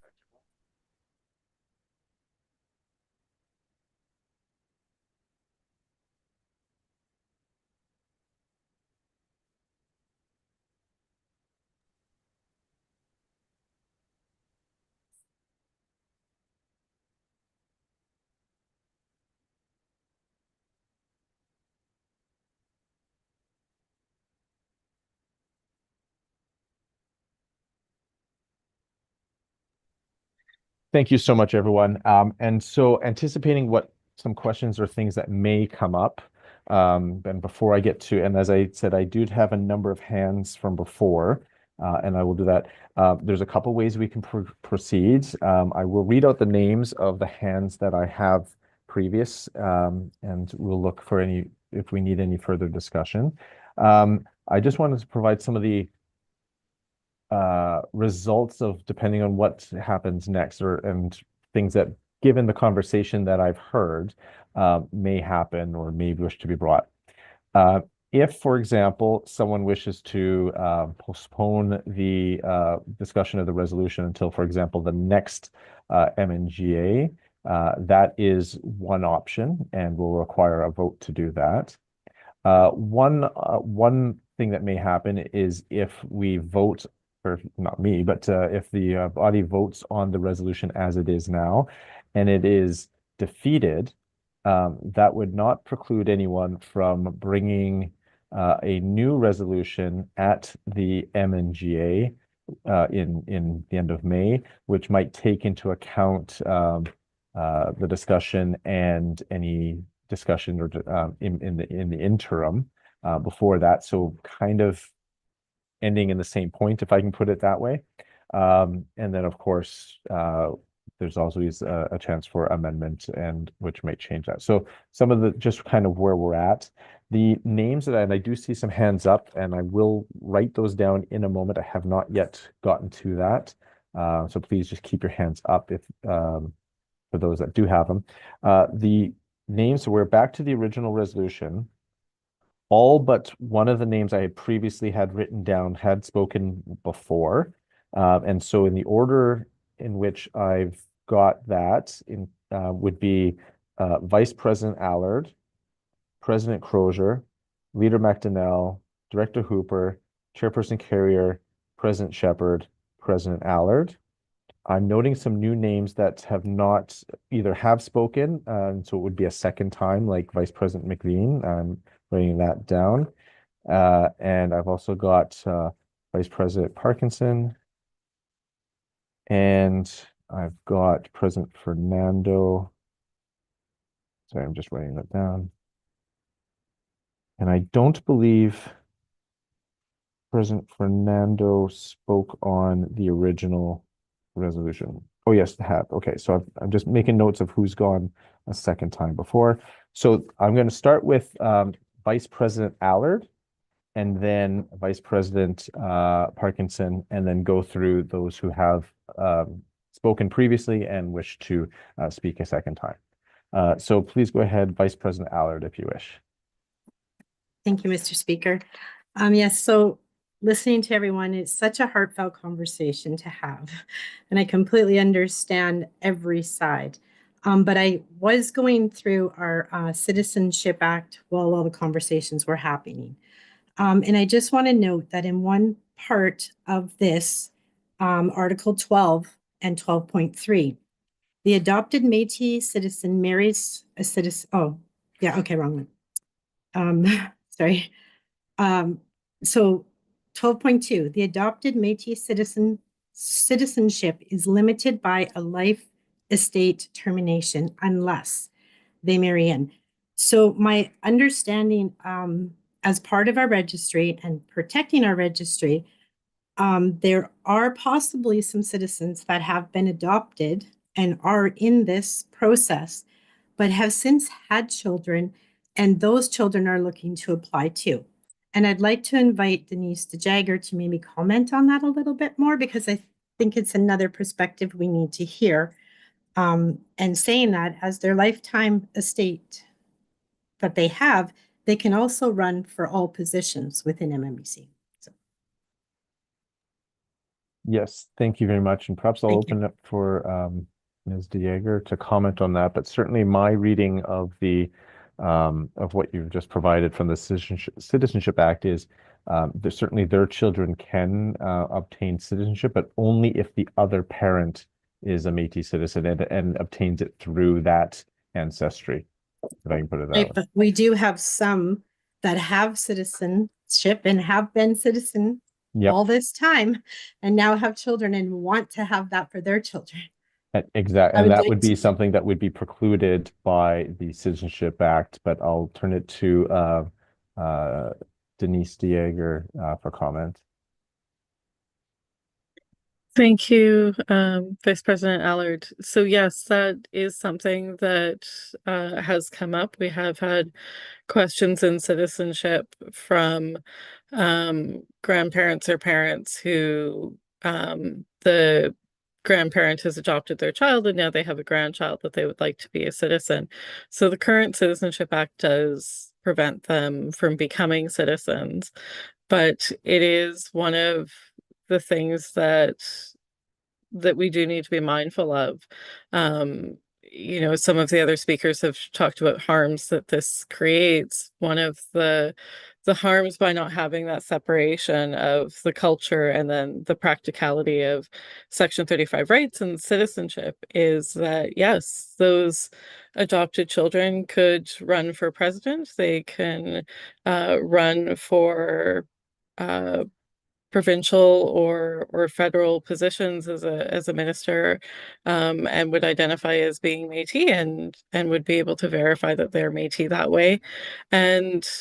And so it is something to kind of consider, that if it does give more clarity that although culturally they are accepted into our communities and things like that, citizenship is something different with Section 35 rights. So it does create that kind of, although you allow them to be citizens at one point, we aren't allowing their children. There is still that stopping point. So it is kind of, I guess, the decision of where that stopping point is. Thank you very much for that clarification. I next have Vice President Parkinson. Thank you. I just want some clarification maybe from the current board of directors as to if they're seeing political pressure right now with this. Like if we were to take some additional time to do a little bit more in depth in consultation with families that might be impacted by this, is there any concern moving forward with the findings of our paper that we were doing with regards to the Section 35 rights? Is it going to hinder any of those processes or moving forward before, if we were to delay it, would it cause any problems moving forward, I guess? Thank you, and I'll invite someone from the board to perhaps respond. But one thing I would note that even if this were, for example, whether it passes or does not pass today, if it does not pass, then the legislation would remain as is, and we'd be in the same situation going forward, with the opportunity of returning in end of May to revisit this with a new resolution. If it passes, Article 12 will not be struck from the Citizenship Act automatically. We'll still have to go to the AGM in September. So any effect, so any vote one way or the other today doesn't affect the actual legislation going forward until at least end of May and certainly into September, because if any change would require it to be voted at the AGM to change the legislation. But if it does not pass, it remains in place, but another opportunity in May to address the issue if that is the desire. So hopefully that assists with like the timing question, but I'll certainly invite anyone from the board who wants to respond. I see President Minot about any political issue.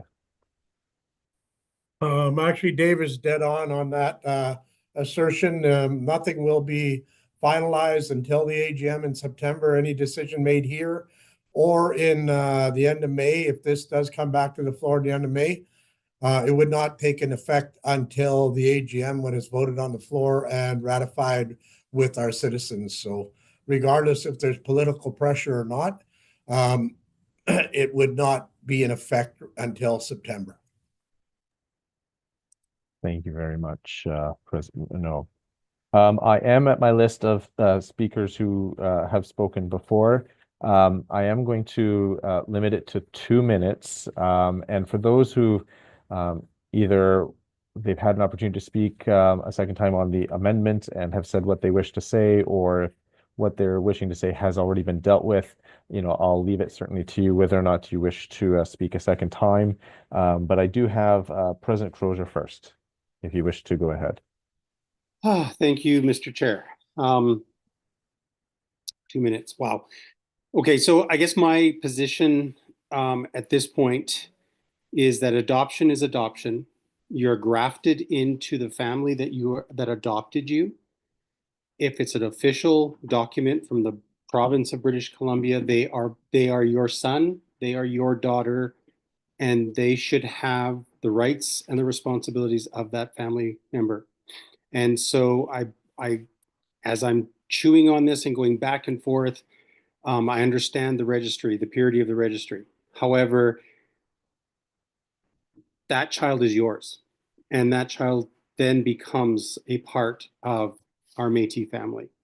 So I'm going to vote against this. Thank you very much. I next have Leader McDonnell. Please go ahead. I think I've shared my thoughts pretty clearly. Someone had mentioned that it's difficult because now many under Bill C-31 can get status. And I'm one of those people who could. But I could not because my heart is Métis and that is who I am. If I were to apply, they are not going to ask me for blood quantum. They're not going to ask for a blood test to say how much do you qualify for status. I feel like we're having a discussion that our ancestors would just be appalled with. And to what Jeff said, when you adopt someone, they become yours. No different than if I gave birth. That's who they are. So while I totally understand that we have to be careful with our registry, I would just really like us to take a little bit longer to look at this, and someone much smarter than me to bring it back in May, to see if we could do it with a little bit more conversation and thought. So I'm just asking our ancestors, our Cookums and our Mushums, to be with us right now while we think about Métis. Mercy. Thank you very much. Director Hooper, please go ahead if you wish. Yes, thank you. And thank you for all the great discussion. I still speak in favor of this resolution, the way it sits, the way it stands. And I to protect our registry, to protect our nation. And yeah, I'm in favor of it. And that's where I'm going to stand. So thank you. Thank you very much. I've got, sorry, Chairperson Carrier, please. Thank you, Mr. Speaker. I too am speaking in favor of this resolution. At the end of the day, we need to protect the integrity of our registry. When we adopt children into the family, they are our children 100%. And I believe that communities play a huge role in accepting those children into community and making them feel part of the family. However, sadly, we do not have the same rights as our First Nations kin. We are in a situation here where we need to be impeccable with our registry as we move forward fighting for our Section 35 rights. So I think, as Deb pointed out earlier, there are two issues going on here. There's the integrity of our registry, and then how we accept our children into the family of being Métis. So I just urge all of you to think about the integrity of our registry moving forward. Thank you. Sorry, just a moment. Thank you very much. Sorry, can I just have a, yes, the next speaker I have is President Shepherd. Thank you. So this is an emotional resolution. Everybody coming to talk about this today are going to have emotions attached to this. In talking about acceptance at community level, which is what would happen because the parents or parent is or are Métis. So the child being involved at a community level, that actually answers the need of belonging. Whereas being given citizenship, as we know, gives the right to funding, leadership positions, etc. As I'm thinking more and more about it, it's citizenship is the colonial requirement. Our ancestors didn't require citizenship. So I feel that we need time to be able to process this and learn more on the potential implications of voting one way or another on this. I came into this ready to vote against this resolution, and I'm sitting in this place now of really wanting to know more. What I'd really like to see happen is for this to be tabled until after the March 13th, 14th Provincial Forum on Métis Children and Families, and I would request that time be made for this conversation. If there's not room on the agenda, then perhaps it extends into an evening for those that want to learn more. Thank you. And so just President Shepherd, I just want to be clear. So you're bringing a motion to table or to postpone the resolution 3 to the May MNGA. Is that correct? I think I would actually look to you to tell me if this passes or fails. Can we then make the request after that fact for this to be discussed at the provincial forum, or does that motion need to be made now? The request to have it discussed at the forum would be more, if I can put it this way, like a political or operational kind of question to MNBC or whomever's putting it on. I'm not as clear on the event, and so it'd be more of a request to include this as like for example an agenda item or an opportunity to speak about it.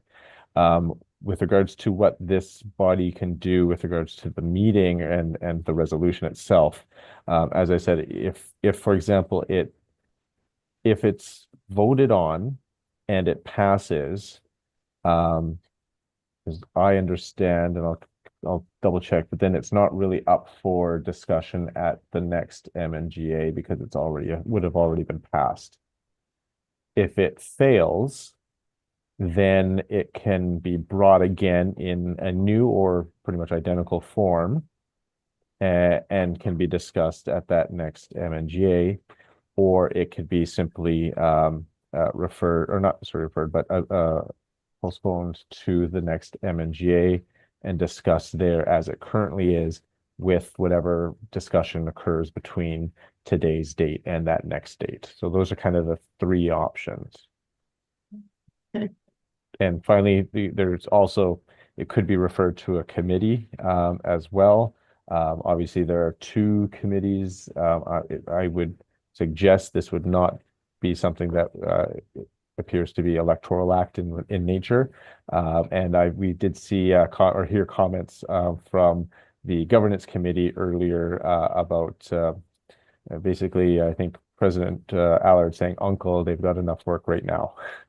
Yeah, I was going to say I wouldn't want to see this go to committee. I feel like we've got committees already going and it's just creates more work. Whereas what I feel that we need to do, at least for myself, what I need to do is be able to sit and process this and learn more. So I think at that, I am going to motion to table this until after the March 13th, 14th Provincial Forum.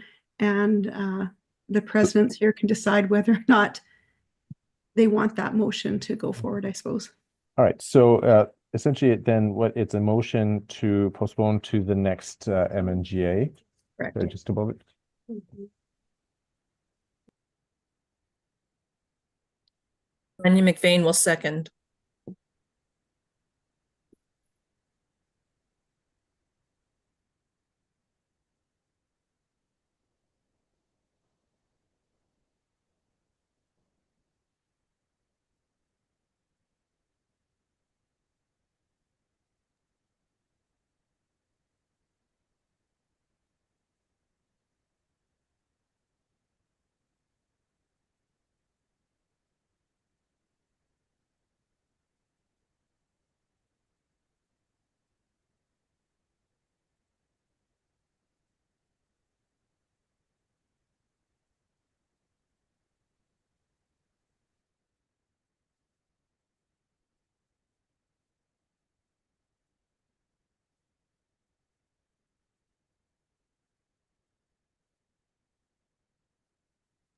Okay, thank you very much. Just want to clarify because there is mechanisms within the MNGA for revisiting or potential changes to resolutions that have passed at previous MNGAs.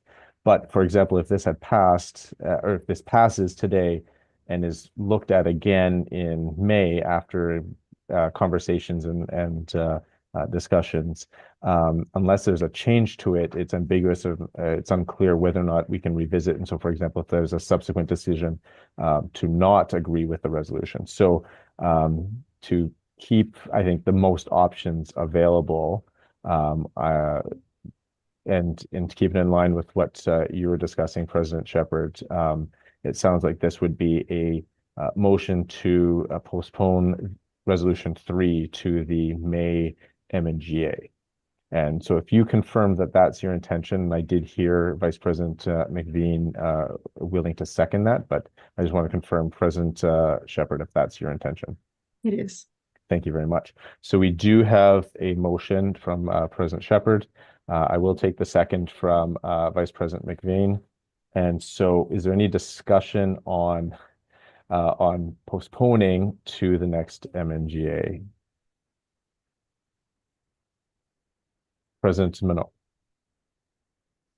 On that note, if that does happen, like if this does not pass, we're still going to have a vote on this resolution, are we not? No, if President Shepherd's motion passes, then what essentially is this will be, for better words, punted to the May MNGA for the May MNGA to vote on voting this to approve or not approve the resolution itself. So as I understand, President Shepherd's intention is so that allow some further discussion, including at that event that she describes that's later in March. Okay, I'm going to keep my hand raised for after that vote. Okay, so I've speak on after that. All right, thank you. Anyone else wishing to discuss the motion to postpone?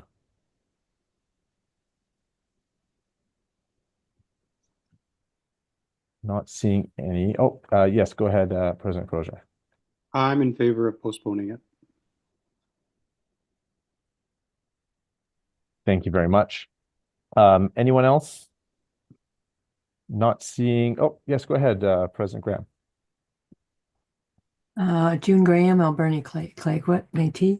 I'm wondering how it would look, but with all of this being postponed, is there any way that we can add something to it, like no further adoption things would be processed or reviewed at the time until we've come to a decision around this?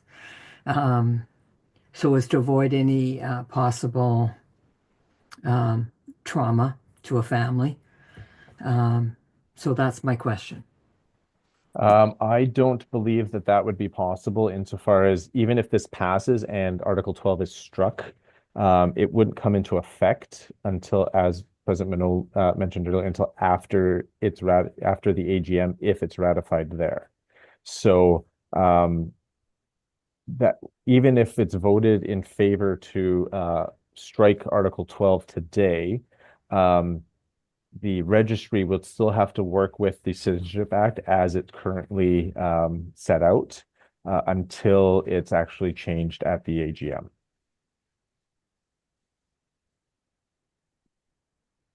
does that hopefully answer your question?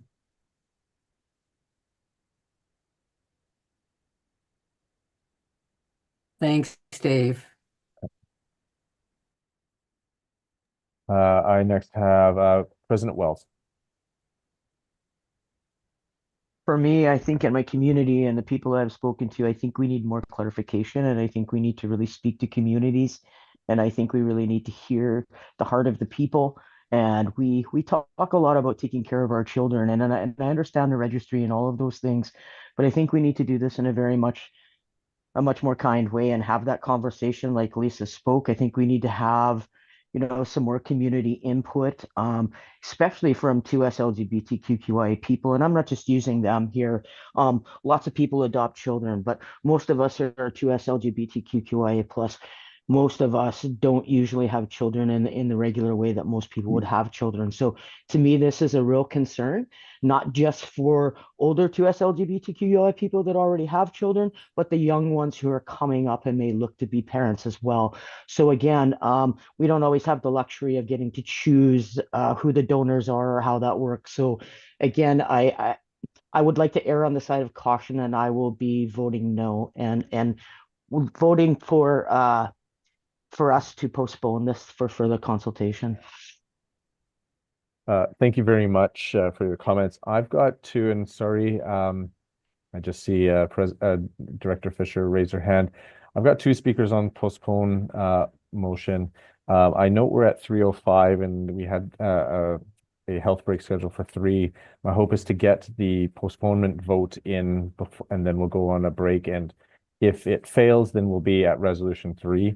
And we may have to proceed, but I'm wanting to get these votes in as soon as we can. But I do have a couple hands still up from previous. President Allard, please go ahead. Yeah, thank you, Chair. David Allard, Salmon Army Association. I support a postponement, and I'm also wondering if we can have MNBC supply some backgrounder information in regards to the more general issue of adoption. I believe we should at the very least inform ourselves by looking at what's done out there, especially in the Indigenous communities. And that would be something that could help us upcoming to the June MNGA there. I mean, some people's positions changes today by doing searches online with the BC Adoptions Act. I mean, it just illustrates how strapped for time we are as volunteers. It would be nice to have a more fulsome information package for us for the pros and cons of this based on information that's out there. So that's a suggestion / request, but I do support a postponement of this. Thank you. I do have a suggestion, Dave, on this. Sorry, just a quick moment. Yeah. I do have hands, and one thing I'm going to say that might help, and I know as mentioned previously, we had an adoption committee. There may be some of those materials from their presentations previously that might be available that might be relevant. I've got Director Gervais and then President Minot for after the motion to postpone. I'll address it before the motion. Sure. Okay. Director Gervais, please go ahead. Yes, I too like to see it go to the summer MNGA. I think we need that little extra time to take it to the adoption committee, and so we can hash out a lot of stuff that regarding what we talked about for the last half hour, and it'll come to fruition. I'm sure we'll figure it out. Thank you very much. And President Minot. Yeah, I'm a little concerned about the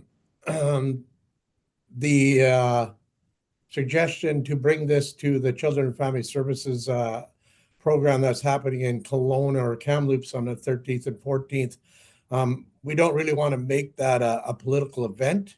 So what I'm suggesting, and you would have the commitment of MNBC, I believe, and our whole board, that if we do postpone this resolution, that we have a town hall on it, just strictly on this. We get the information out that is needed, and we schedule a town hall before our next MNGA. You know, we can have it in sometime mid-May.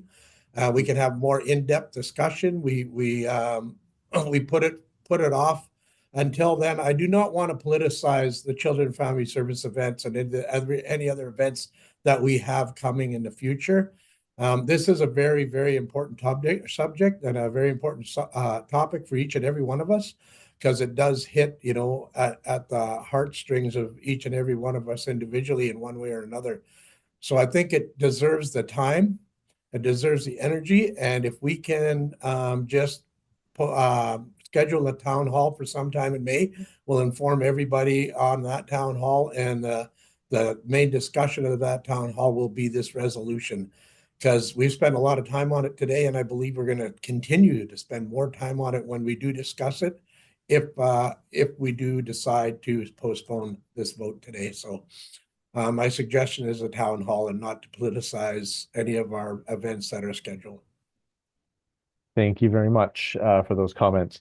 So we will proceed with the vote on the motion to postpone.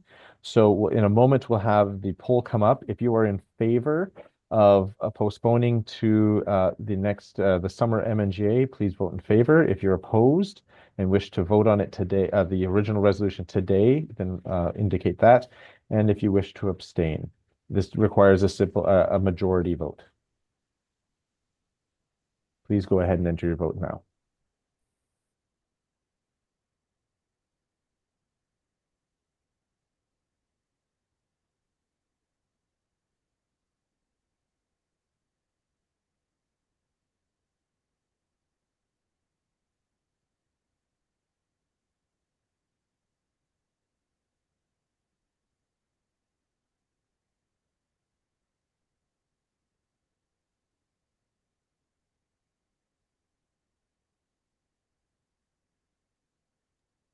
Right, 5 more seconds. There may be one or two that have not yet voted. Oh, thank you.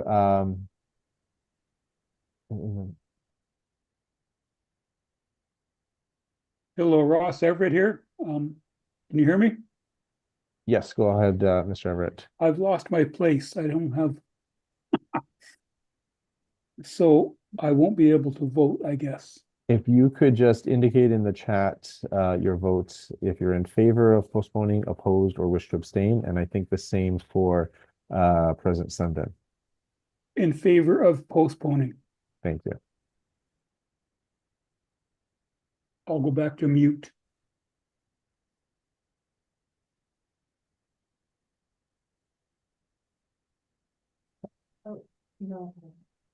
All right, thank you. I'm going to close the votes, and then we did record both for, I'm not sure if it's, is it Vice President Everett and President Sundin? Thank you.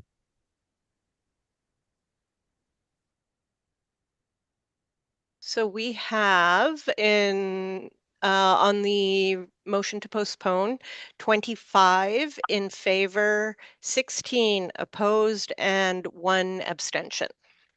So the motion is approved. Thank you very much. So with that, Resolution 3 has been postponed to the summer MNGA. Thank you, everyone, for the discussion. Certainly not a easy decision or easy topic. Certainly a lot of great discussion. I want to thank everyone. We're going to take, we're a few minutes past the break. I'm going to suggest a 10-minute break, and then we'll go as far as we can with the plan of ending today at 4. So if everyone returns, or let's say 13-minute break. So if everyone can return at 3:25 Pacific or 4:25 Mountain Time, and then we will go as far as we can until 4 o'clock. We'll see you all shortly.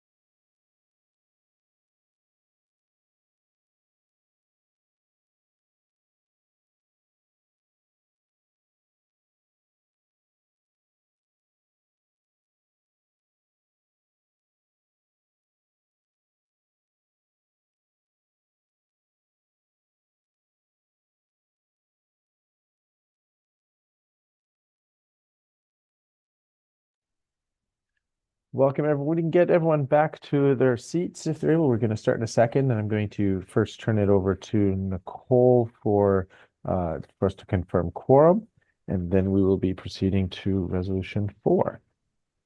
Welcome back, everyone. I guess we are on reverse alphabetical order. Anthony Wingham, Wichea. Present. Pixie Wells, Fraser Valley. Present. Marlene Swears, Caribou Chilcotin. Present. Joy Sundin, Prince Rupert and District. Greg Stanwood, North Fraser. Here. Lisa Shepherd, Golden Ears.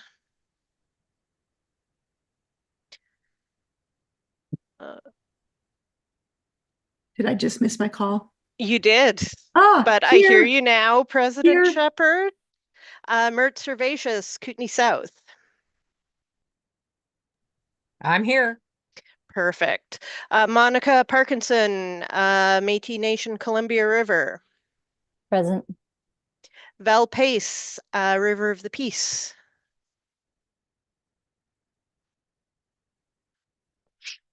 Val? Anya McVeigh, Two Rivers. Present. Betty Ann MacDonnell, Nicola Valley and District. Present. Tyler Massey, North Island. Present. Richard Lewis, Cowichan Valley. Present. Anthony Crillo, Surrey Delta. Present. June Graham, Alberni Clayoquot. Present. Tony Goulet, North Caribou. Okay. Feb Goulet, Columbia Valley. I'm here. Alicia Fernando, Tri-River Métis Association. I'm here. Ross Everett, South Okanagan, Similkameen. Still here. Cheryl Dodman, Kelowna.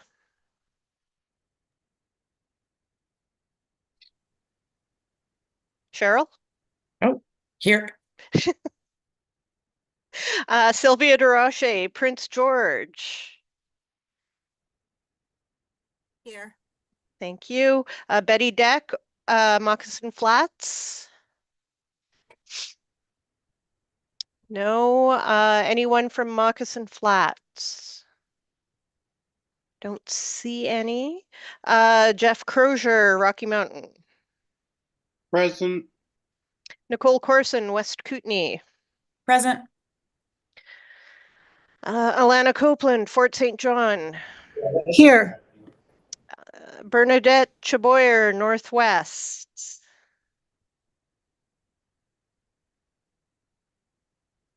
Bernadette?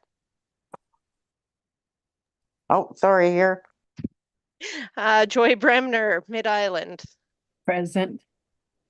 Caitlin Bird, Greater Victoria. Present. Rob Anderson, Vancouver Sea to Sky. Here. Dave Allard, Salmon Arm. Here. Tom Adams, Mikisew. Present. Dylan Adam, Vermilion Forks. Here. And we're on to the MNBC board. Director Paulette Flamond. Here. Susie Hooper. Present. Rainey Gervais. Here. Deborah Fisher. Here. Dean Gladue.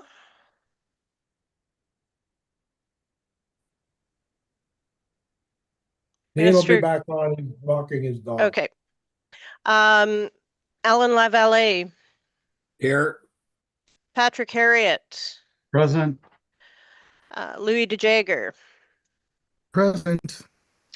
Danielle Bergevin. Present. Carmen Carrier. Here. Melanie Allard. Here. And Walter Minot. Here. Thank you. There is a quorum, and I will calculate numbers shortly. Oh, Right. Sorry, did I miss anyone? Russell? Yeah, here. Okay. Anyone else I missed?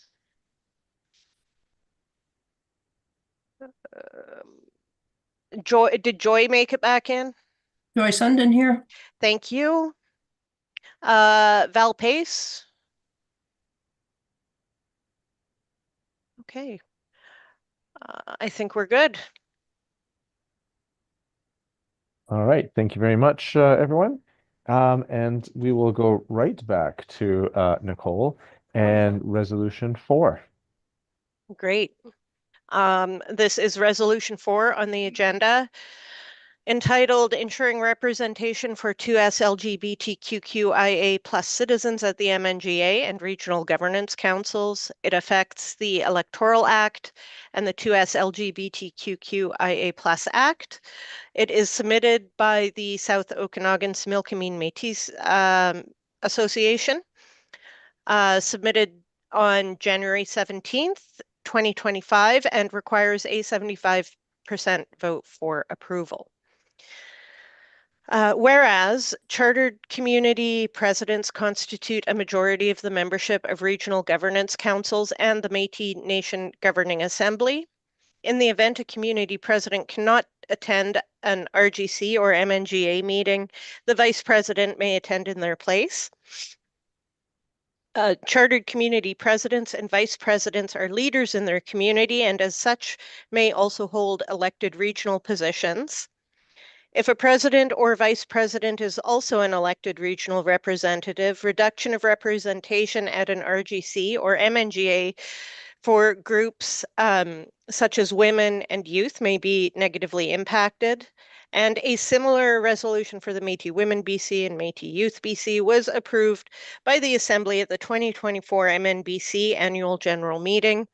And approval of this resolution will align the 2S LGBTQIA+ Act with the Métis Nation Women's Act and the Métis Nation Youth Act. Be it resolved that the underlined words be inserted into Article 8.10 to the Electoral Act as set out below. Upon election by voter acclamation as a Regional 2S LGBTQIA+, Regional Women's, or Regional Youth Representative, a citizen who holds the position of president or vice president on a chartered community board must immediately resign from that position. B, the following be added as a sub-article to Article 5.3 of the 2S LGBTQIA+ Act. Upon election by vote or acclamation as a Regional 2S LGBTQIA+ representative, a citizen who holds the position of president or vice president on a chartered community board must immediately resign from that position. And if the position of Regional 2S LGBTQIA+ representative is vacant between elections, a president or vice president of a chartered community may be appointed to the position on an interim basis, subject to procedures set out in the Constitution and the MNGA Act. Thank you very much. I will look for a mover and a seconder of this resolution. Chairperson Dieger. Thank you. Do we have a seconder? I see President Crozier. Thank you. So I will open it up to Chairperson Dieger to start. Yeah, great. Thanks very much. This is housekeeping. I did have a call about, I think it was on Wednesday. And it was a concern that was coming from one of the regional directors of the Two-Spirit Committee and asking for more time because, of course, there's only been 10 days since the council took their oath, and we haven't had a meeting to discuss a lot of the legislation that's before us today. And so I looped a few people in, including Nicole, and tried to get different opinions on what is it that we could do now. There was a few different suggestions to pull it till the next one. But one of the best suggestions was, why don't you just give Jamie Lee Keith a call? And that's what I did. I had a great conversation in length. And I was assured that this was just housekeeping, that there was consultation with the president of Vancouver Sea to Sky at length on this, and there was no other concerns. It simply is a matter of lining up with the women and the youth so that we're all in the same or going in the same direction. It opens up, I mean, look at the title of it. It opens up for more voices. If we keep taking all the seats as just one person, we're not making that room. And I want to congratulate SOSMA because Monday is their first youth gathering. They finally were able to get it together. And Jamie said, only because I made sure that I had left that seat open, we went out and we got somebody to fill that. And now we're able to have a youth group. So I see nothing but positive things that can happen with passing this. She also stated that it was very difficult to do a good job being a youth director and being the president of her community. So I support this 100%. Thank you very much. I next have President Crozier. Thank you, Mr. Chair. I heartily agree with Chairperson Louis Jagger. I can't wrap my brain around how much work the two positions would do. I'm oftentimes at wit's end as far as the hours that I have to put in as president, and I can't imagine balancing another position within the region. And I also believe that in falling in line with the women and the youth, that this should actually just be another one added. So housekeeping, 100%. Anything personal? No, I don't believe there's anything going on beyond a housekeeping mandate. Thank you very much. President Minot, please go ahead. Yeah, I'm in favor of this resolution as well. It is actually only housekeeping. We do have legislation and we do have policies in place in regards to these positions, and all that it does is follow along with our policies, with our constitution in regards to these positions. You know, each of our regional directors have to abide by certain regulations that are put in our constitution and our bylaws, and so is the women's chair and the youth chair. All this does is confide and move right along with the constitution and bylaws that we have in place already. We're not changing anything. There's no big real changes to this here policy at all, or to this here resolution, because it confines exactly with our women. It confines exactly with the youth.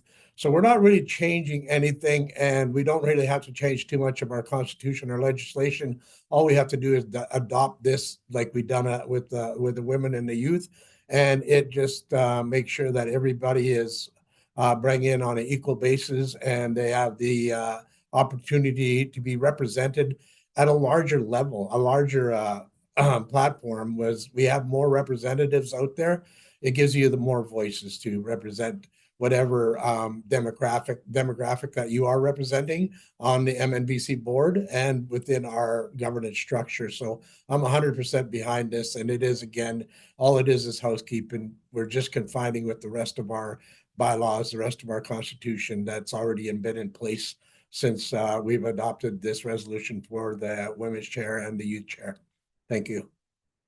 Thank you. I next have Vice President McVeigh.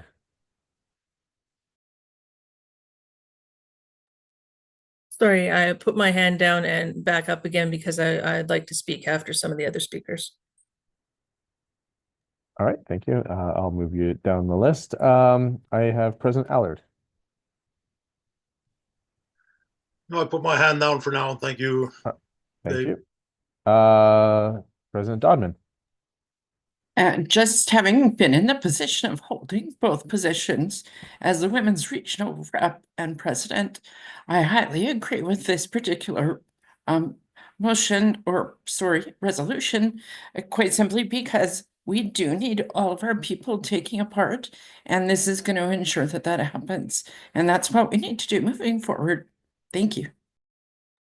Thank you very much. President Anderson, please go ahead. Hi, thank you very much, Mr. Speaker. I just wanted to go on the record that there has not been extensive consultation with Vancouver Sea to Sky and myself as president. There has been conversations, but there has been no consultation. I want that to be included in the record.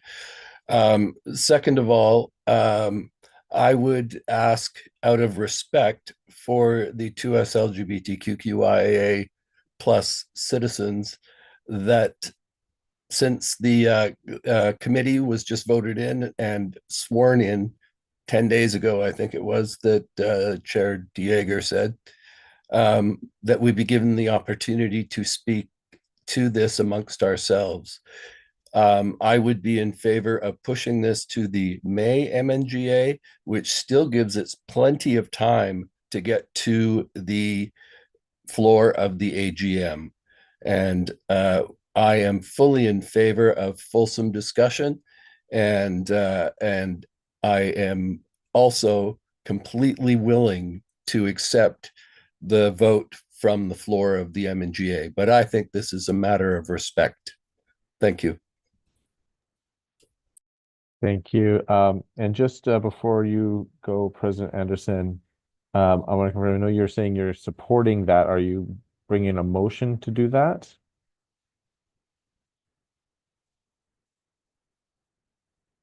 Sorry, President Anderson?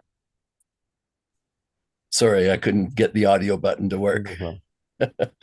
Yes, I would like to put forward that motion to have it postponed till the next. I'll second that. And thank you. I'm just going to write.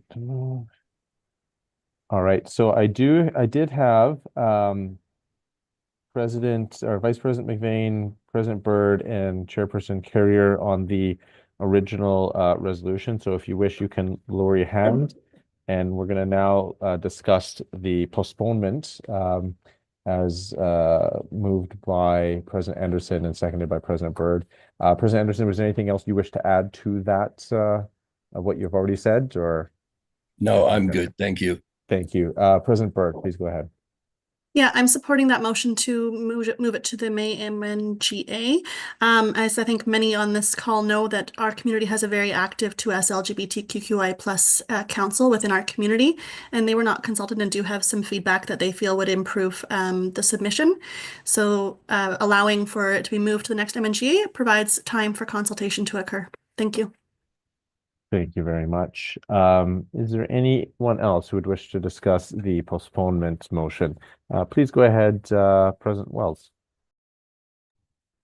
Well, I'm in alignment with the president of Sea to Sky and Caitlin as well. I think there needs to be some consultation with 2S LGBTQI people.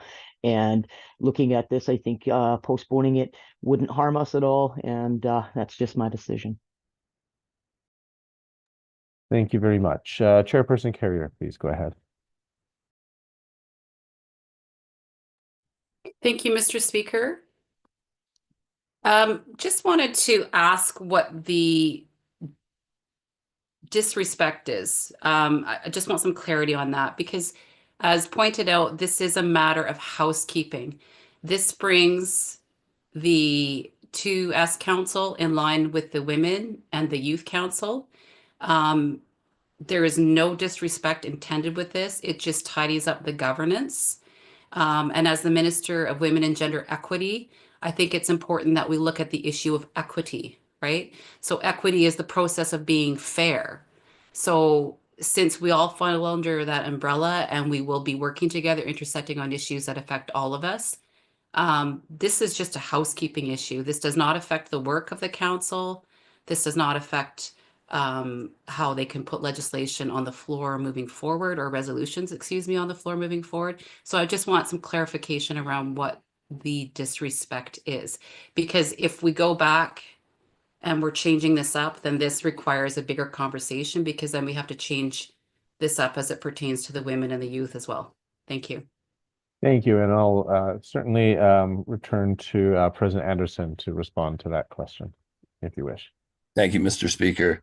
I never said that it was a matter of disrespect. I said that it would be a matter of respect for given that we as a committee just became a committee officially, that we be given the opportunity to discuss it.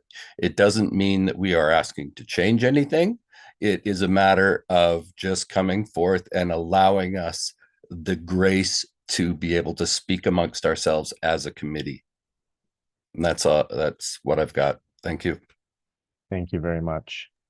The next speaker I have is Vice President McVeigh. Yes, I'd like to speak in support of the motion to delay. As President Anderson said, it's simply a matter of respecting our ability to discuss this as 2S individuals, and ensuring that something that is legislated about us can be equitably discussed amongst us before it is voted in. Thank you very much. President Minot, please go ahead to speak on the postponement motion. Yeah, I'm speaking actually against the postponement. Everybody still has between now and September, our next AGM, to have this discussion. You know, the LGBTQIA plus representatives for the province still can gather together and go through this resolution after it's brought to the floor and passed, and still have that discussion before it is ratified at the AGM. So we're not actually delaying or not allowing them to have this discussion. You know, they're still capable of discussing this issue. And if we put it on the floor now, it gives them even more time to make the discussion and any changes they would like to see it come forward at the AGM when it is ratified. But all this is, in my mind, is housekeeping. What we're doing is we're confining with the exact same resolutions and policies that we have in place for our women chair and our youth chair. And I really am concerned with the statement that our women's chair has made when there's going to be changes made to this resolution that already confines to our constitution and bylaws. Are we going to be putting everything on the floor with the women's chair and the youth chair to make those adopted changes as well? And is it going to interfere with the policies and the constitution that we already have in place in regards to these issues? So I'm against holding it off, because we still have a lot of time to debate this issue and to make changes or ratifications to it before now in September, before it hits the floor. Thank you, President Minot. Chairperson Dieger, please go ahead.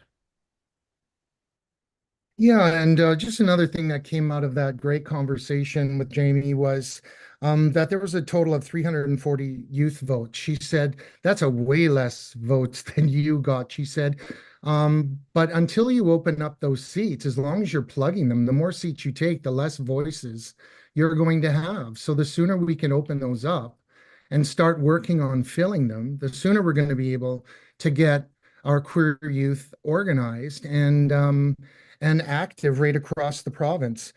Even in that Region 3, I mean, there was the 2S votes were 124. So there are enough people out there, but and that's what she said. She said it forced us to get out there and start recruiting people to fill those seats and get on with the work ahead. So I think a delay is only going to end up with the same answer anyway.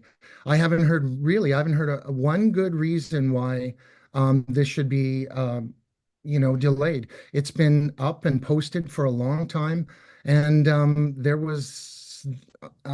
don't, honestly, if somebody's got a good reason, then please say it. Thank you. Sorry, Director Fisher. Yeah, I'm surprised that we want to delay something else again, because I can tell you that our meetings are starting to get packed up already, and we haven't even started. I just see this too as housekeeping. It's a governance manner. I see it as building capacity and providing lots of opportunity it'd be nice just to be able to move on and get to work.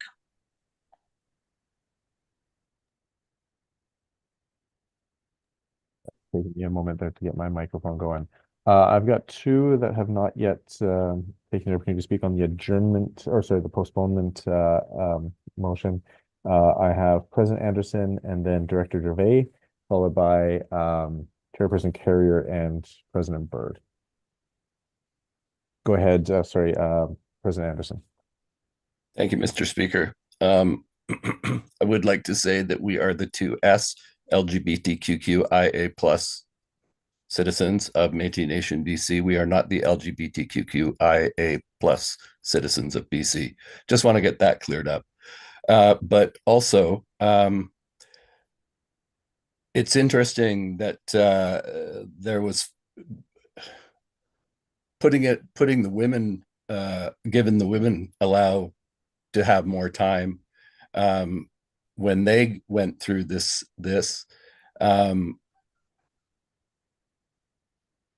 doesn't speak well to me, that that this is just housekeeping and you guys need to fall in line.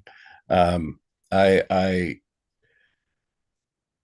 speak as a 2S person. I'm not speaking as president of VS Vancouver City Sky, in that it hurts my heart when I get stuff like this just being brushed under the carpet.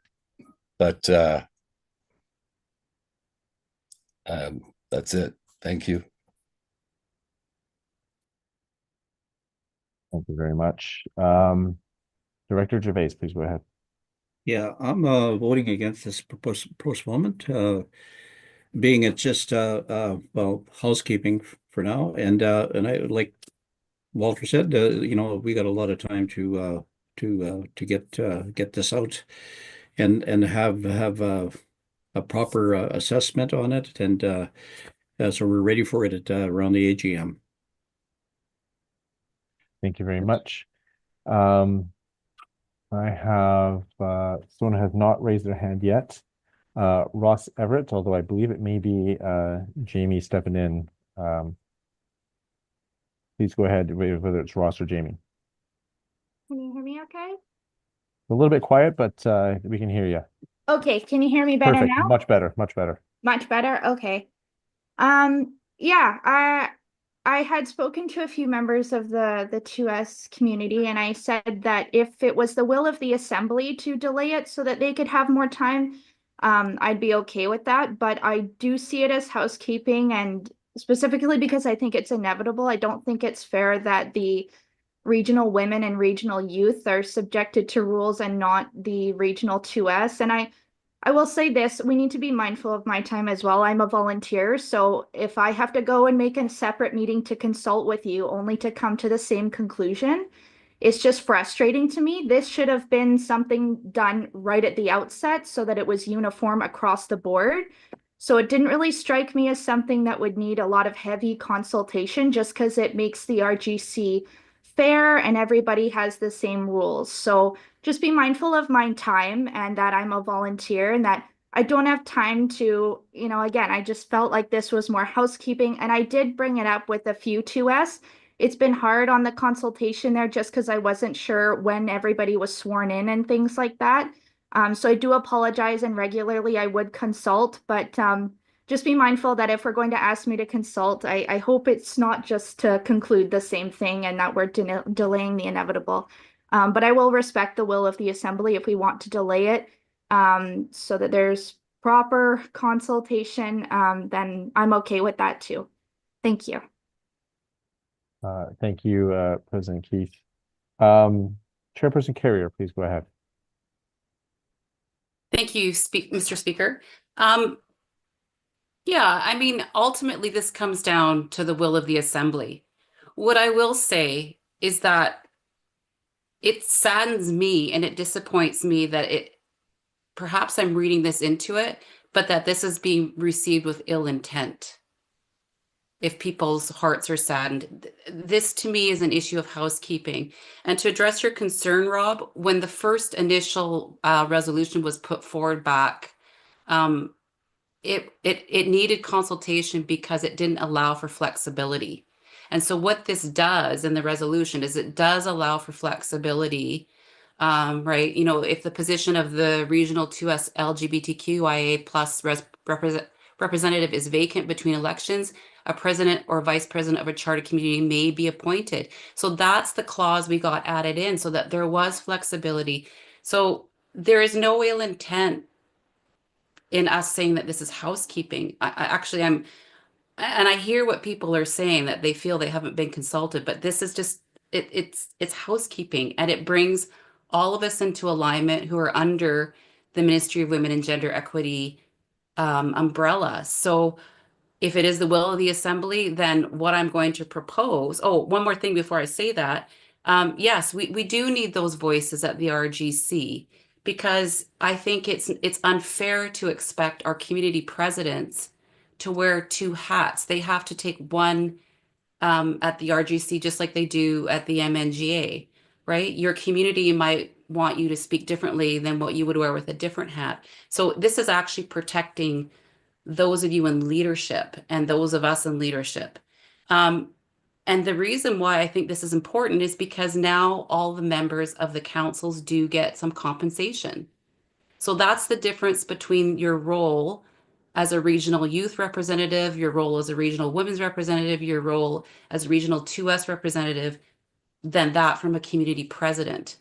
So having said that, if it is the will of the assembly to put this off to the next MNGA, to allow for this process for the 2S council to continue consultation, and if there are suggestions by the council to change this up, then I'm going to suggest that you bring in the youth council and the women's council, because this affects all of us equally.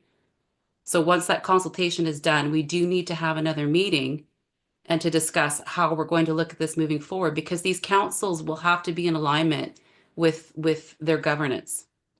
Thank you. Thank you very much. The last speaker I have with a hand up as of right now is President Byrd. Please go ahead. Thank you. Respectfully, comparing the youth and women's legislation isn't necessarily appropriate, as there's different circumstances and there's reasons why there is distinct legislation for each of the provincial councils.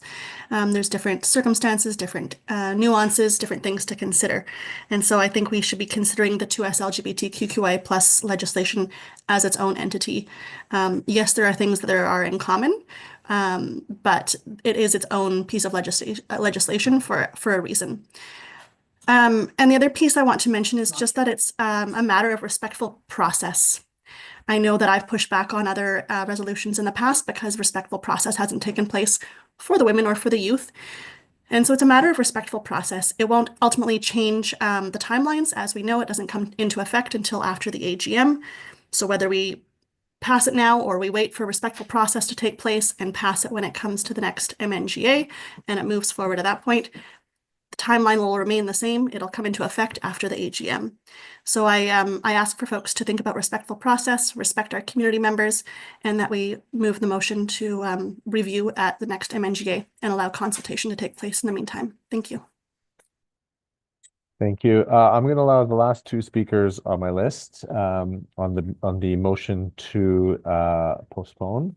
I'll start with Leader McDonnell, and then we'll conclude with President Allard. So Leader McDonnell, please go ahead. I'm wondering if perhaps I could have some clarification from Louis. I thought I heard him say, and I may be wrong, so I'm open to being corrected. I thought I heard him say that Jamie shared that she had an extensive conversation about this with several people, including, I believe it was Rob. And he's saying that it was not an extensive conversation. Also, I agree with Kate.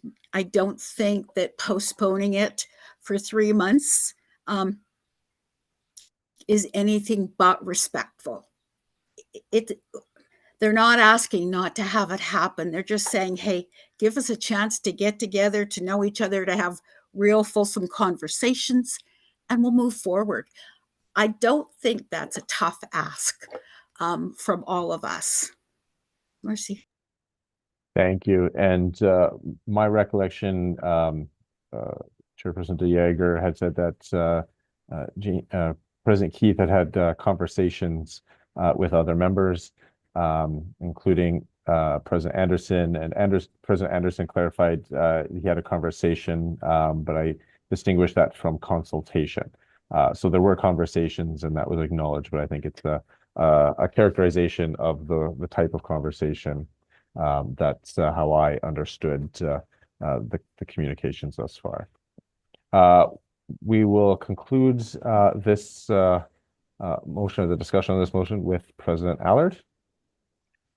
Thank you, Chair Pelletier. I was going to vote against postponing this, but after hearing the request from President Anderson there, I see no real concerns in acquiescing to a respectful request for a postponement. I see no harm in that, and I'll support a postponement there. I think then there's a few other people from that specific council that are making that request, so even more reason to be collegial about it. I think the benefits of trying to work together and not getting entrenched in certain position or ideas far outweigh the benefits of just sticking with what individually we think is best. So that's my position. I'm going to support the postponement there. Thank you. Thank you very much, everyone. And I'm going to stop the discussion on the postponement motion. And so Judith's going to put up the poll for postponement. This will require a majority in order to postpone. If you are in favor of postponing discussion of Resolution 4 to the summer MNGA, please vote in favor. If you are opposed and wish to continue with it today, vote opposed. And of course, you have the option to abstain. This will require a majority vote. Please enter your choice now.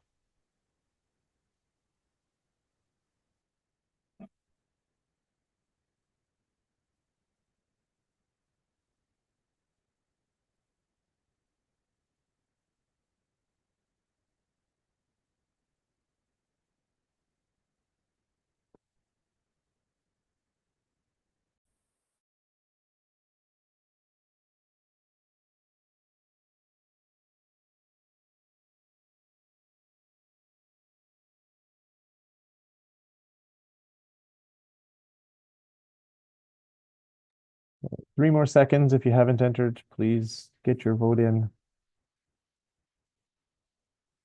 All right, I will turn it over to Nicole to give us the results.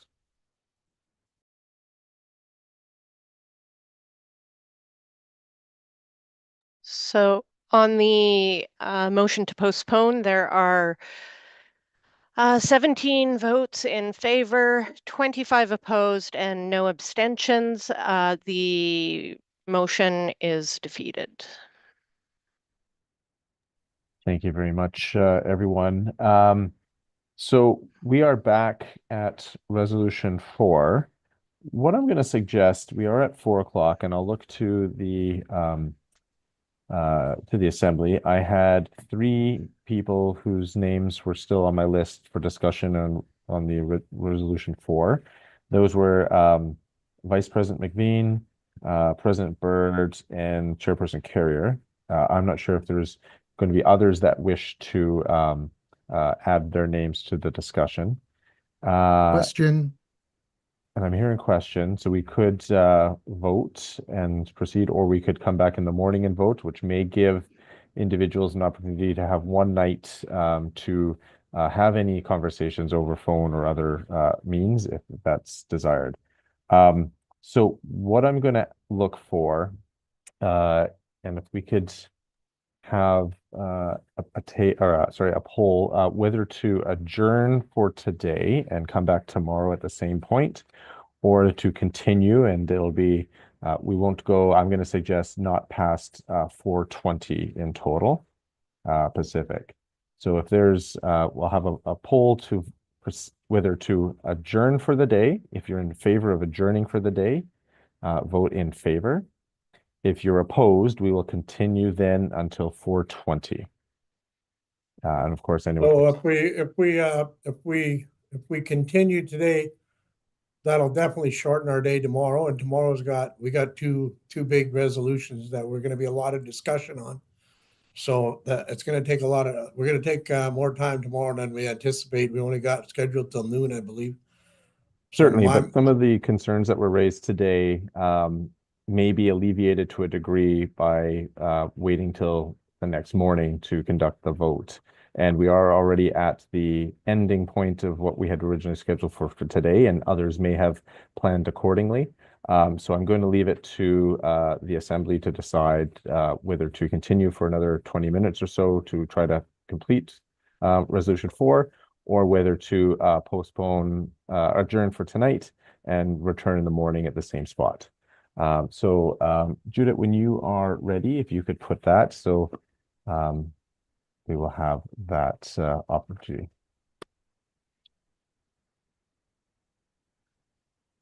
So please enter your vote as soon as possible, and then we'll know which way we're going as quickly as we can.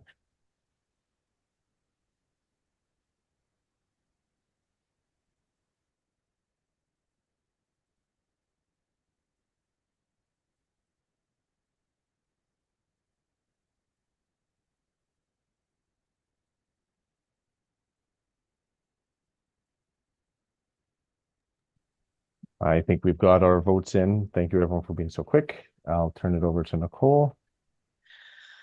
There are 13 votes in. Am I on? I am. Yes. Sorry. There are 13 votes in favor of adjourning and 29 votes in favor of continuing. All right. Thank you very much. We'll continue, and I will turn it next to Vice President McVeigh. No, I was speaking with regards to the motion to postpone. Oh, I think you had said you wanted to return at some point on the original I already resolution. did. You already did? Perfect. Okay, thank you. President Byrd.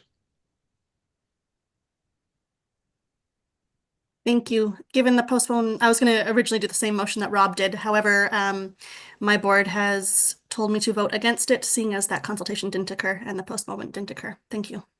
Thank you very much. Chairperson Carrier. Yeah, I will refrain from making any more comments. Or maybe I will make a couple, sorry. Just to say that, there's no ill intent, at least from my perspective. And I really hope that this will help us all to get on with the good work that the council needs to do. So thank you for everybody for sharing your opinions and your thoughts. And they've all been very thoughtful. So I appreciate that. Thank you. Thank you very much.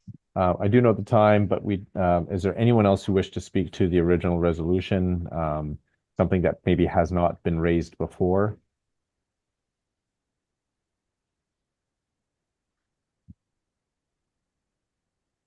I'm not seeing any hands. We'll give it just one more question.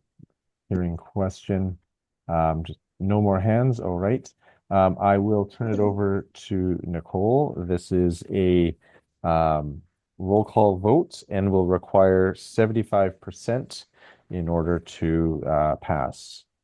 So please vote in favor, opposed, or indicate if you wish to abstain. Nicole, please go ahead.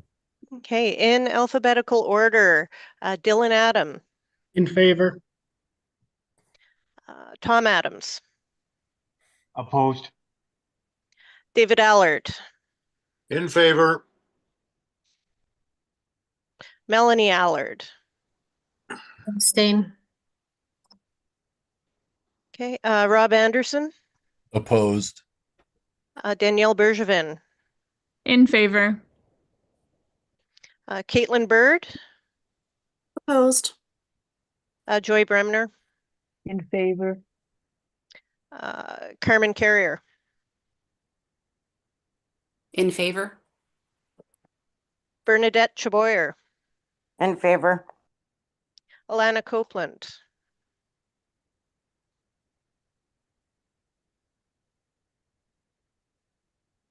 Alana, In favor. Nicole Corson. Abstain. Just give me 1 second here.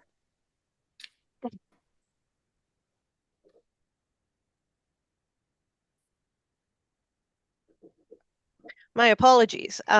Jeff Crozier. In favor.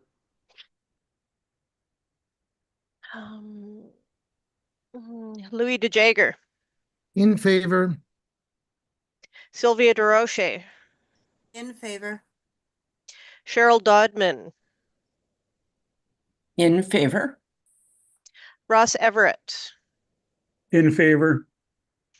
Okay. Alicia Fernando. In favor. Deborah Fisher. In favor. Paulette Flamond. In favor. Rainey Gervais. In favor.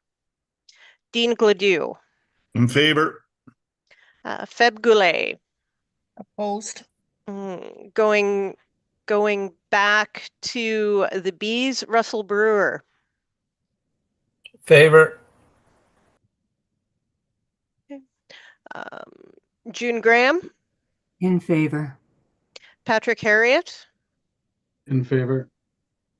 Susie Hooper. In favor. Anthony Crillo.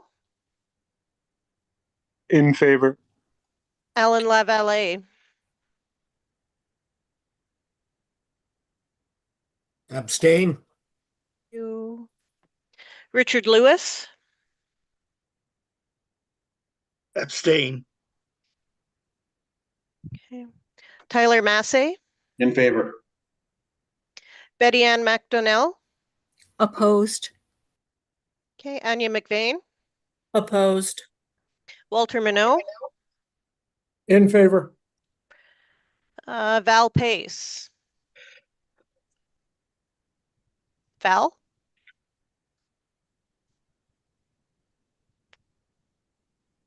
Is Val in the meeting?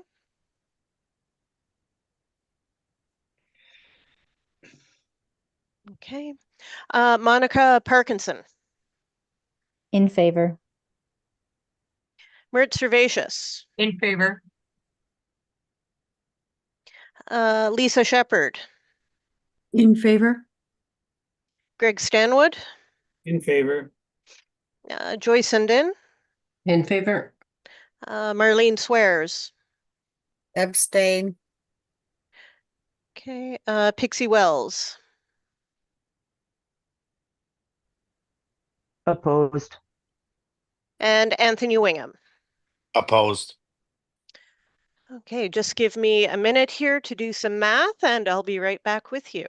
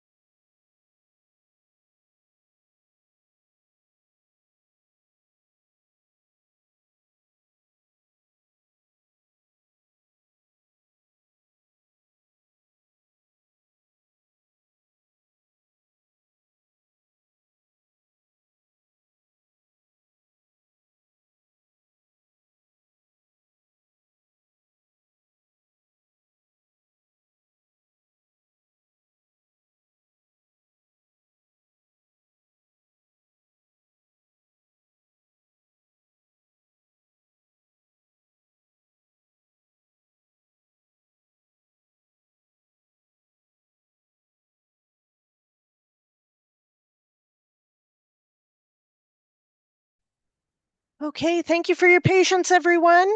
We had 29 votes in favor, 7 opposed. And so the resolution passes. 75% of the number of votes cast is 27. Thank you. So resolution 4 passes. We are at 4:15, and I'd like to thank everyone for the discussion and the deliberations today. We'll adjourn for the night and return tomorrow at 9 o'clock in the morning, Pacific, 10 o'clock Mountain, and we will start right once we get our quorum. We'll start with resolution number 6. We had switched it. Oh, right. 6. Yeah, it took me a second too. And I was so we will see you all tomorrow morning. Have a good evening. Hopefully you can take advantage of some nice weather if you've got it for the rest of the evening. Thanks, everybody. I won't be on tomorrow, so it was a great day, and we'll see you all in May. We'll see you all tomorrow, other than Jeff. Thank you, everybody. Thanks, I everyone. abstain. Thanks, Dave. Okay, take care, guys. Bye. Thanks all.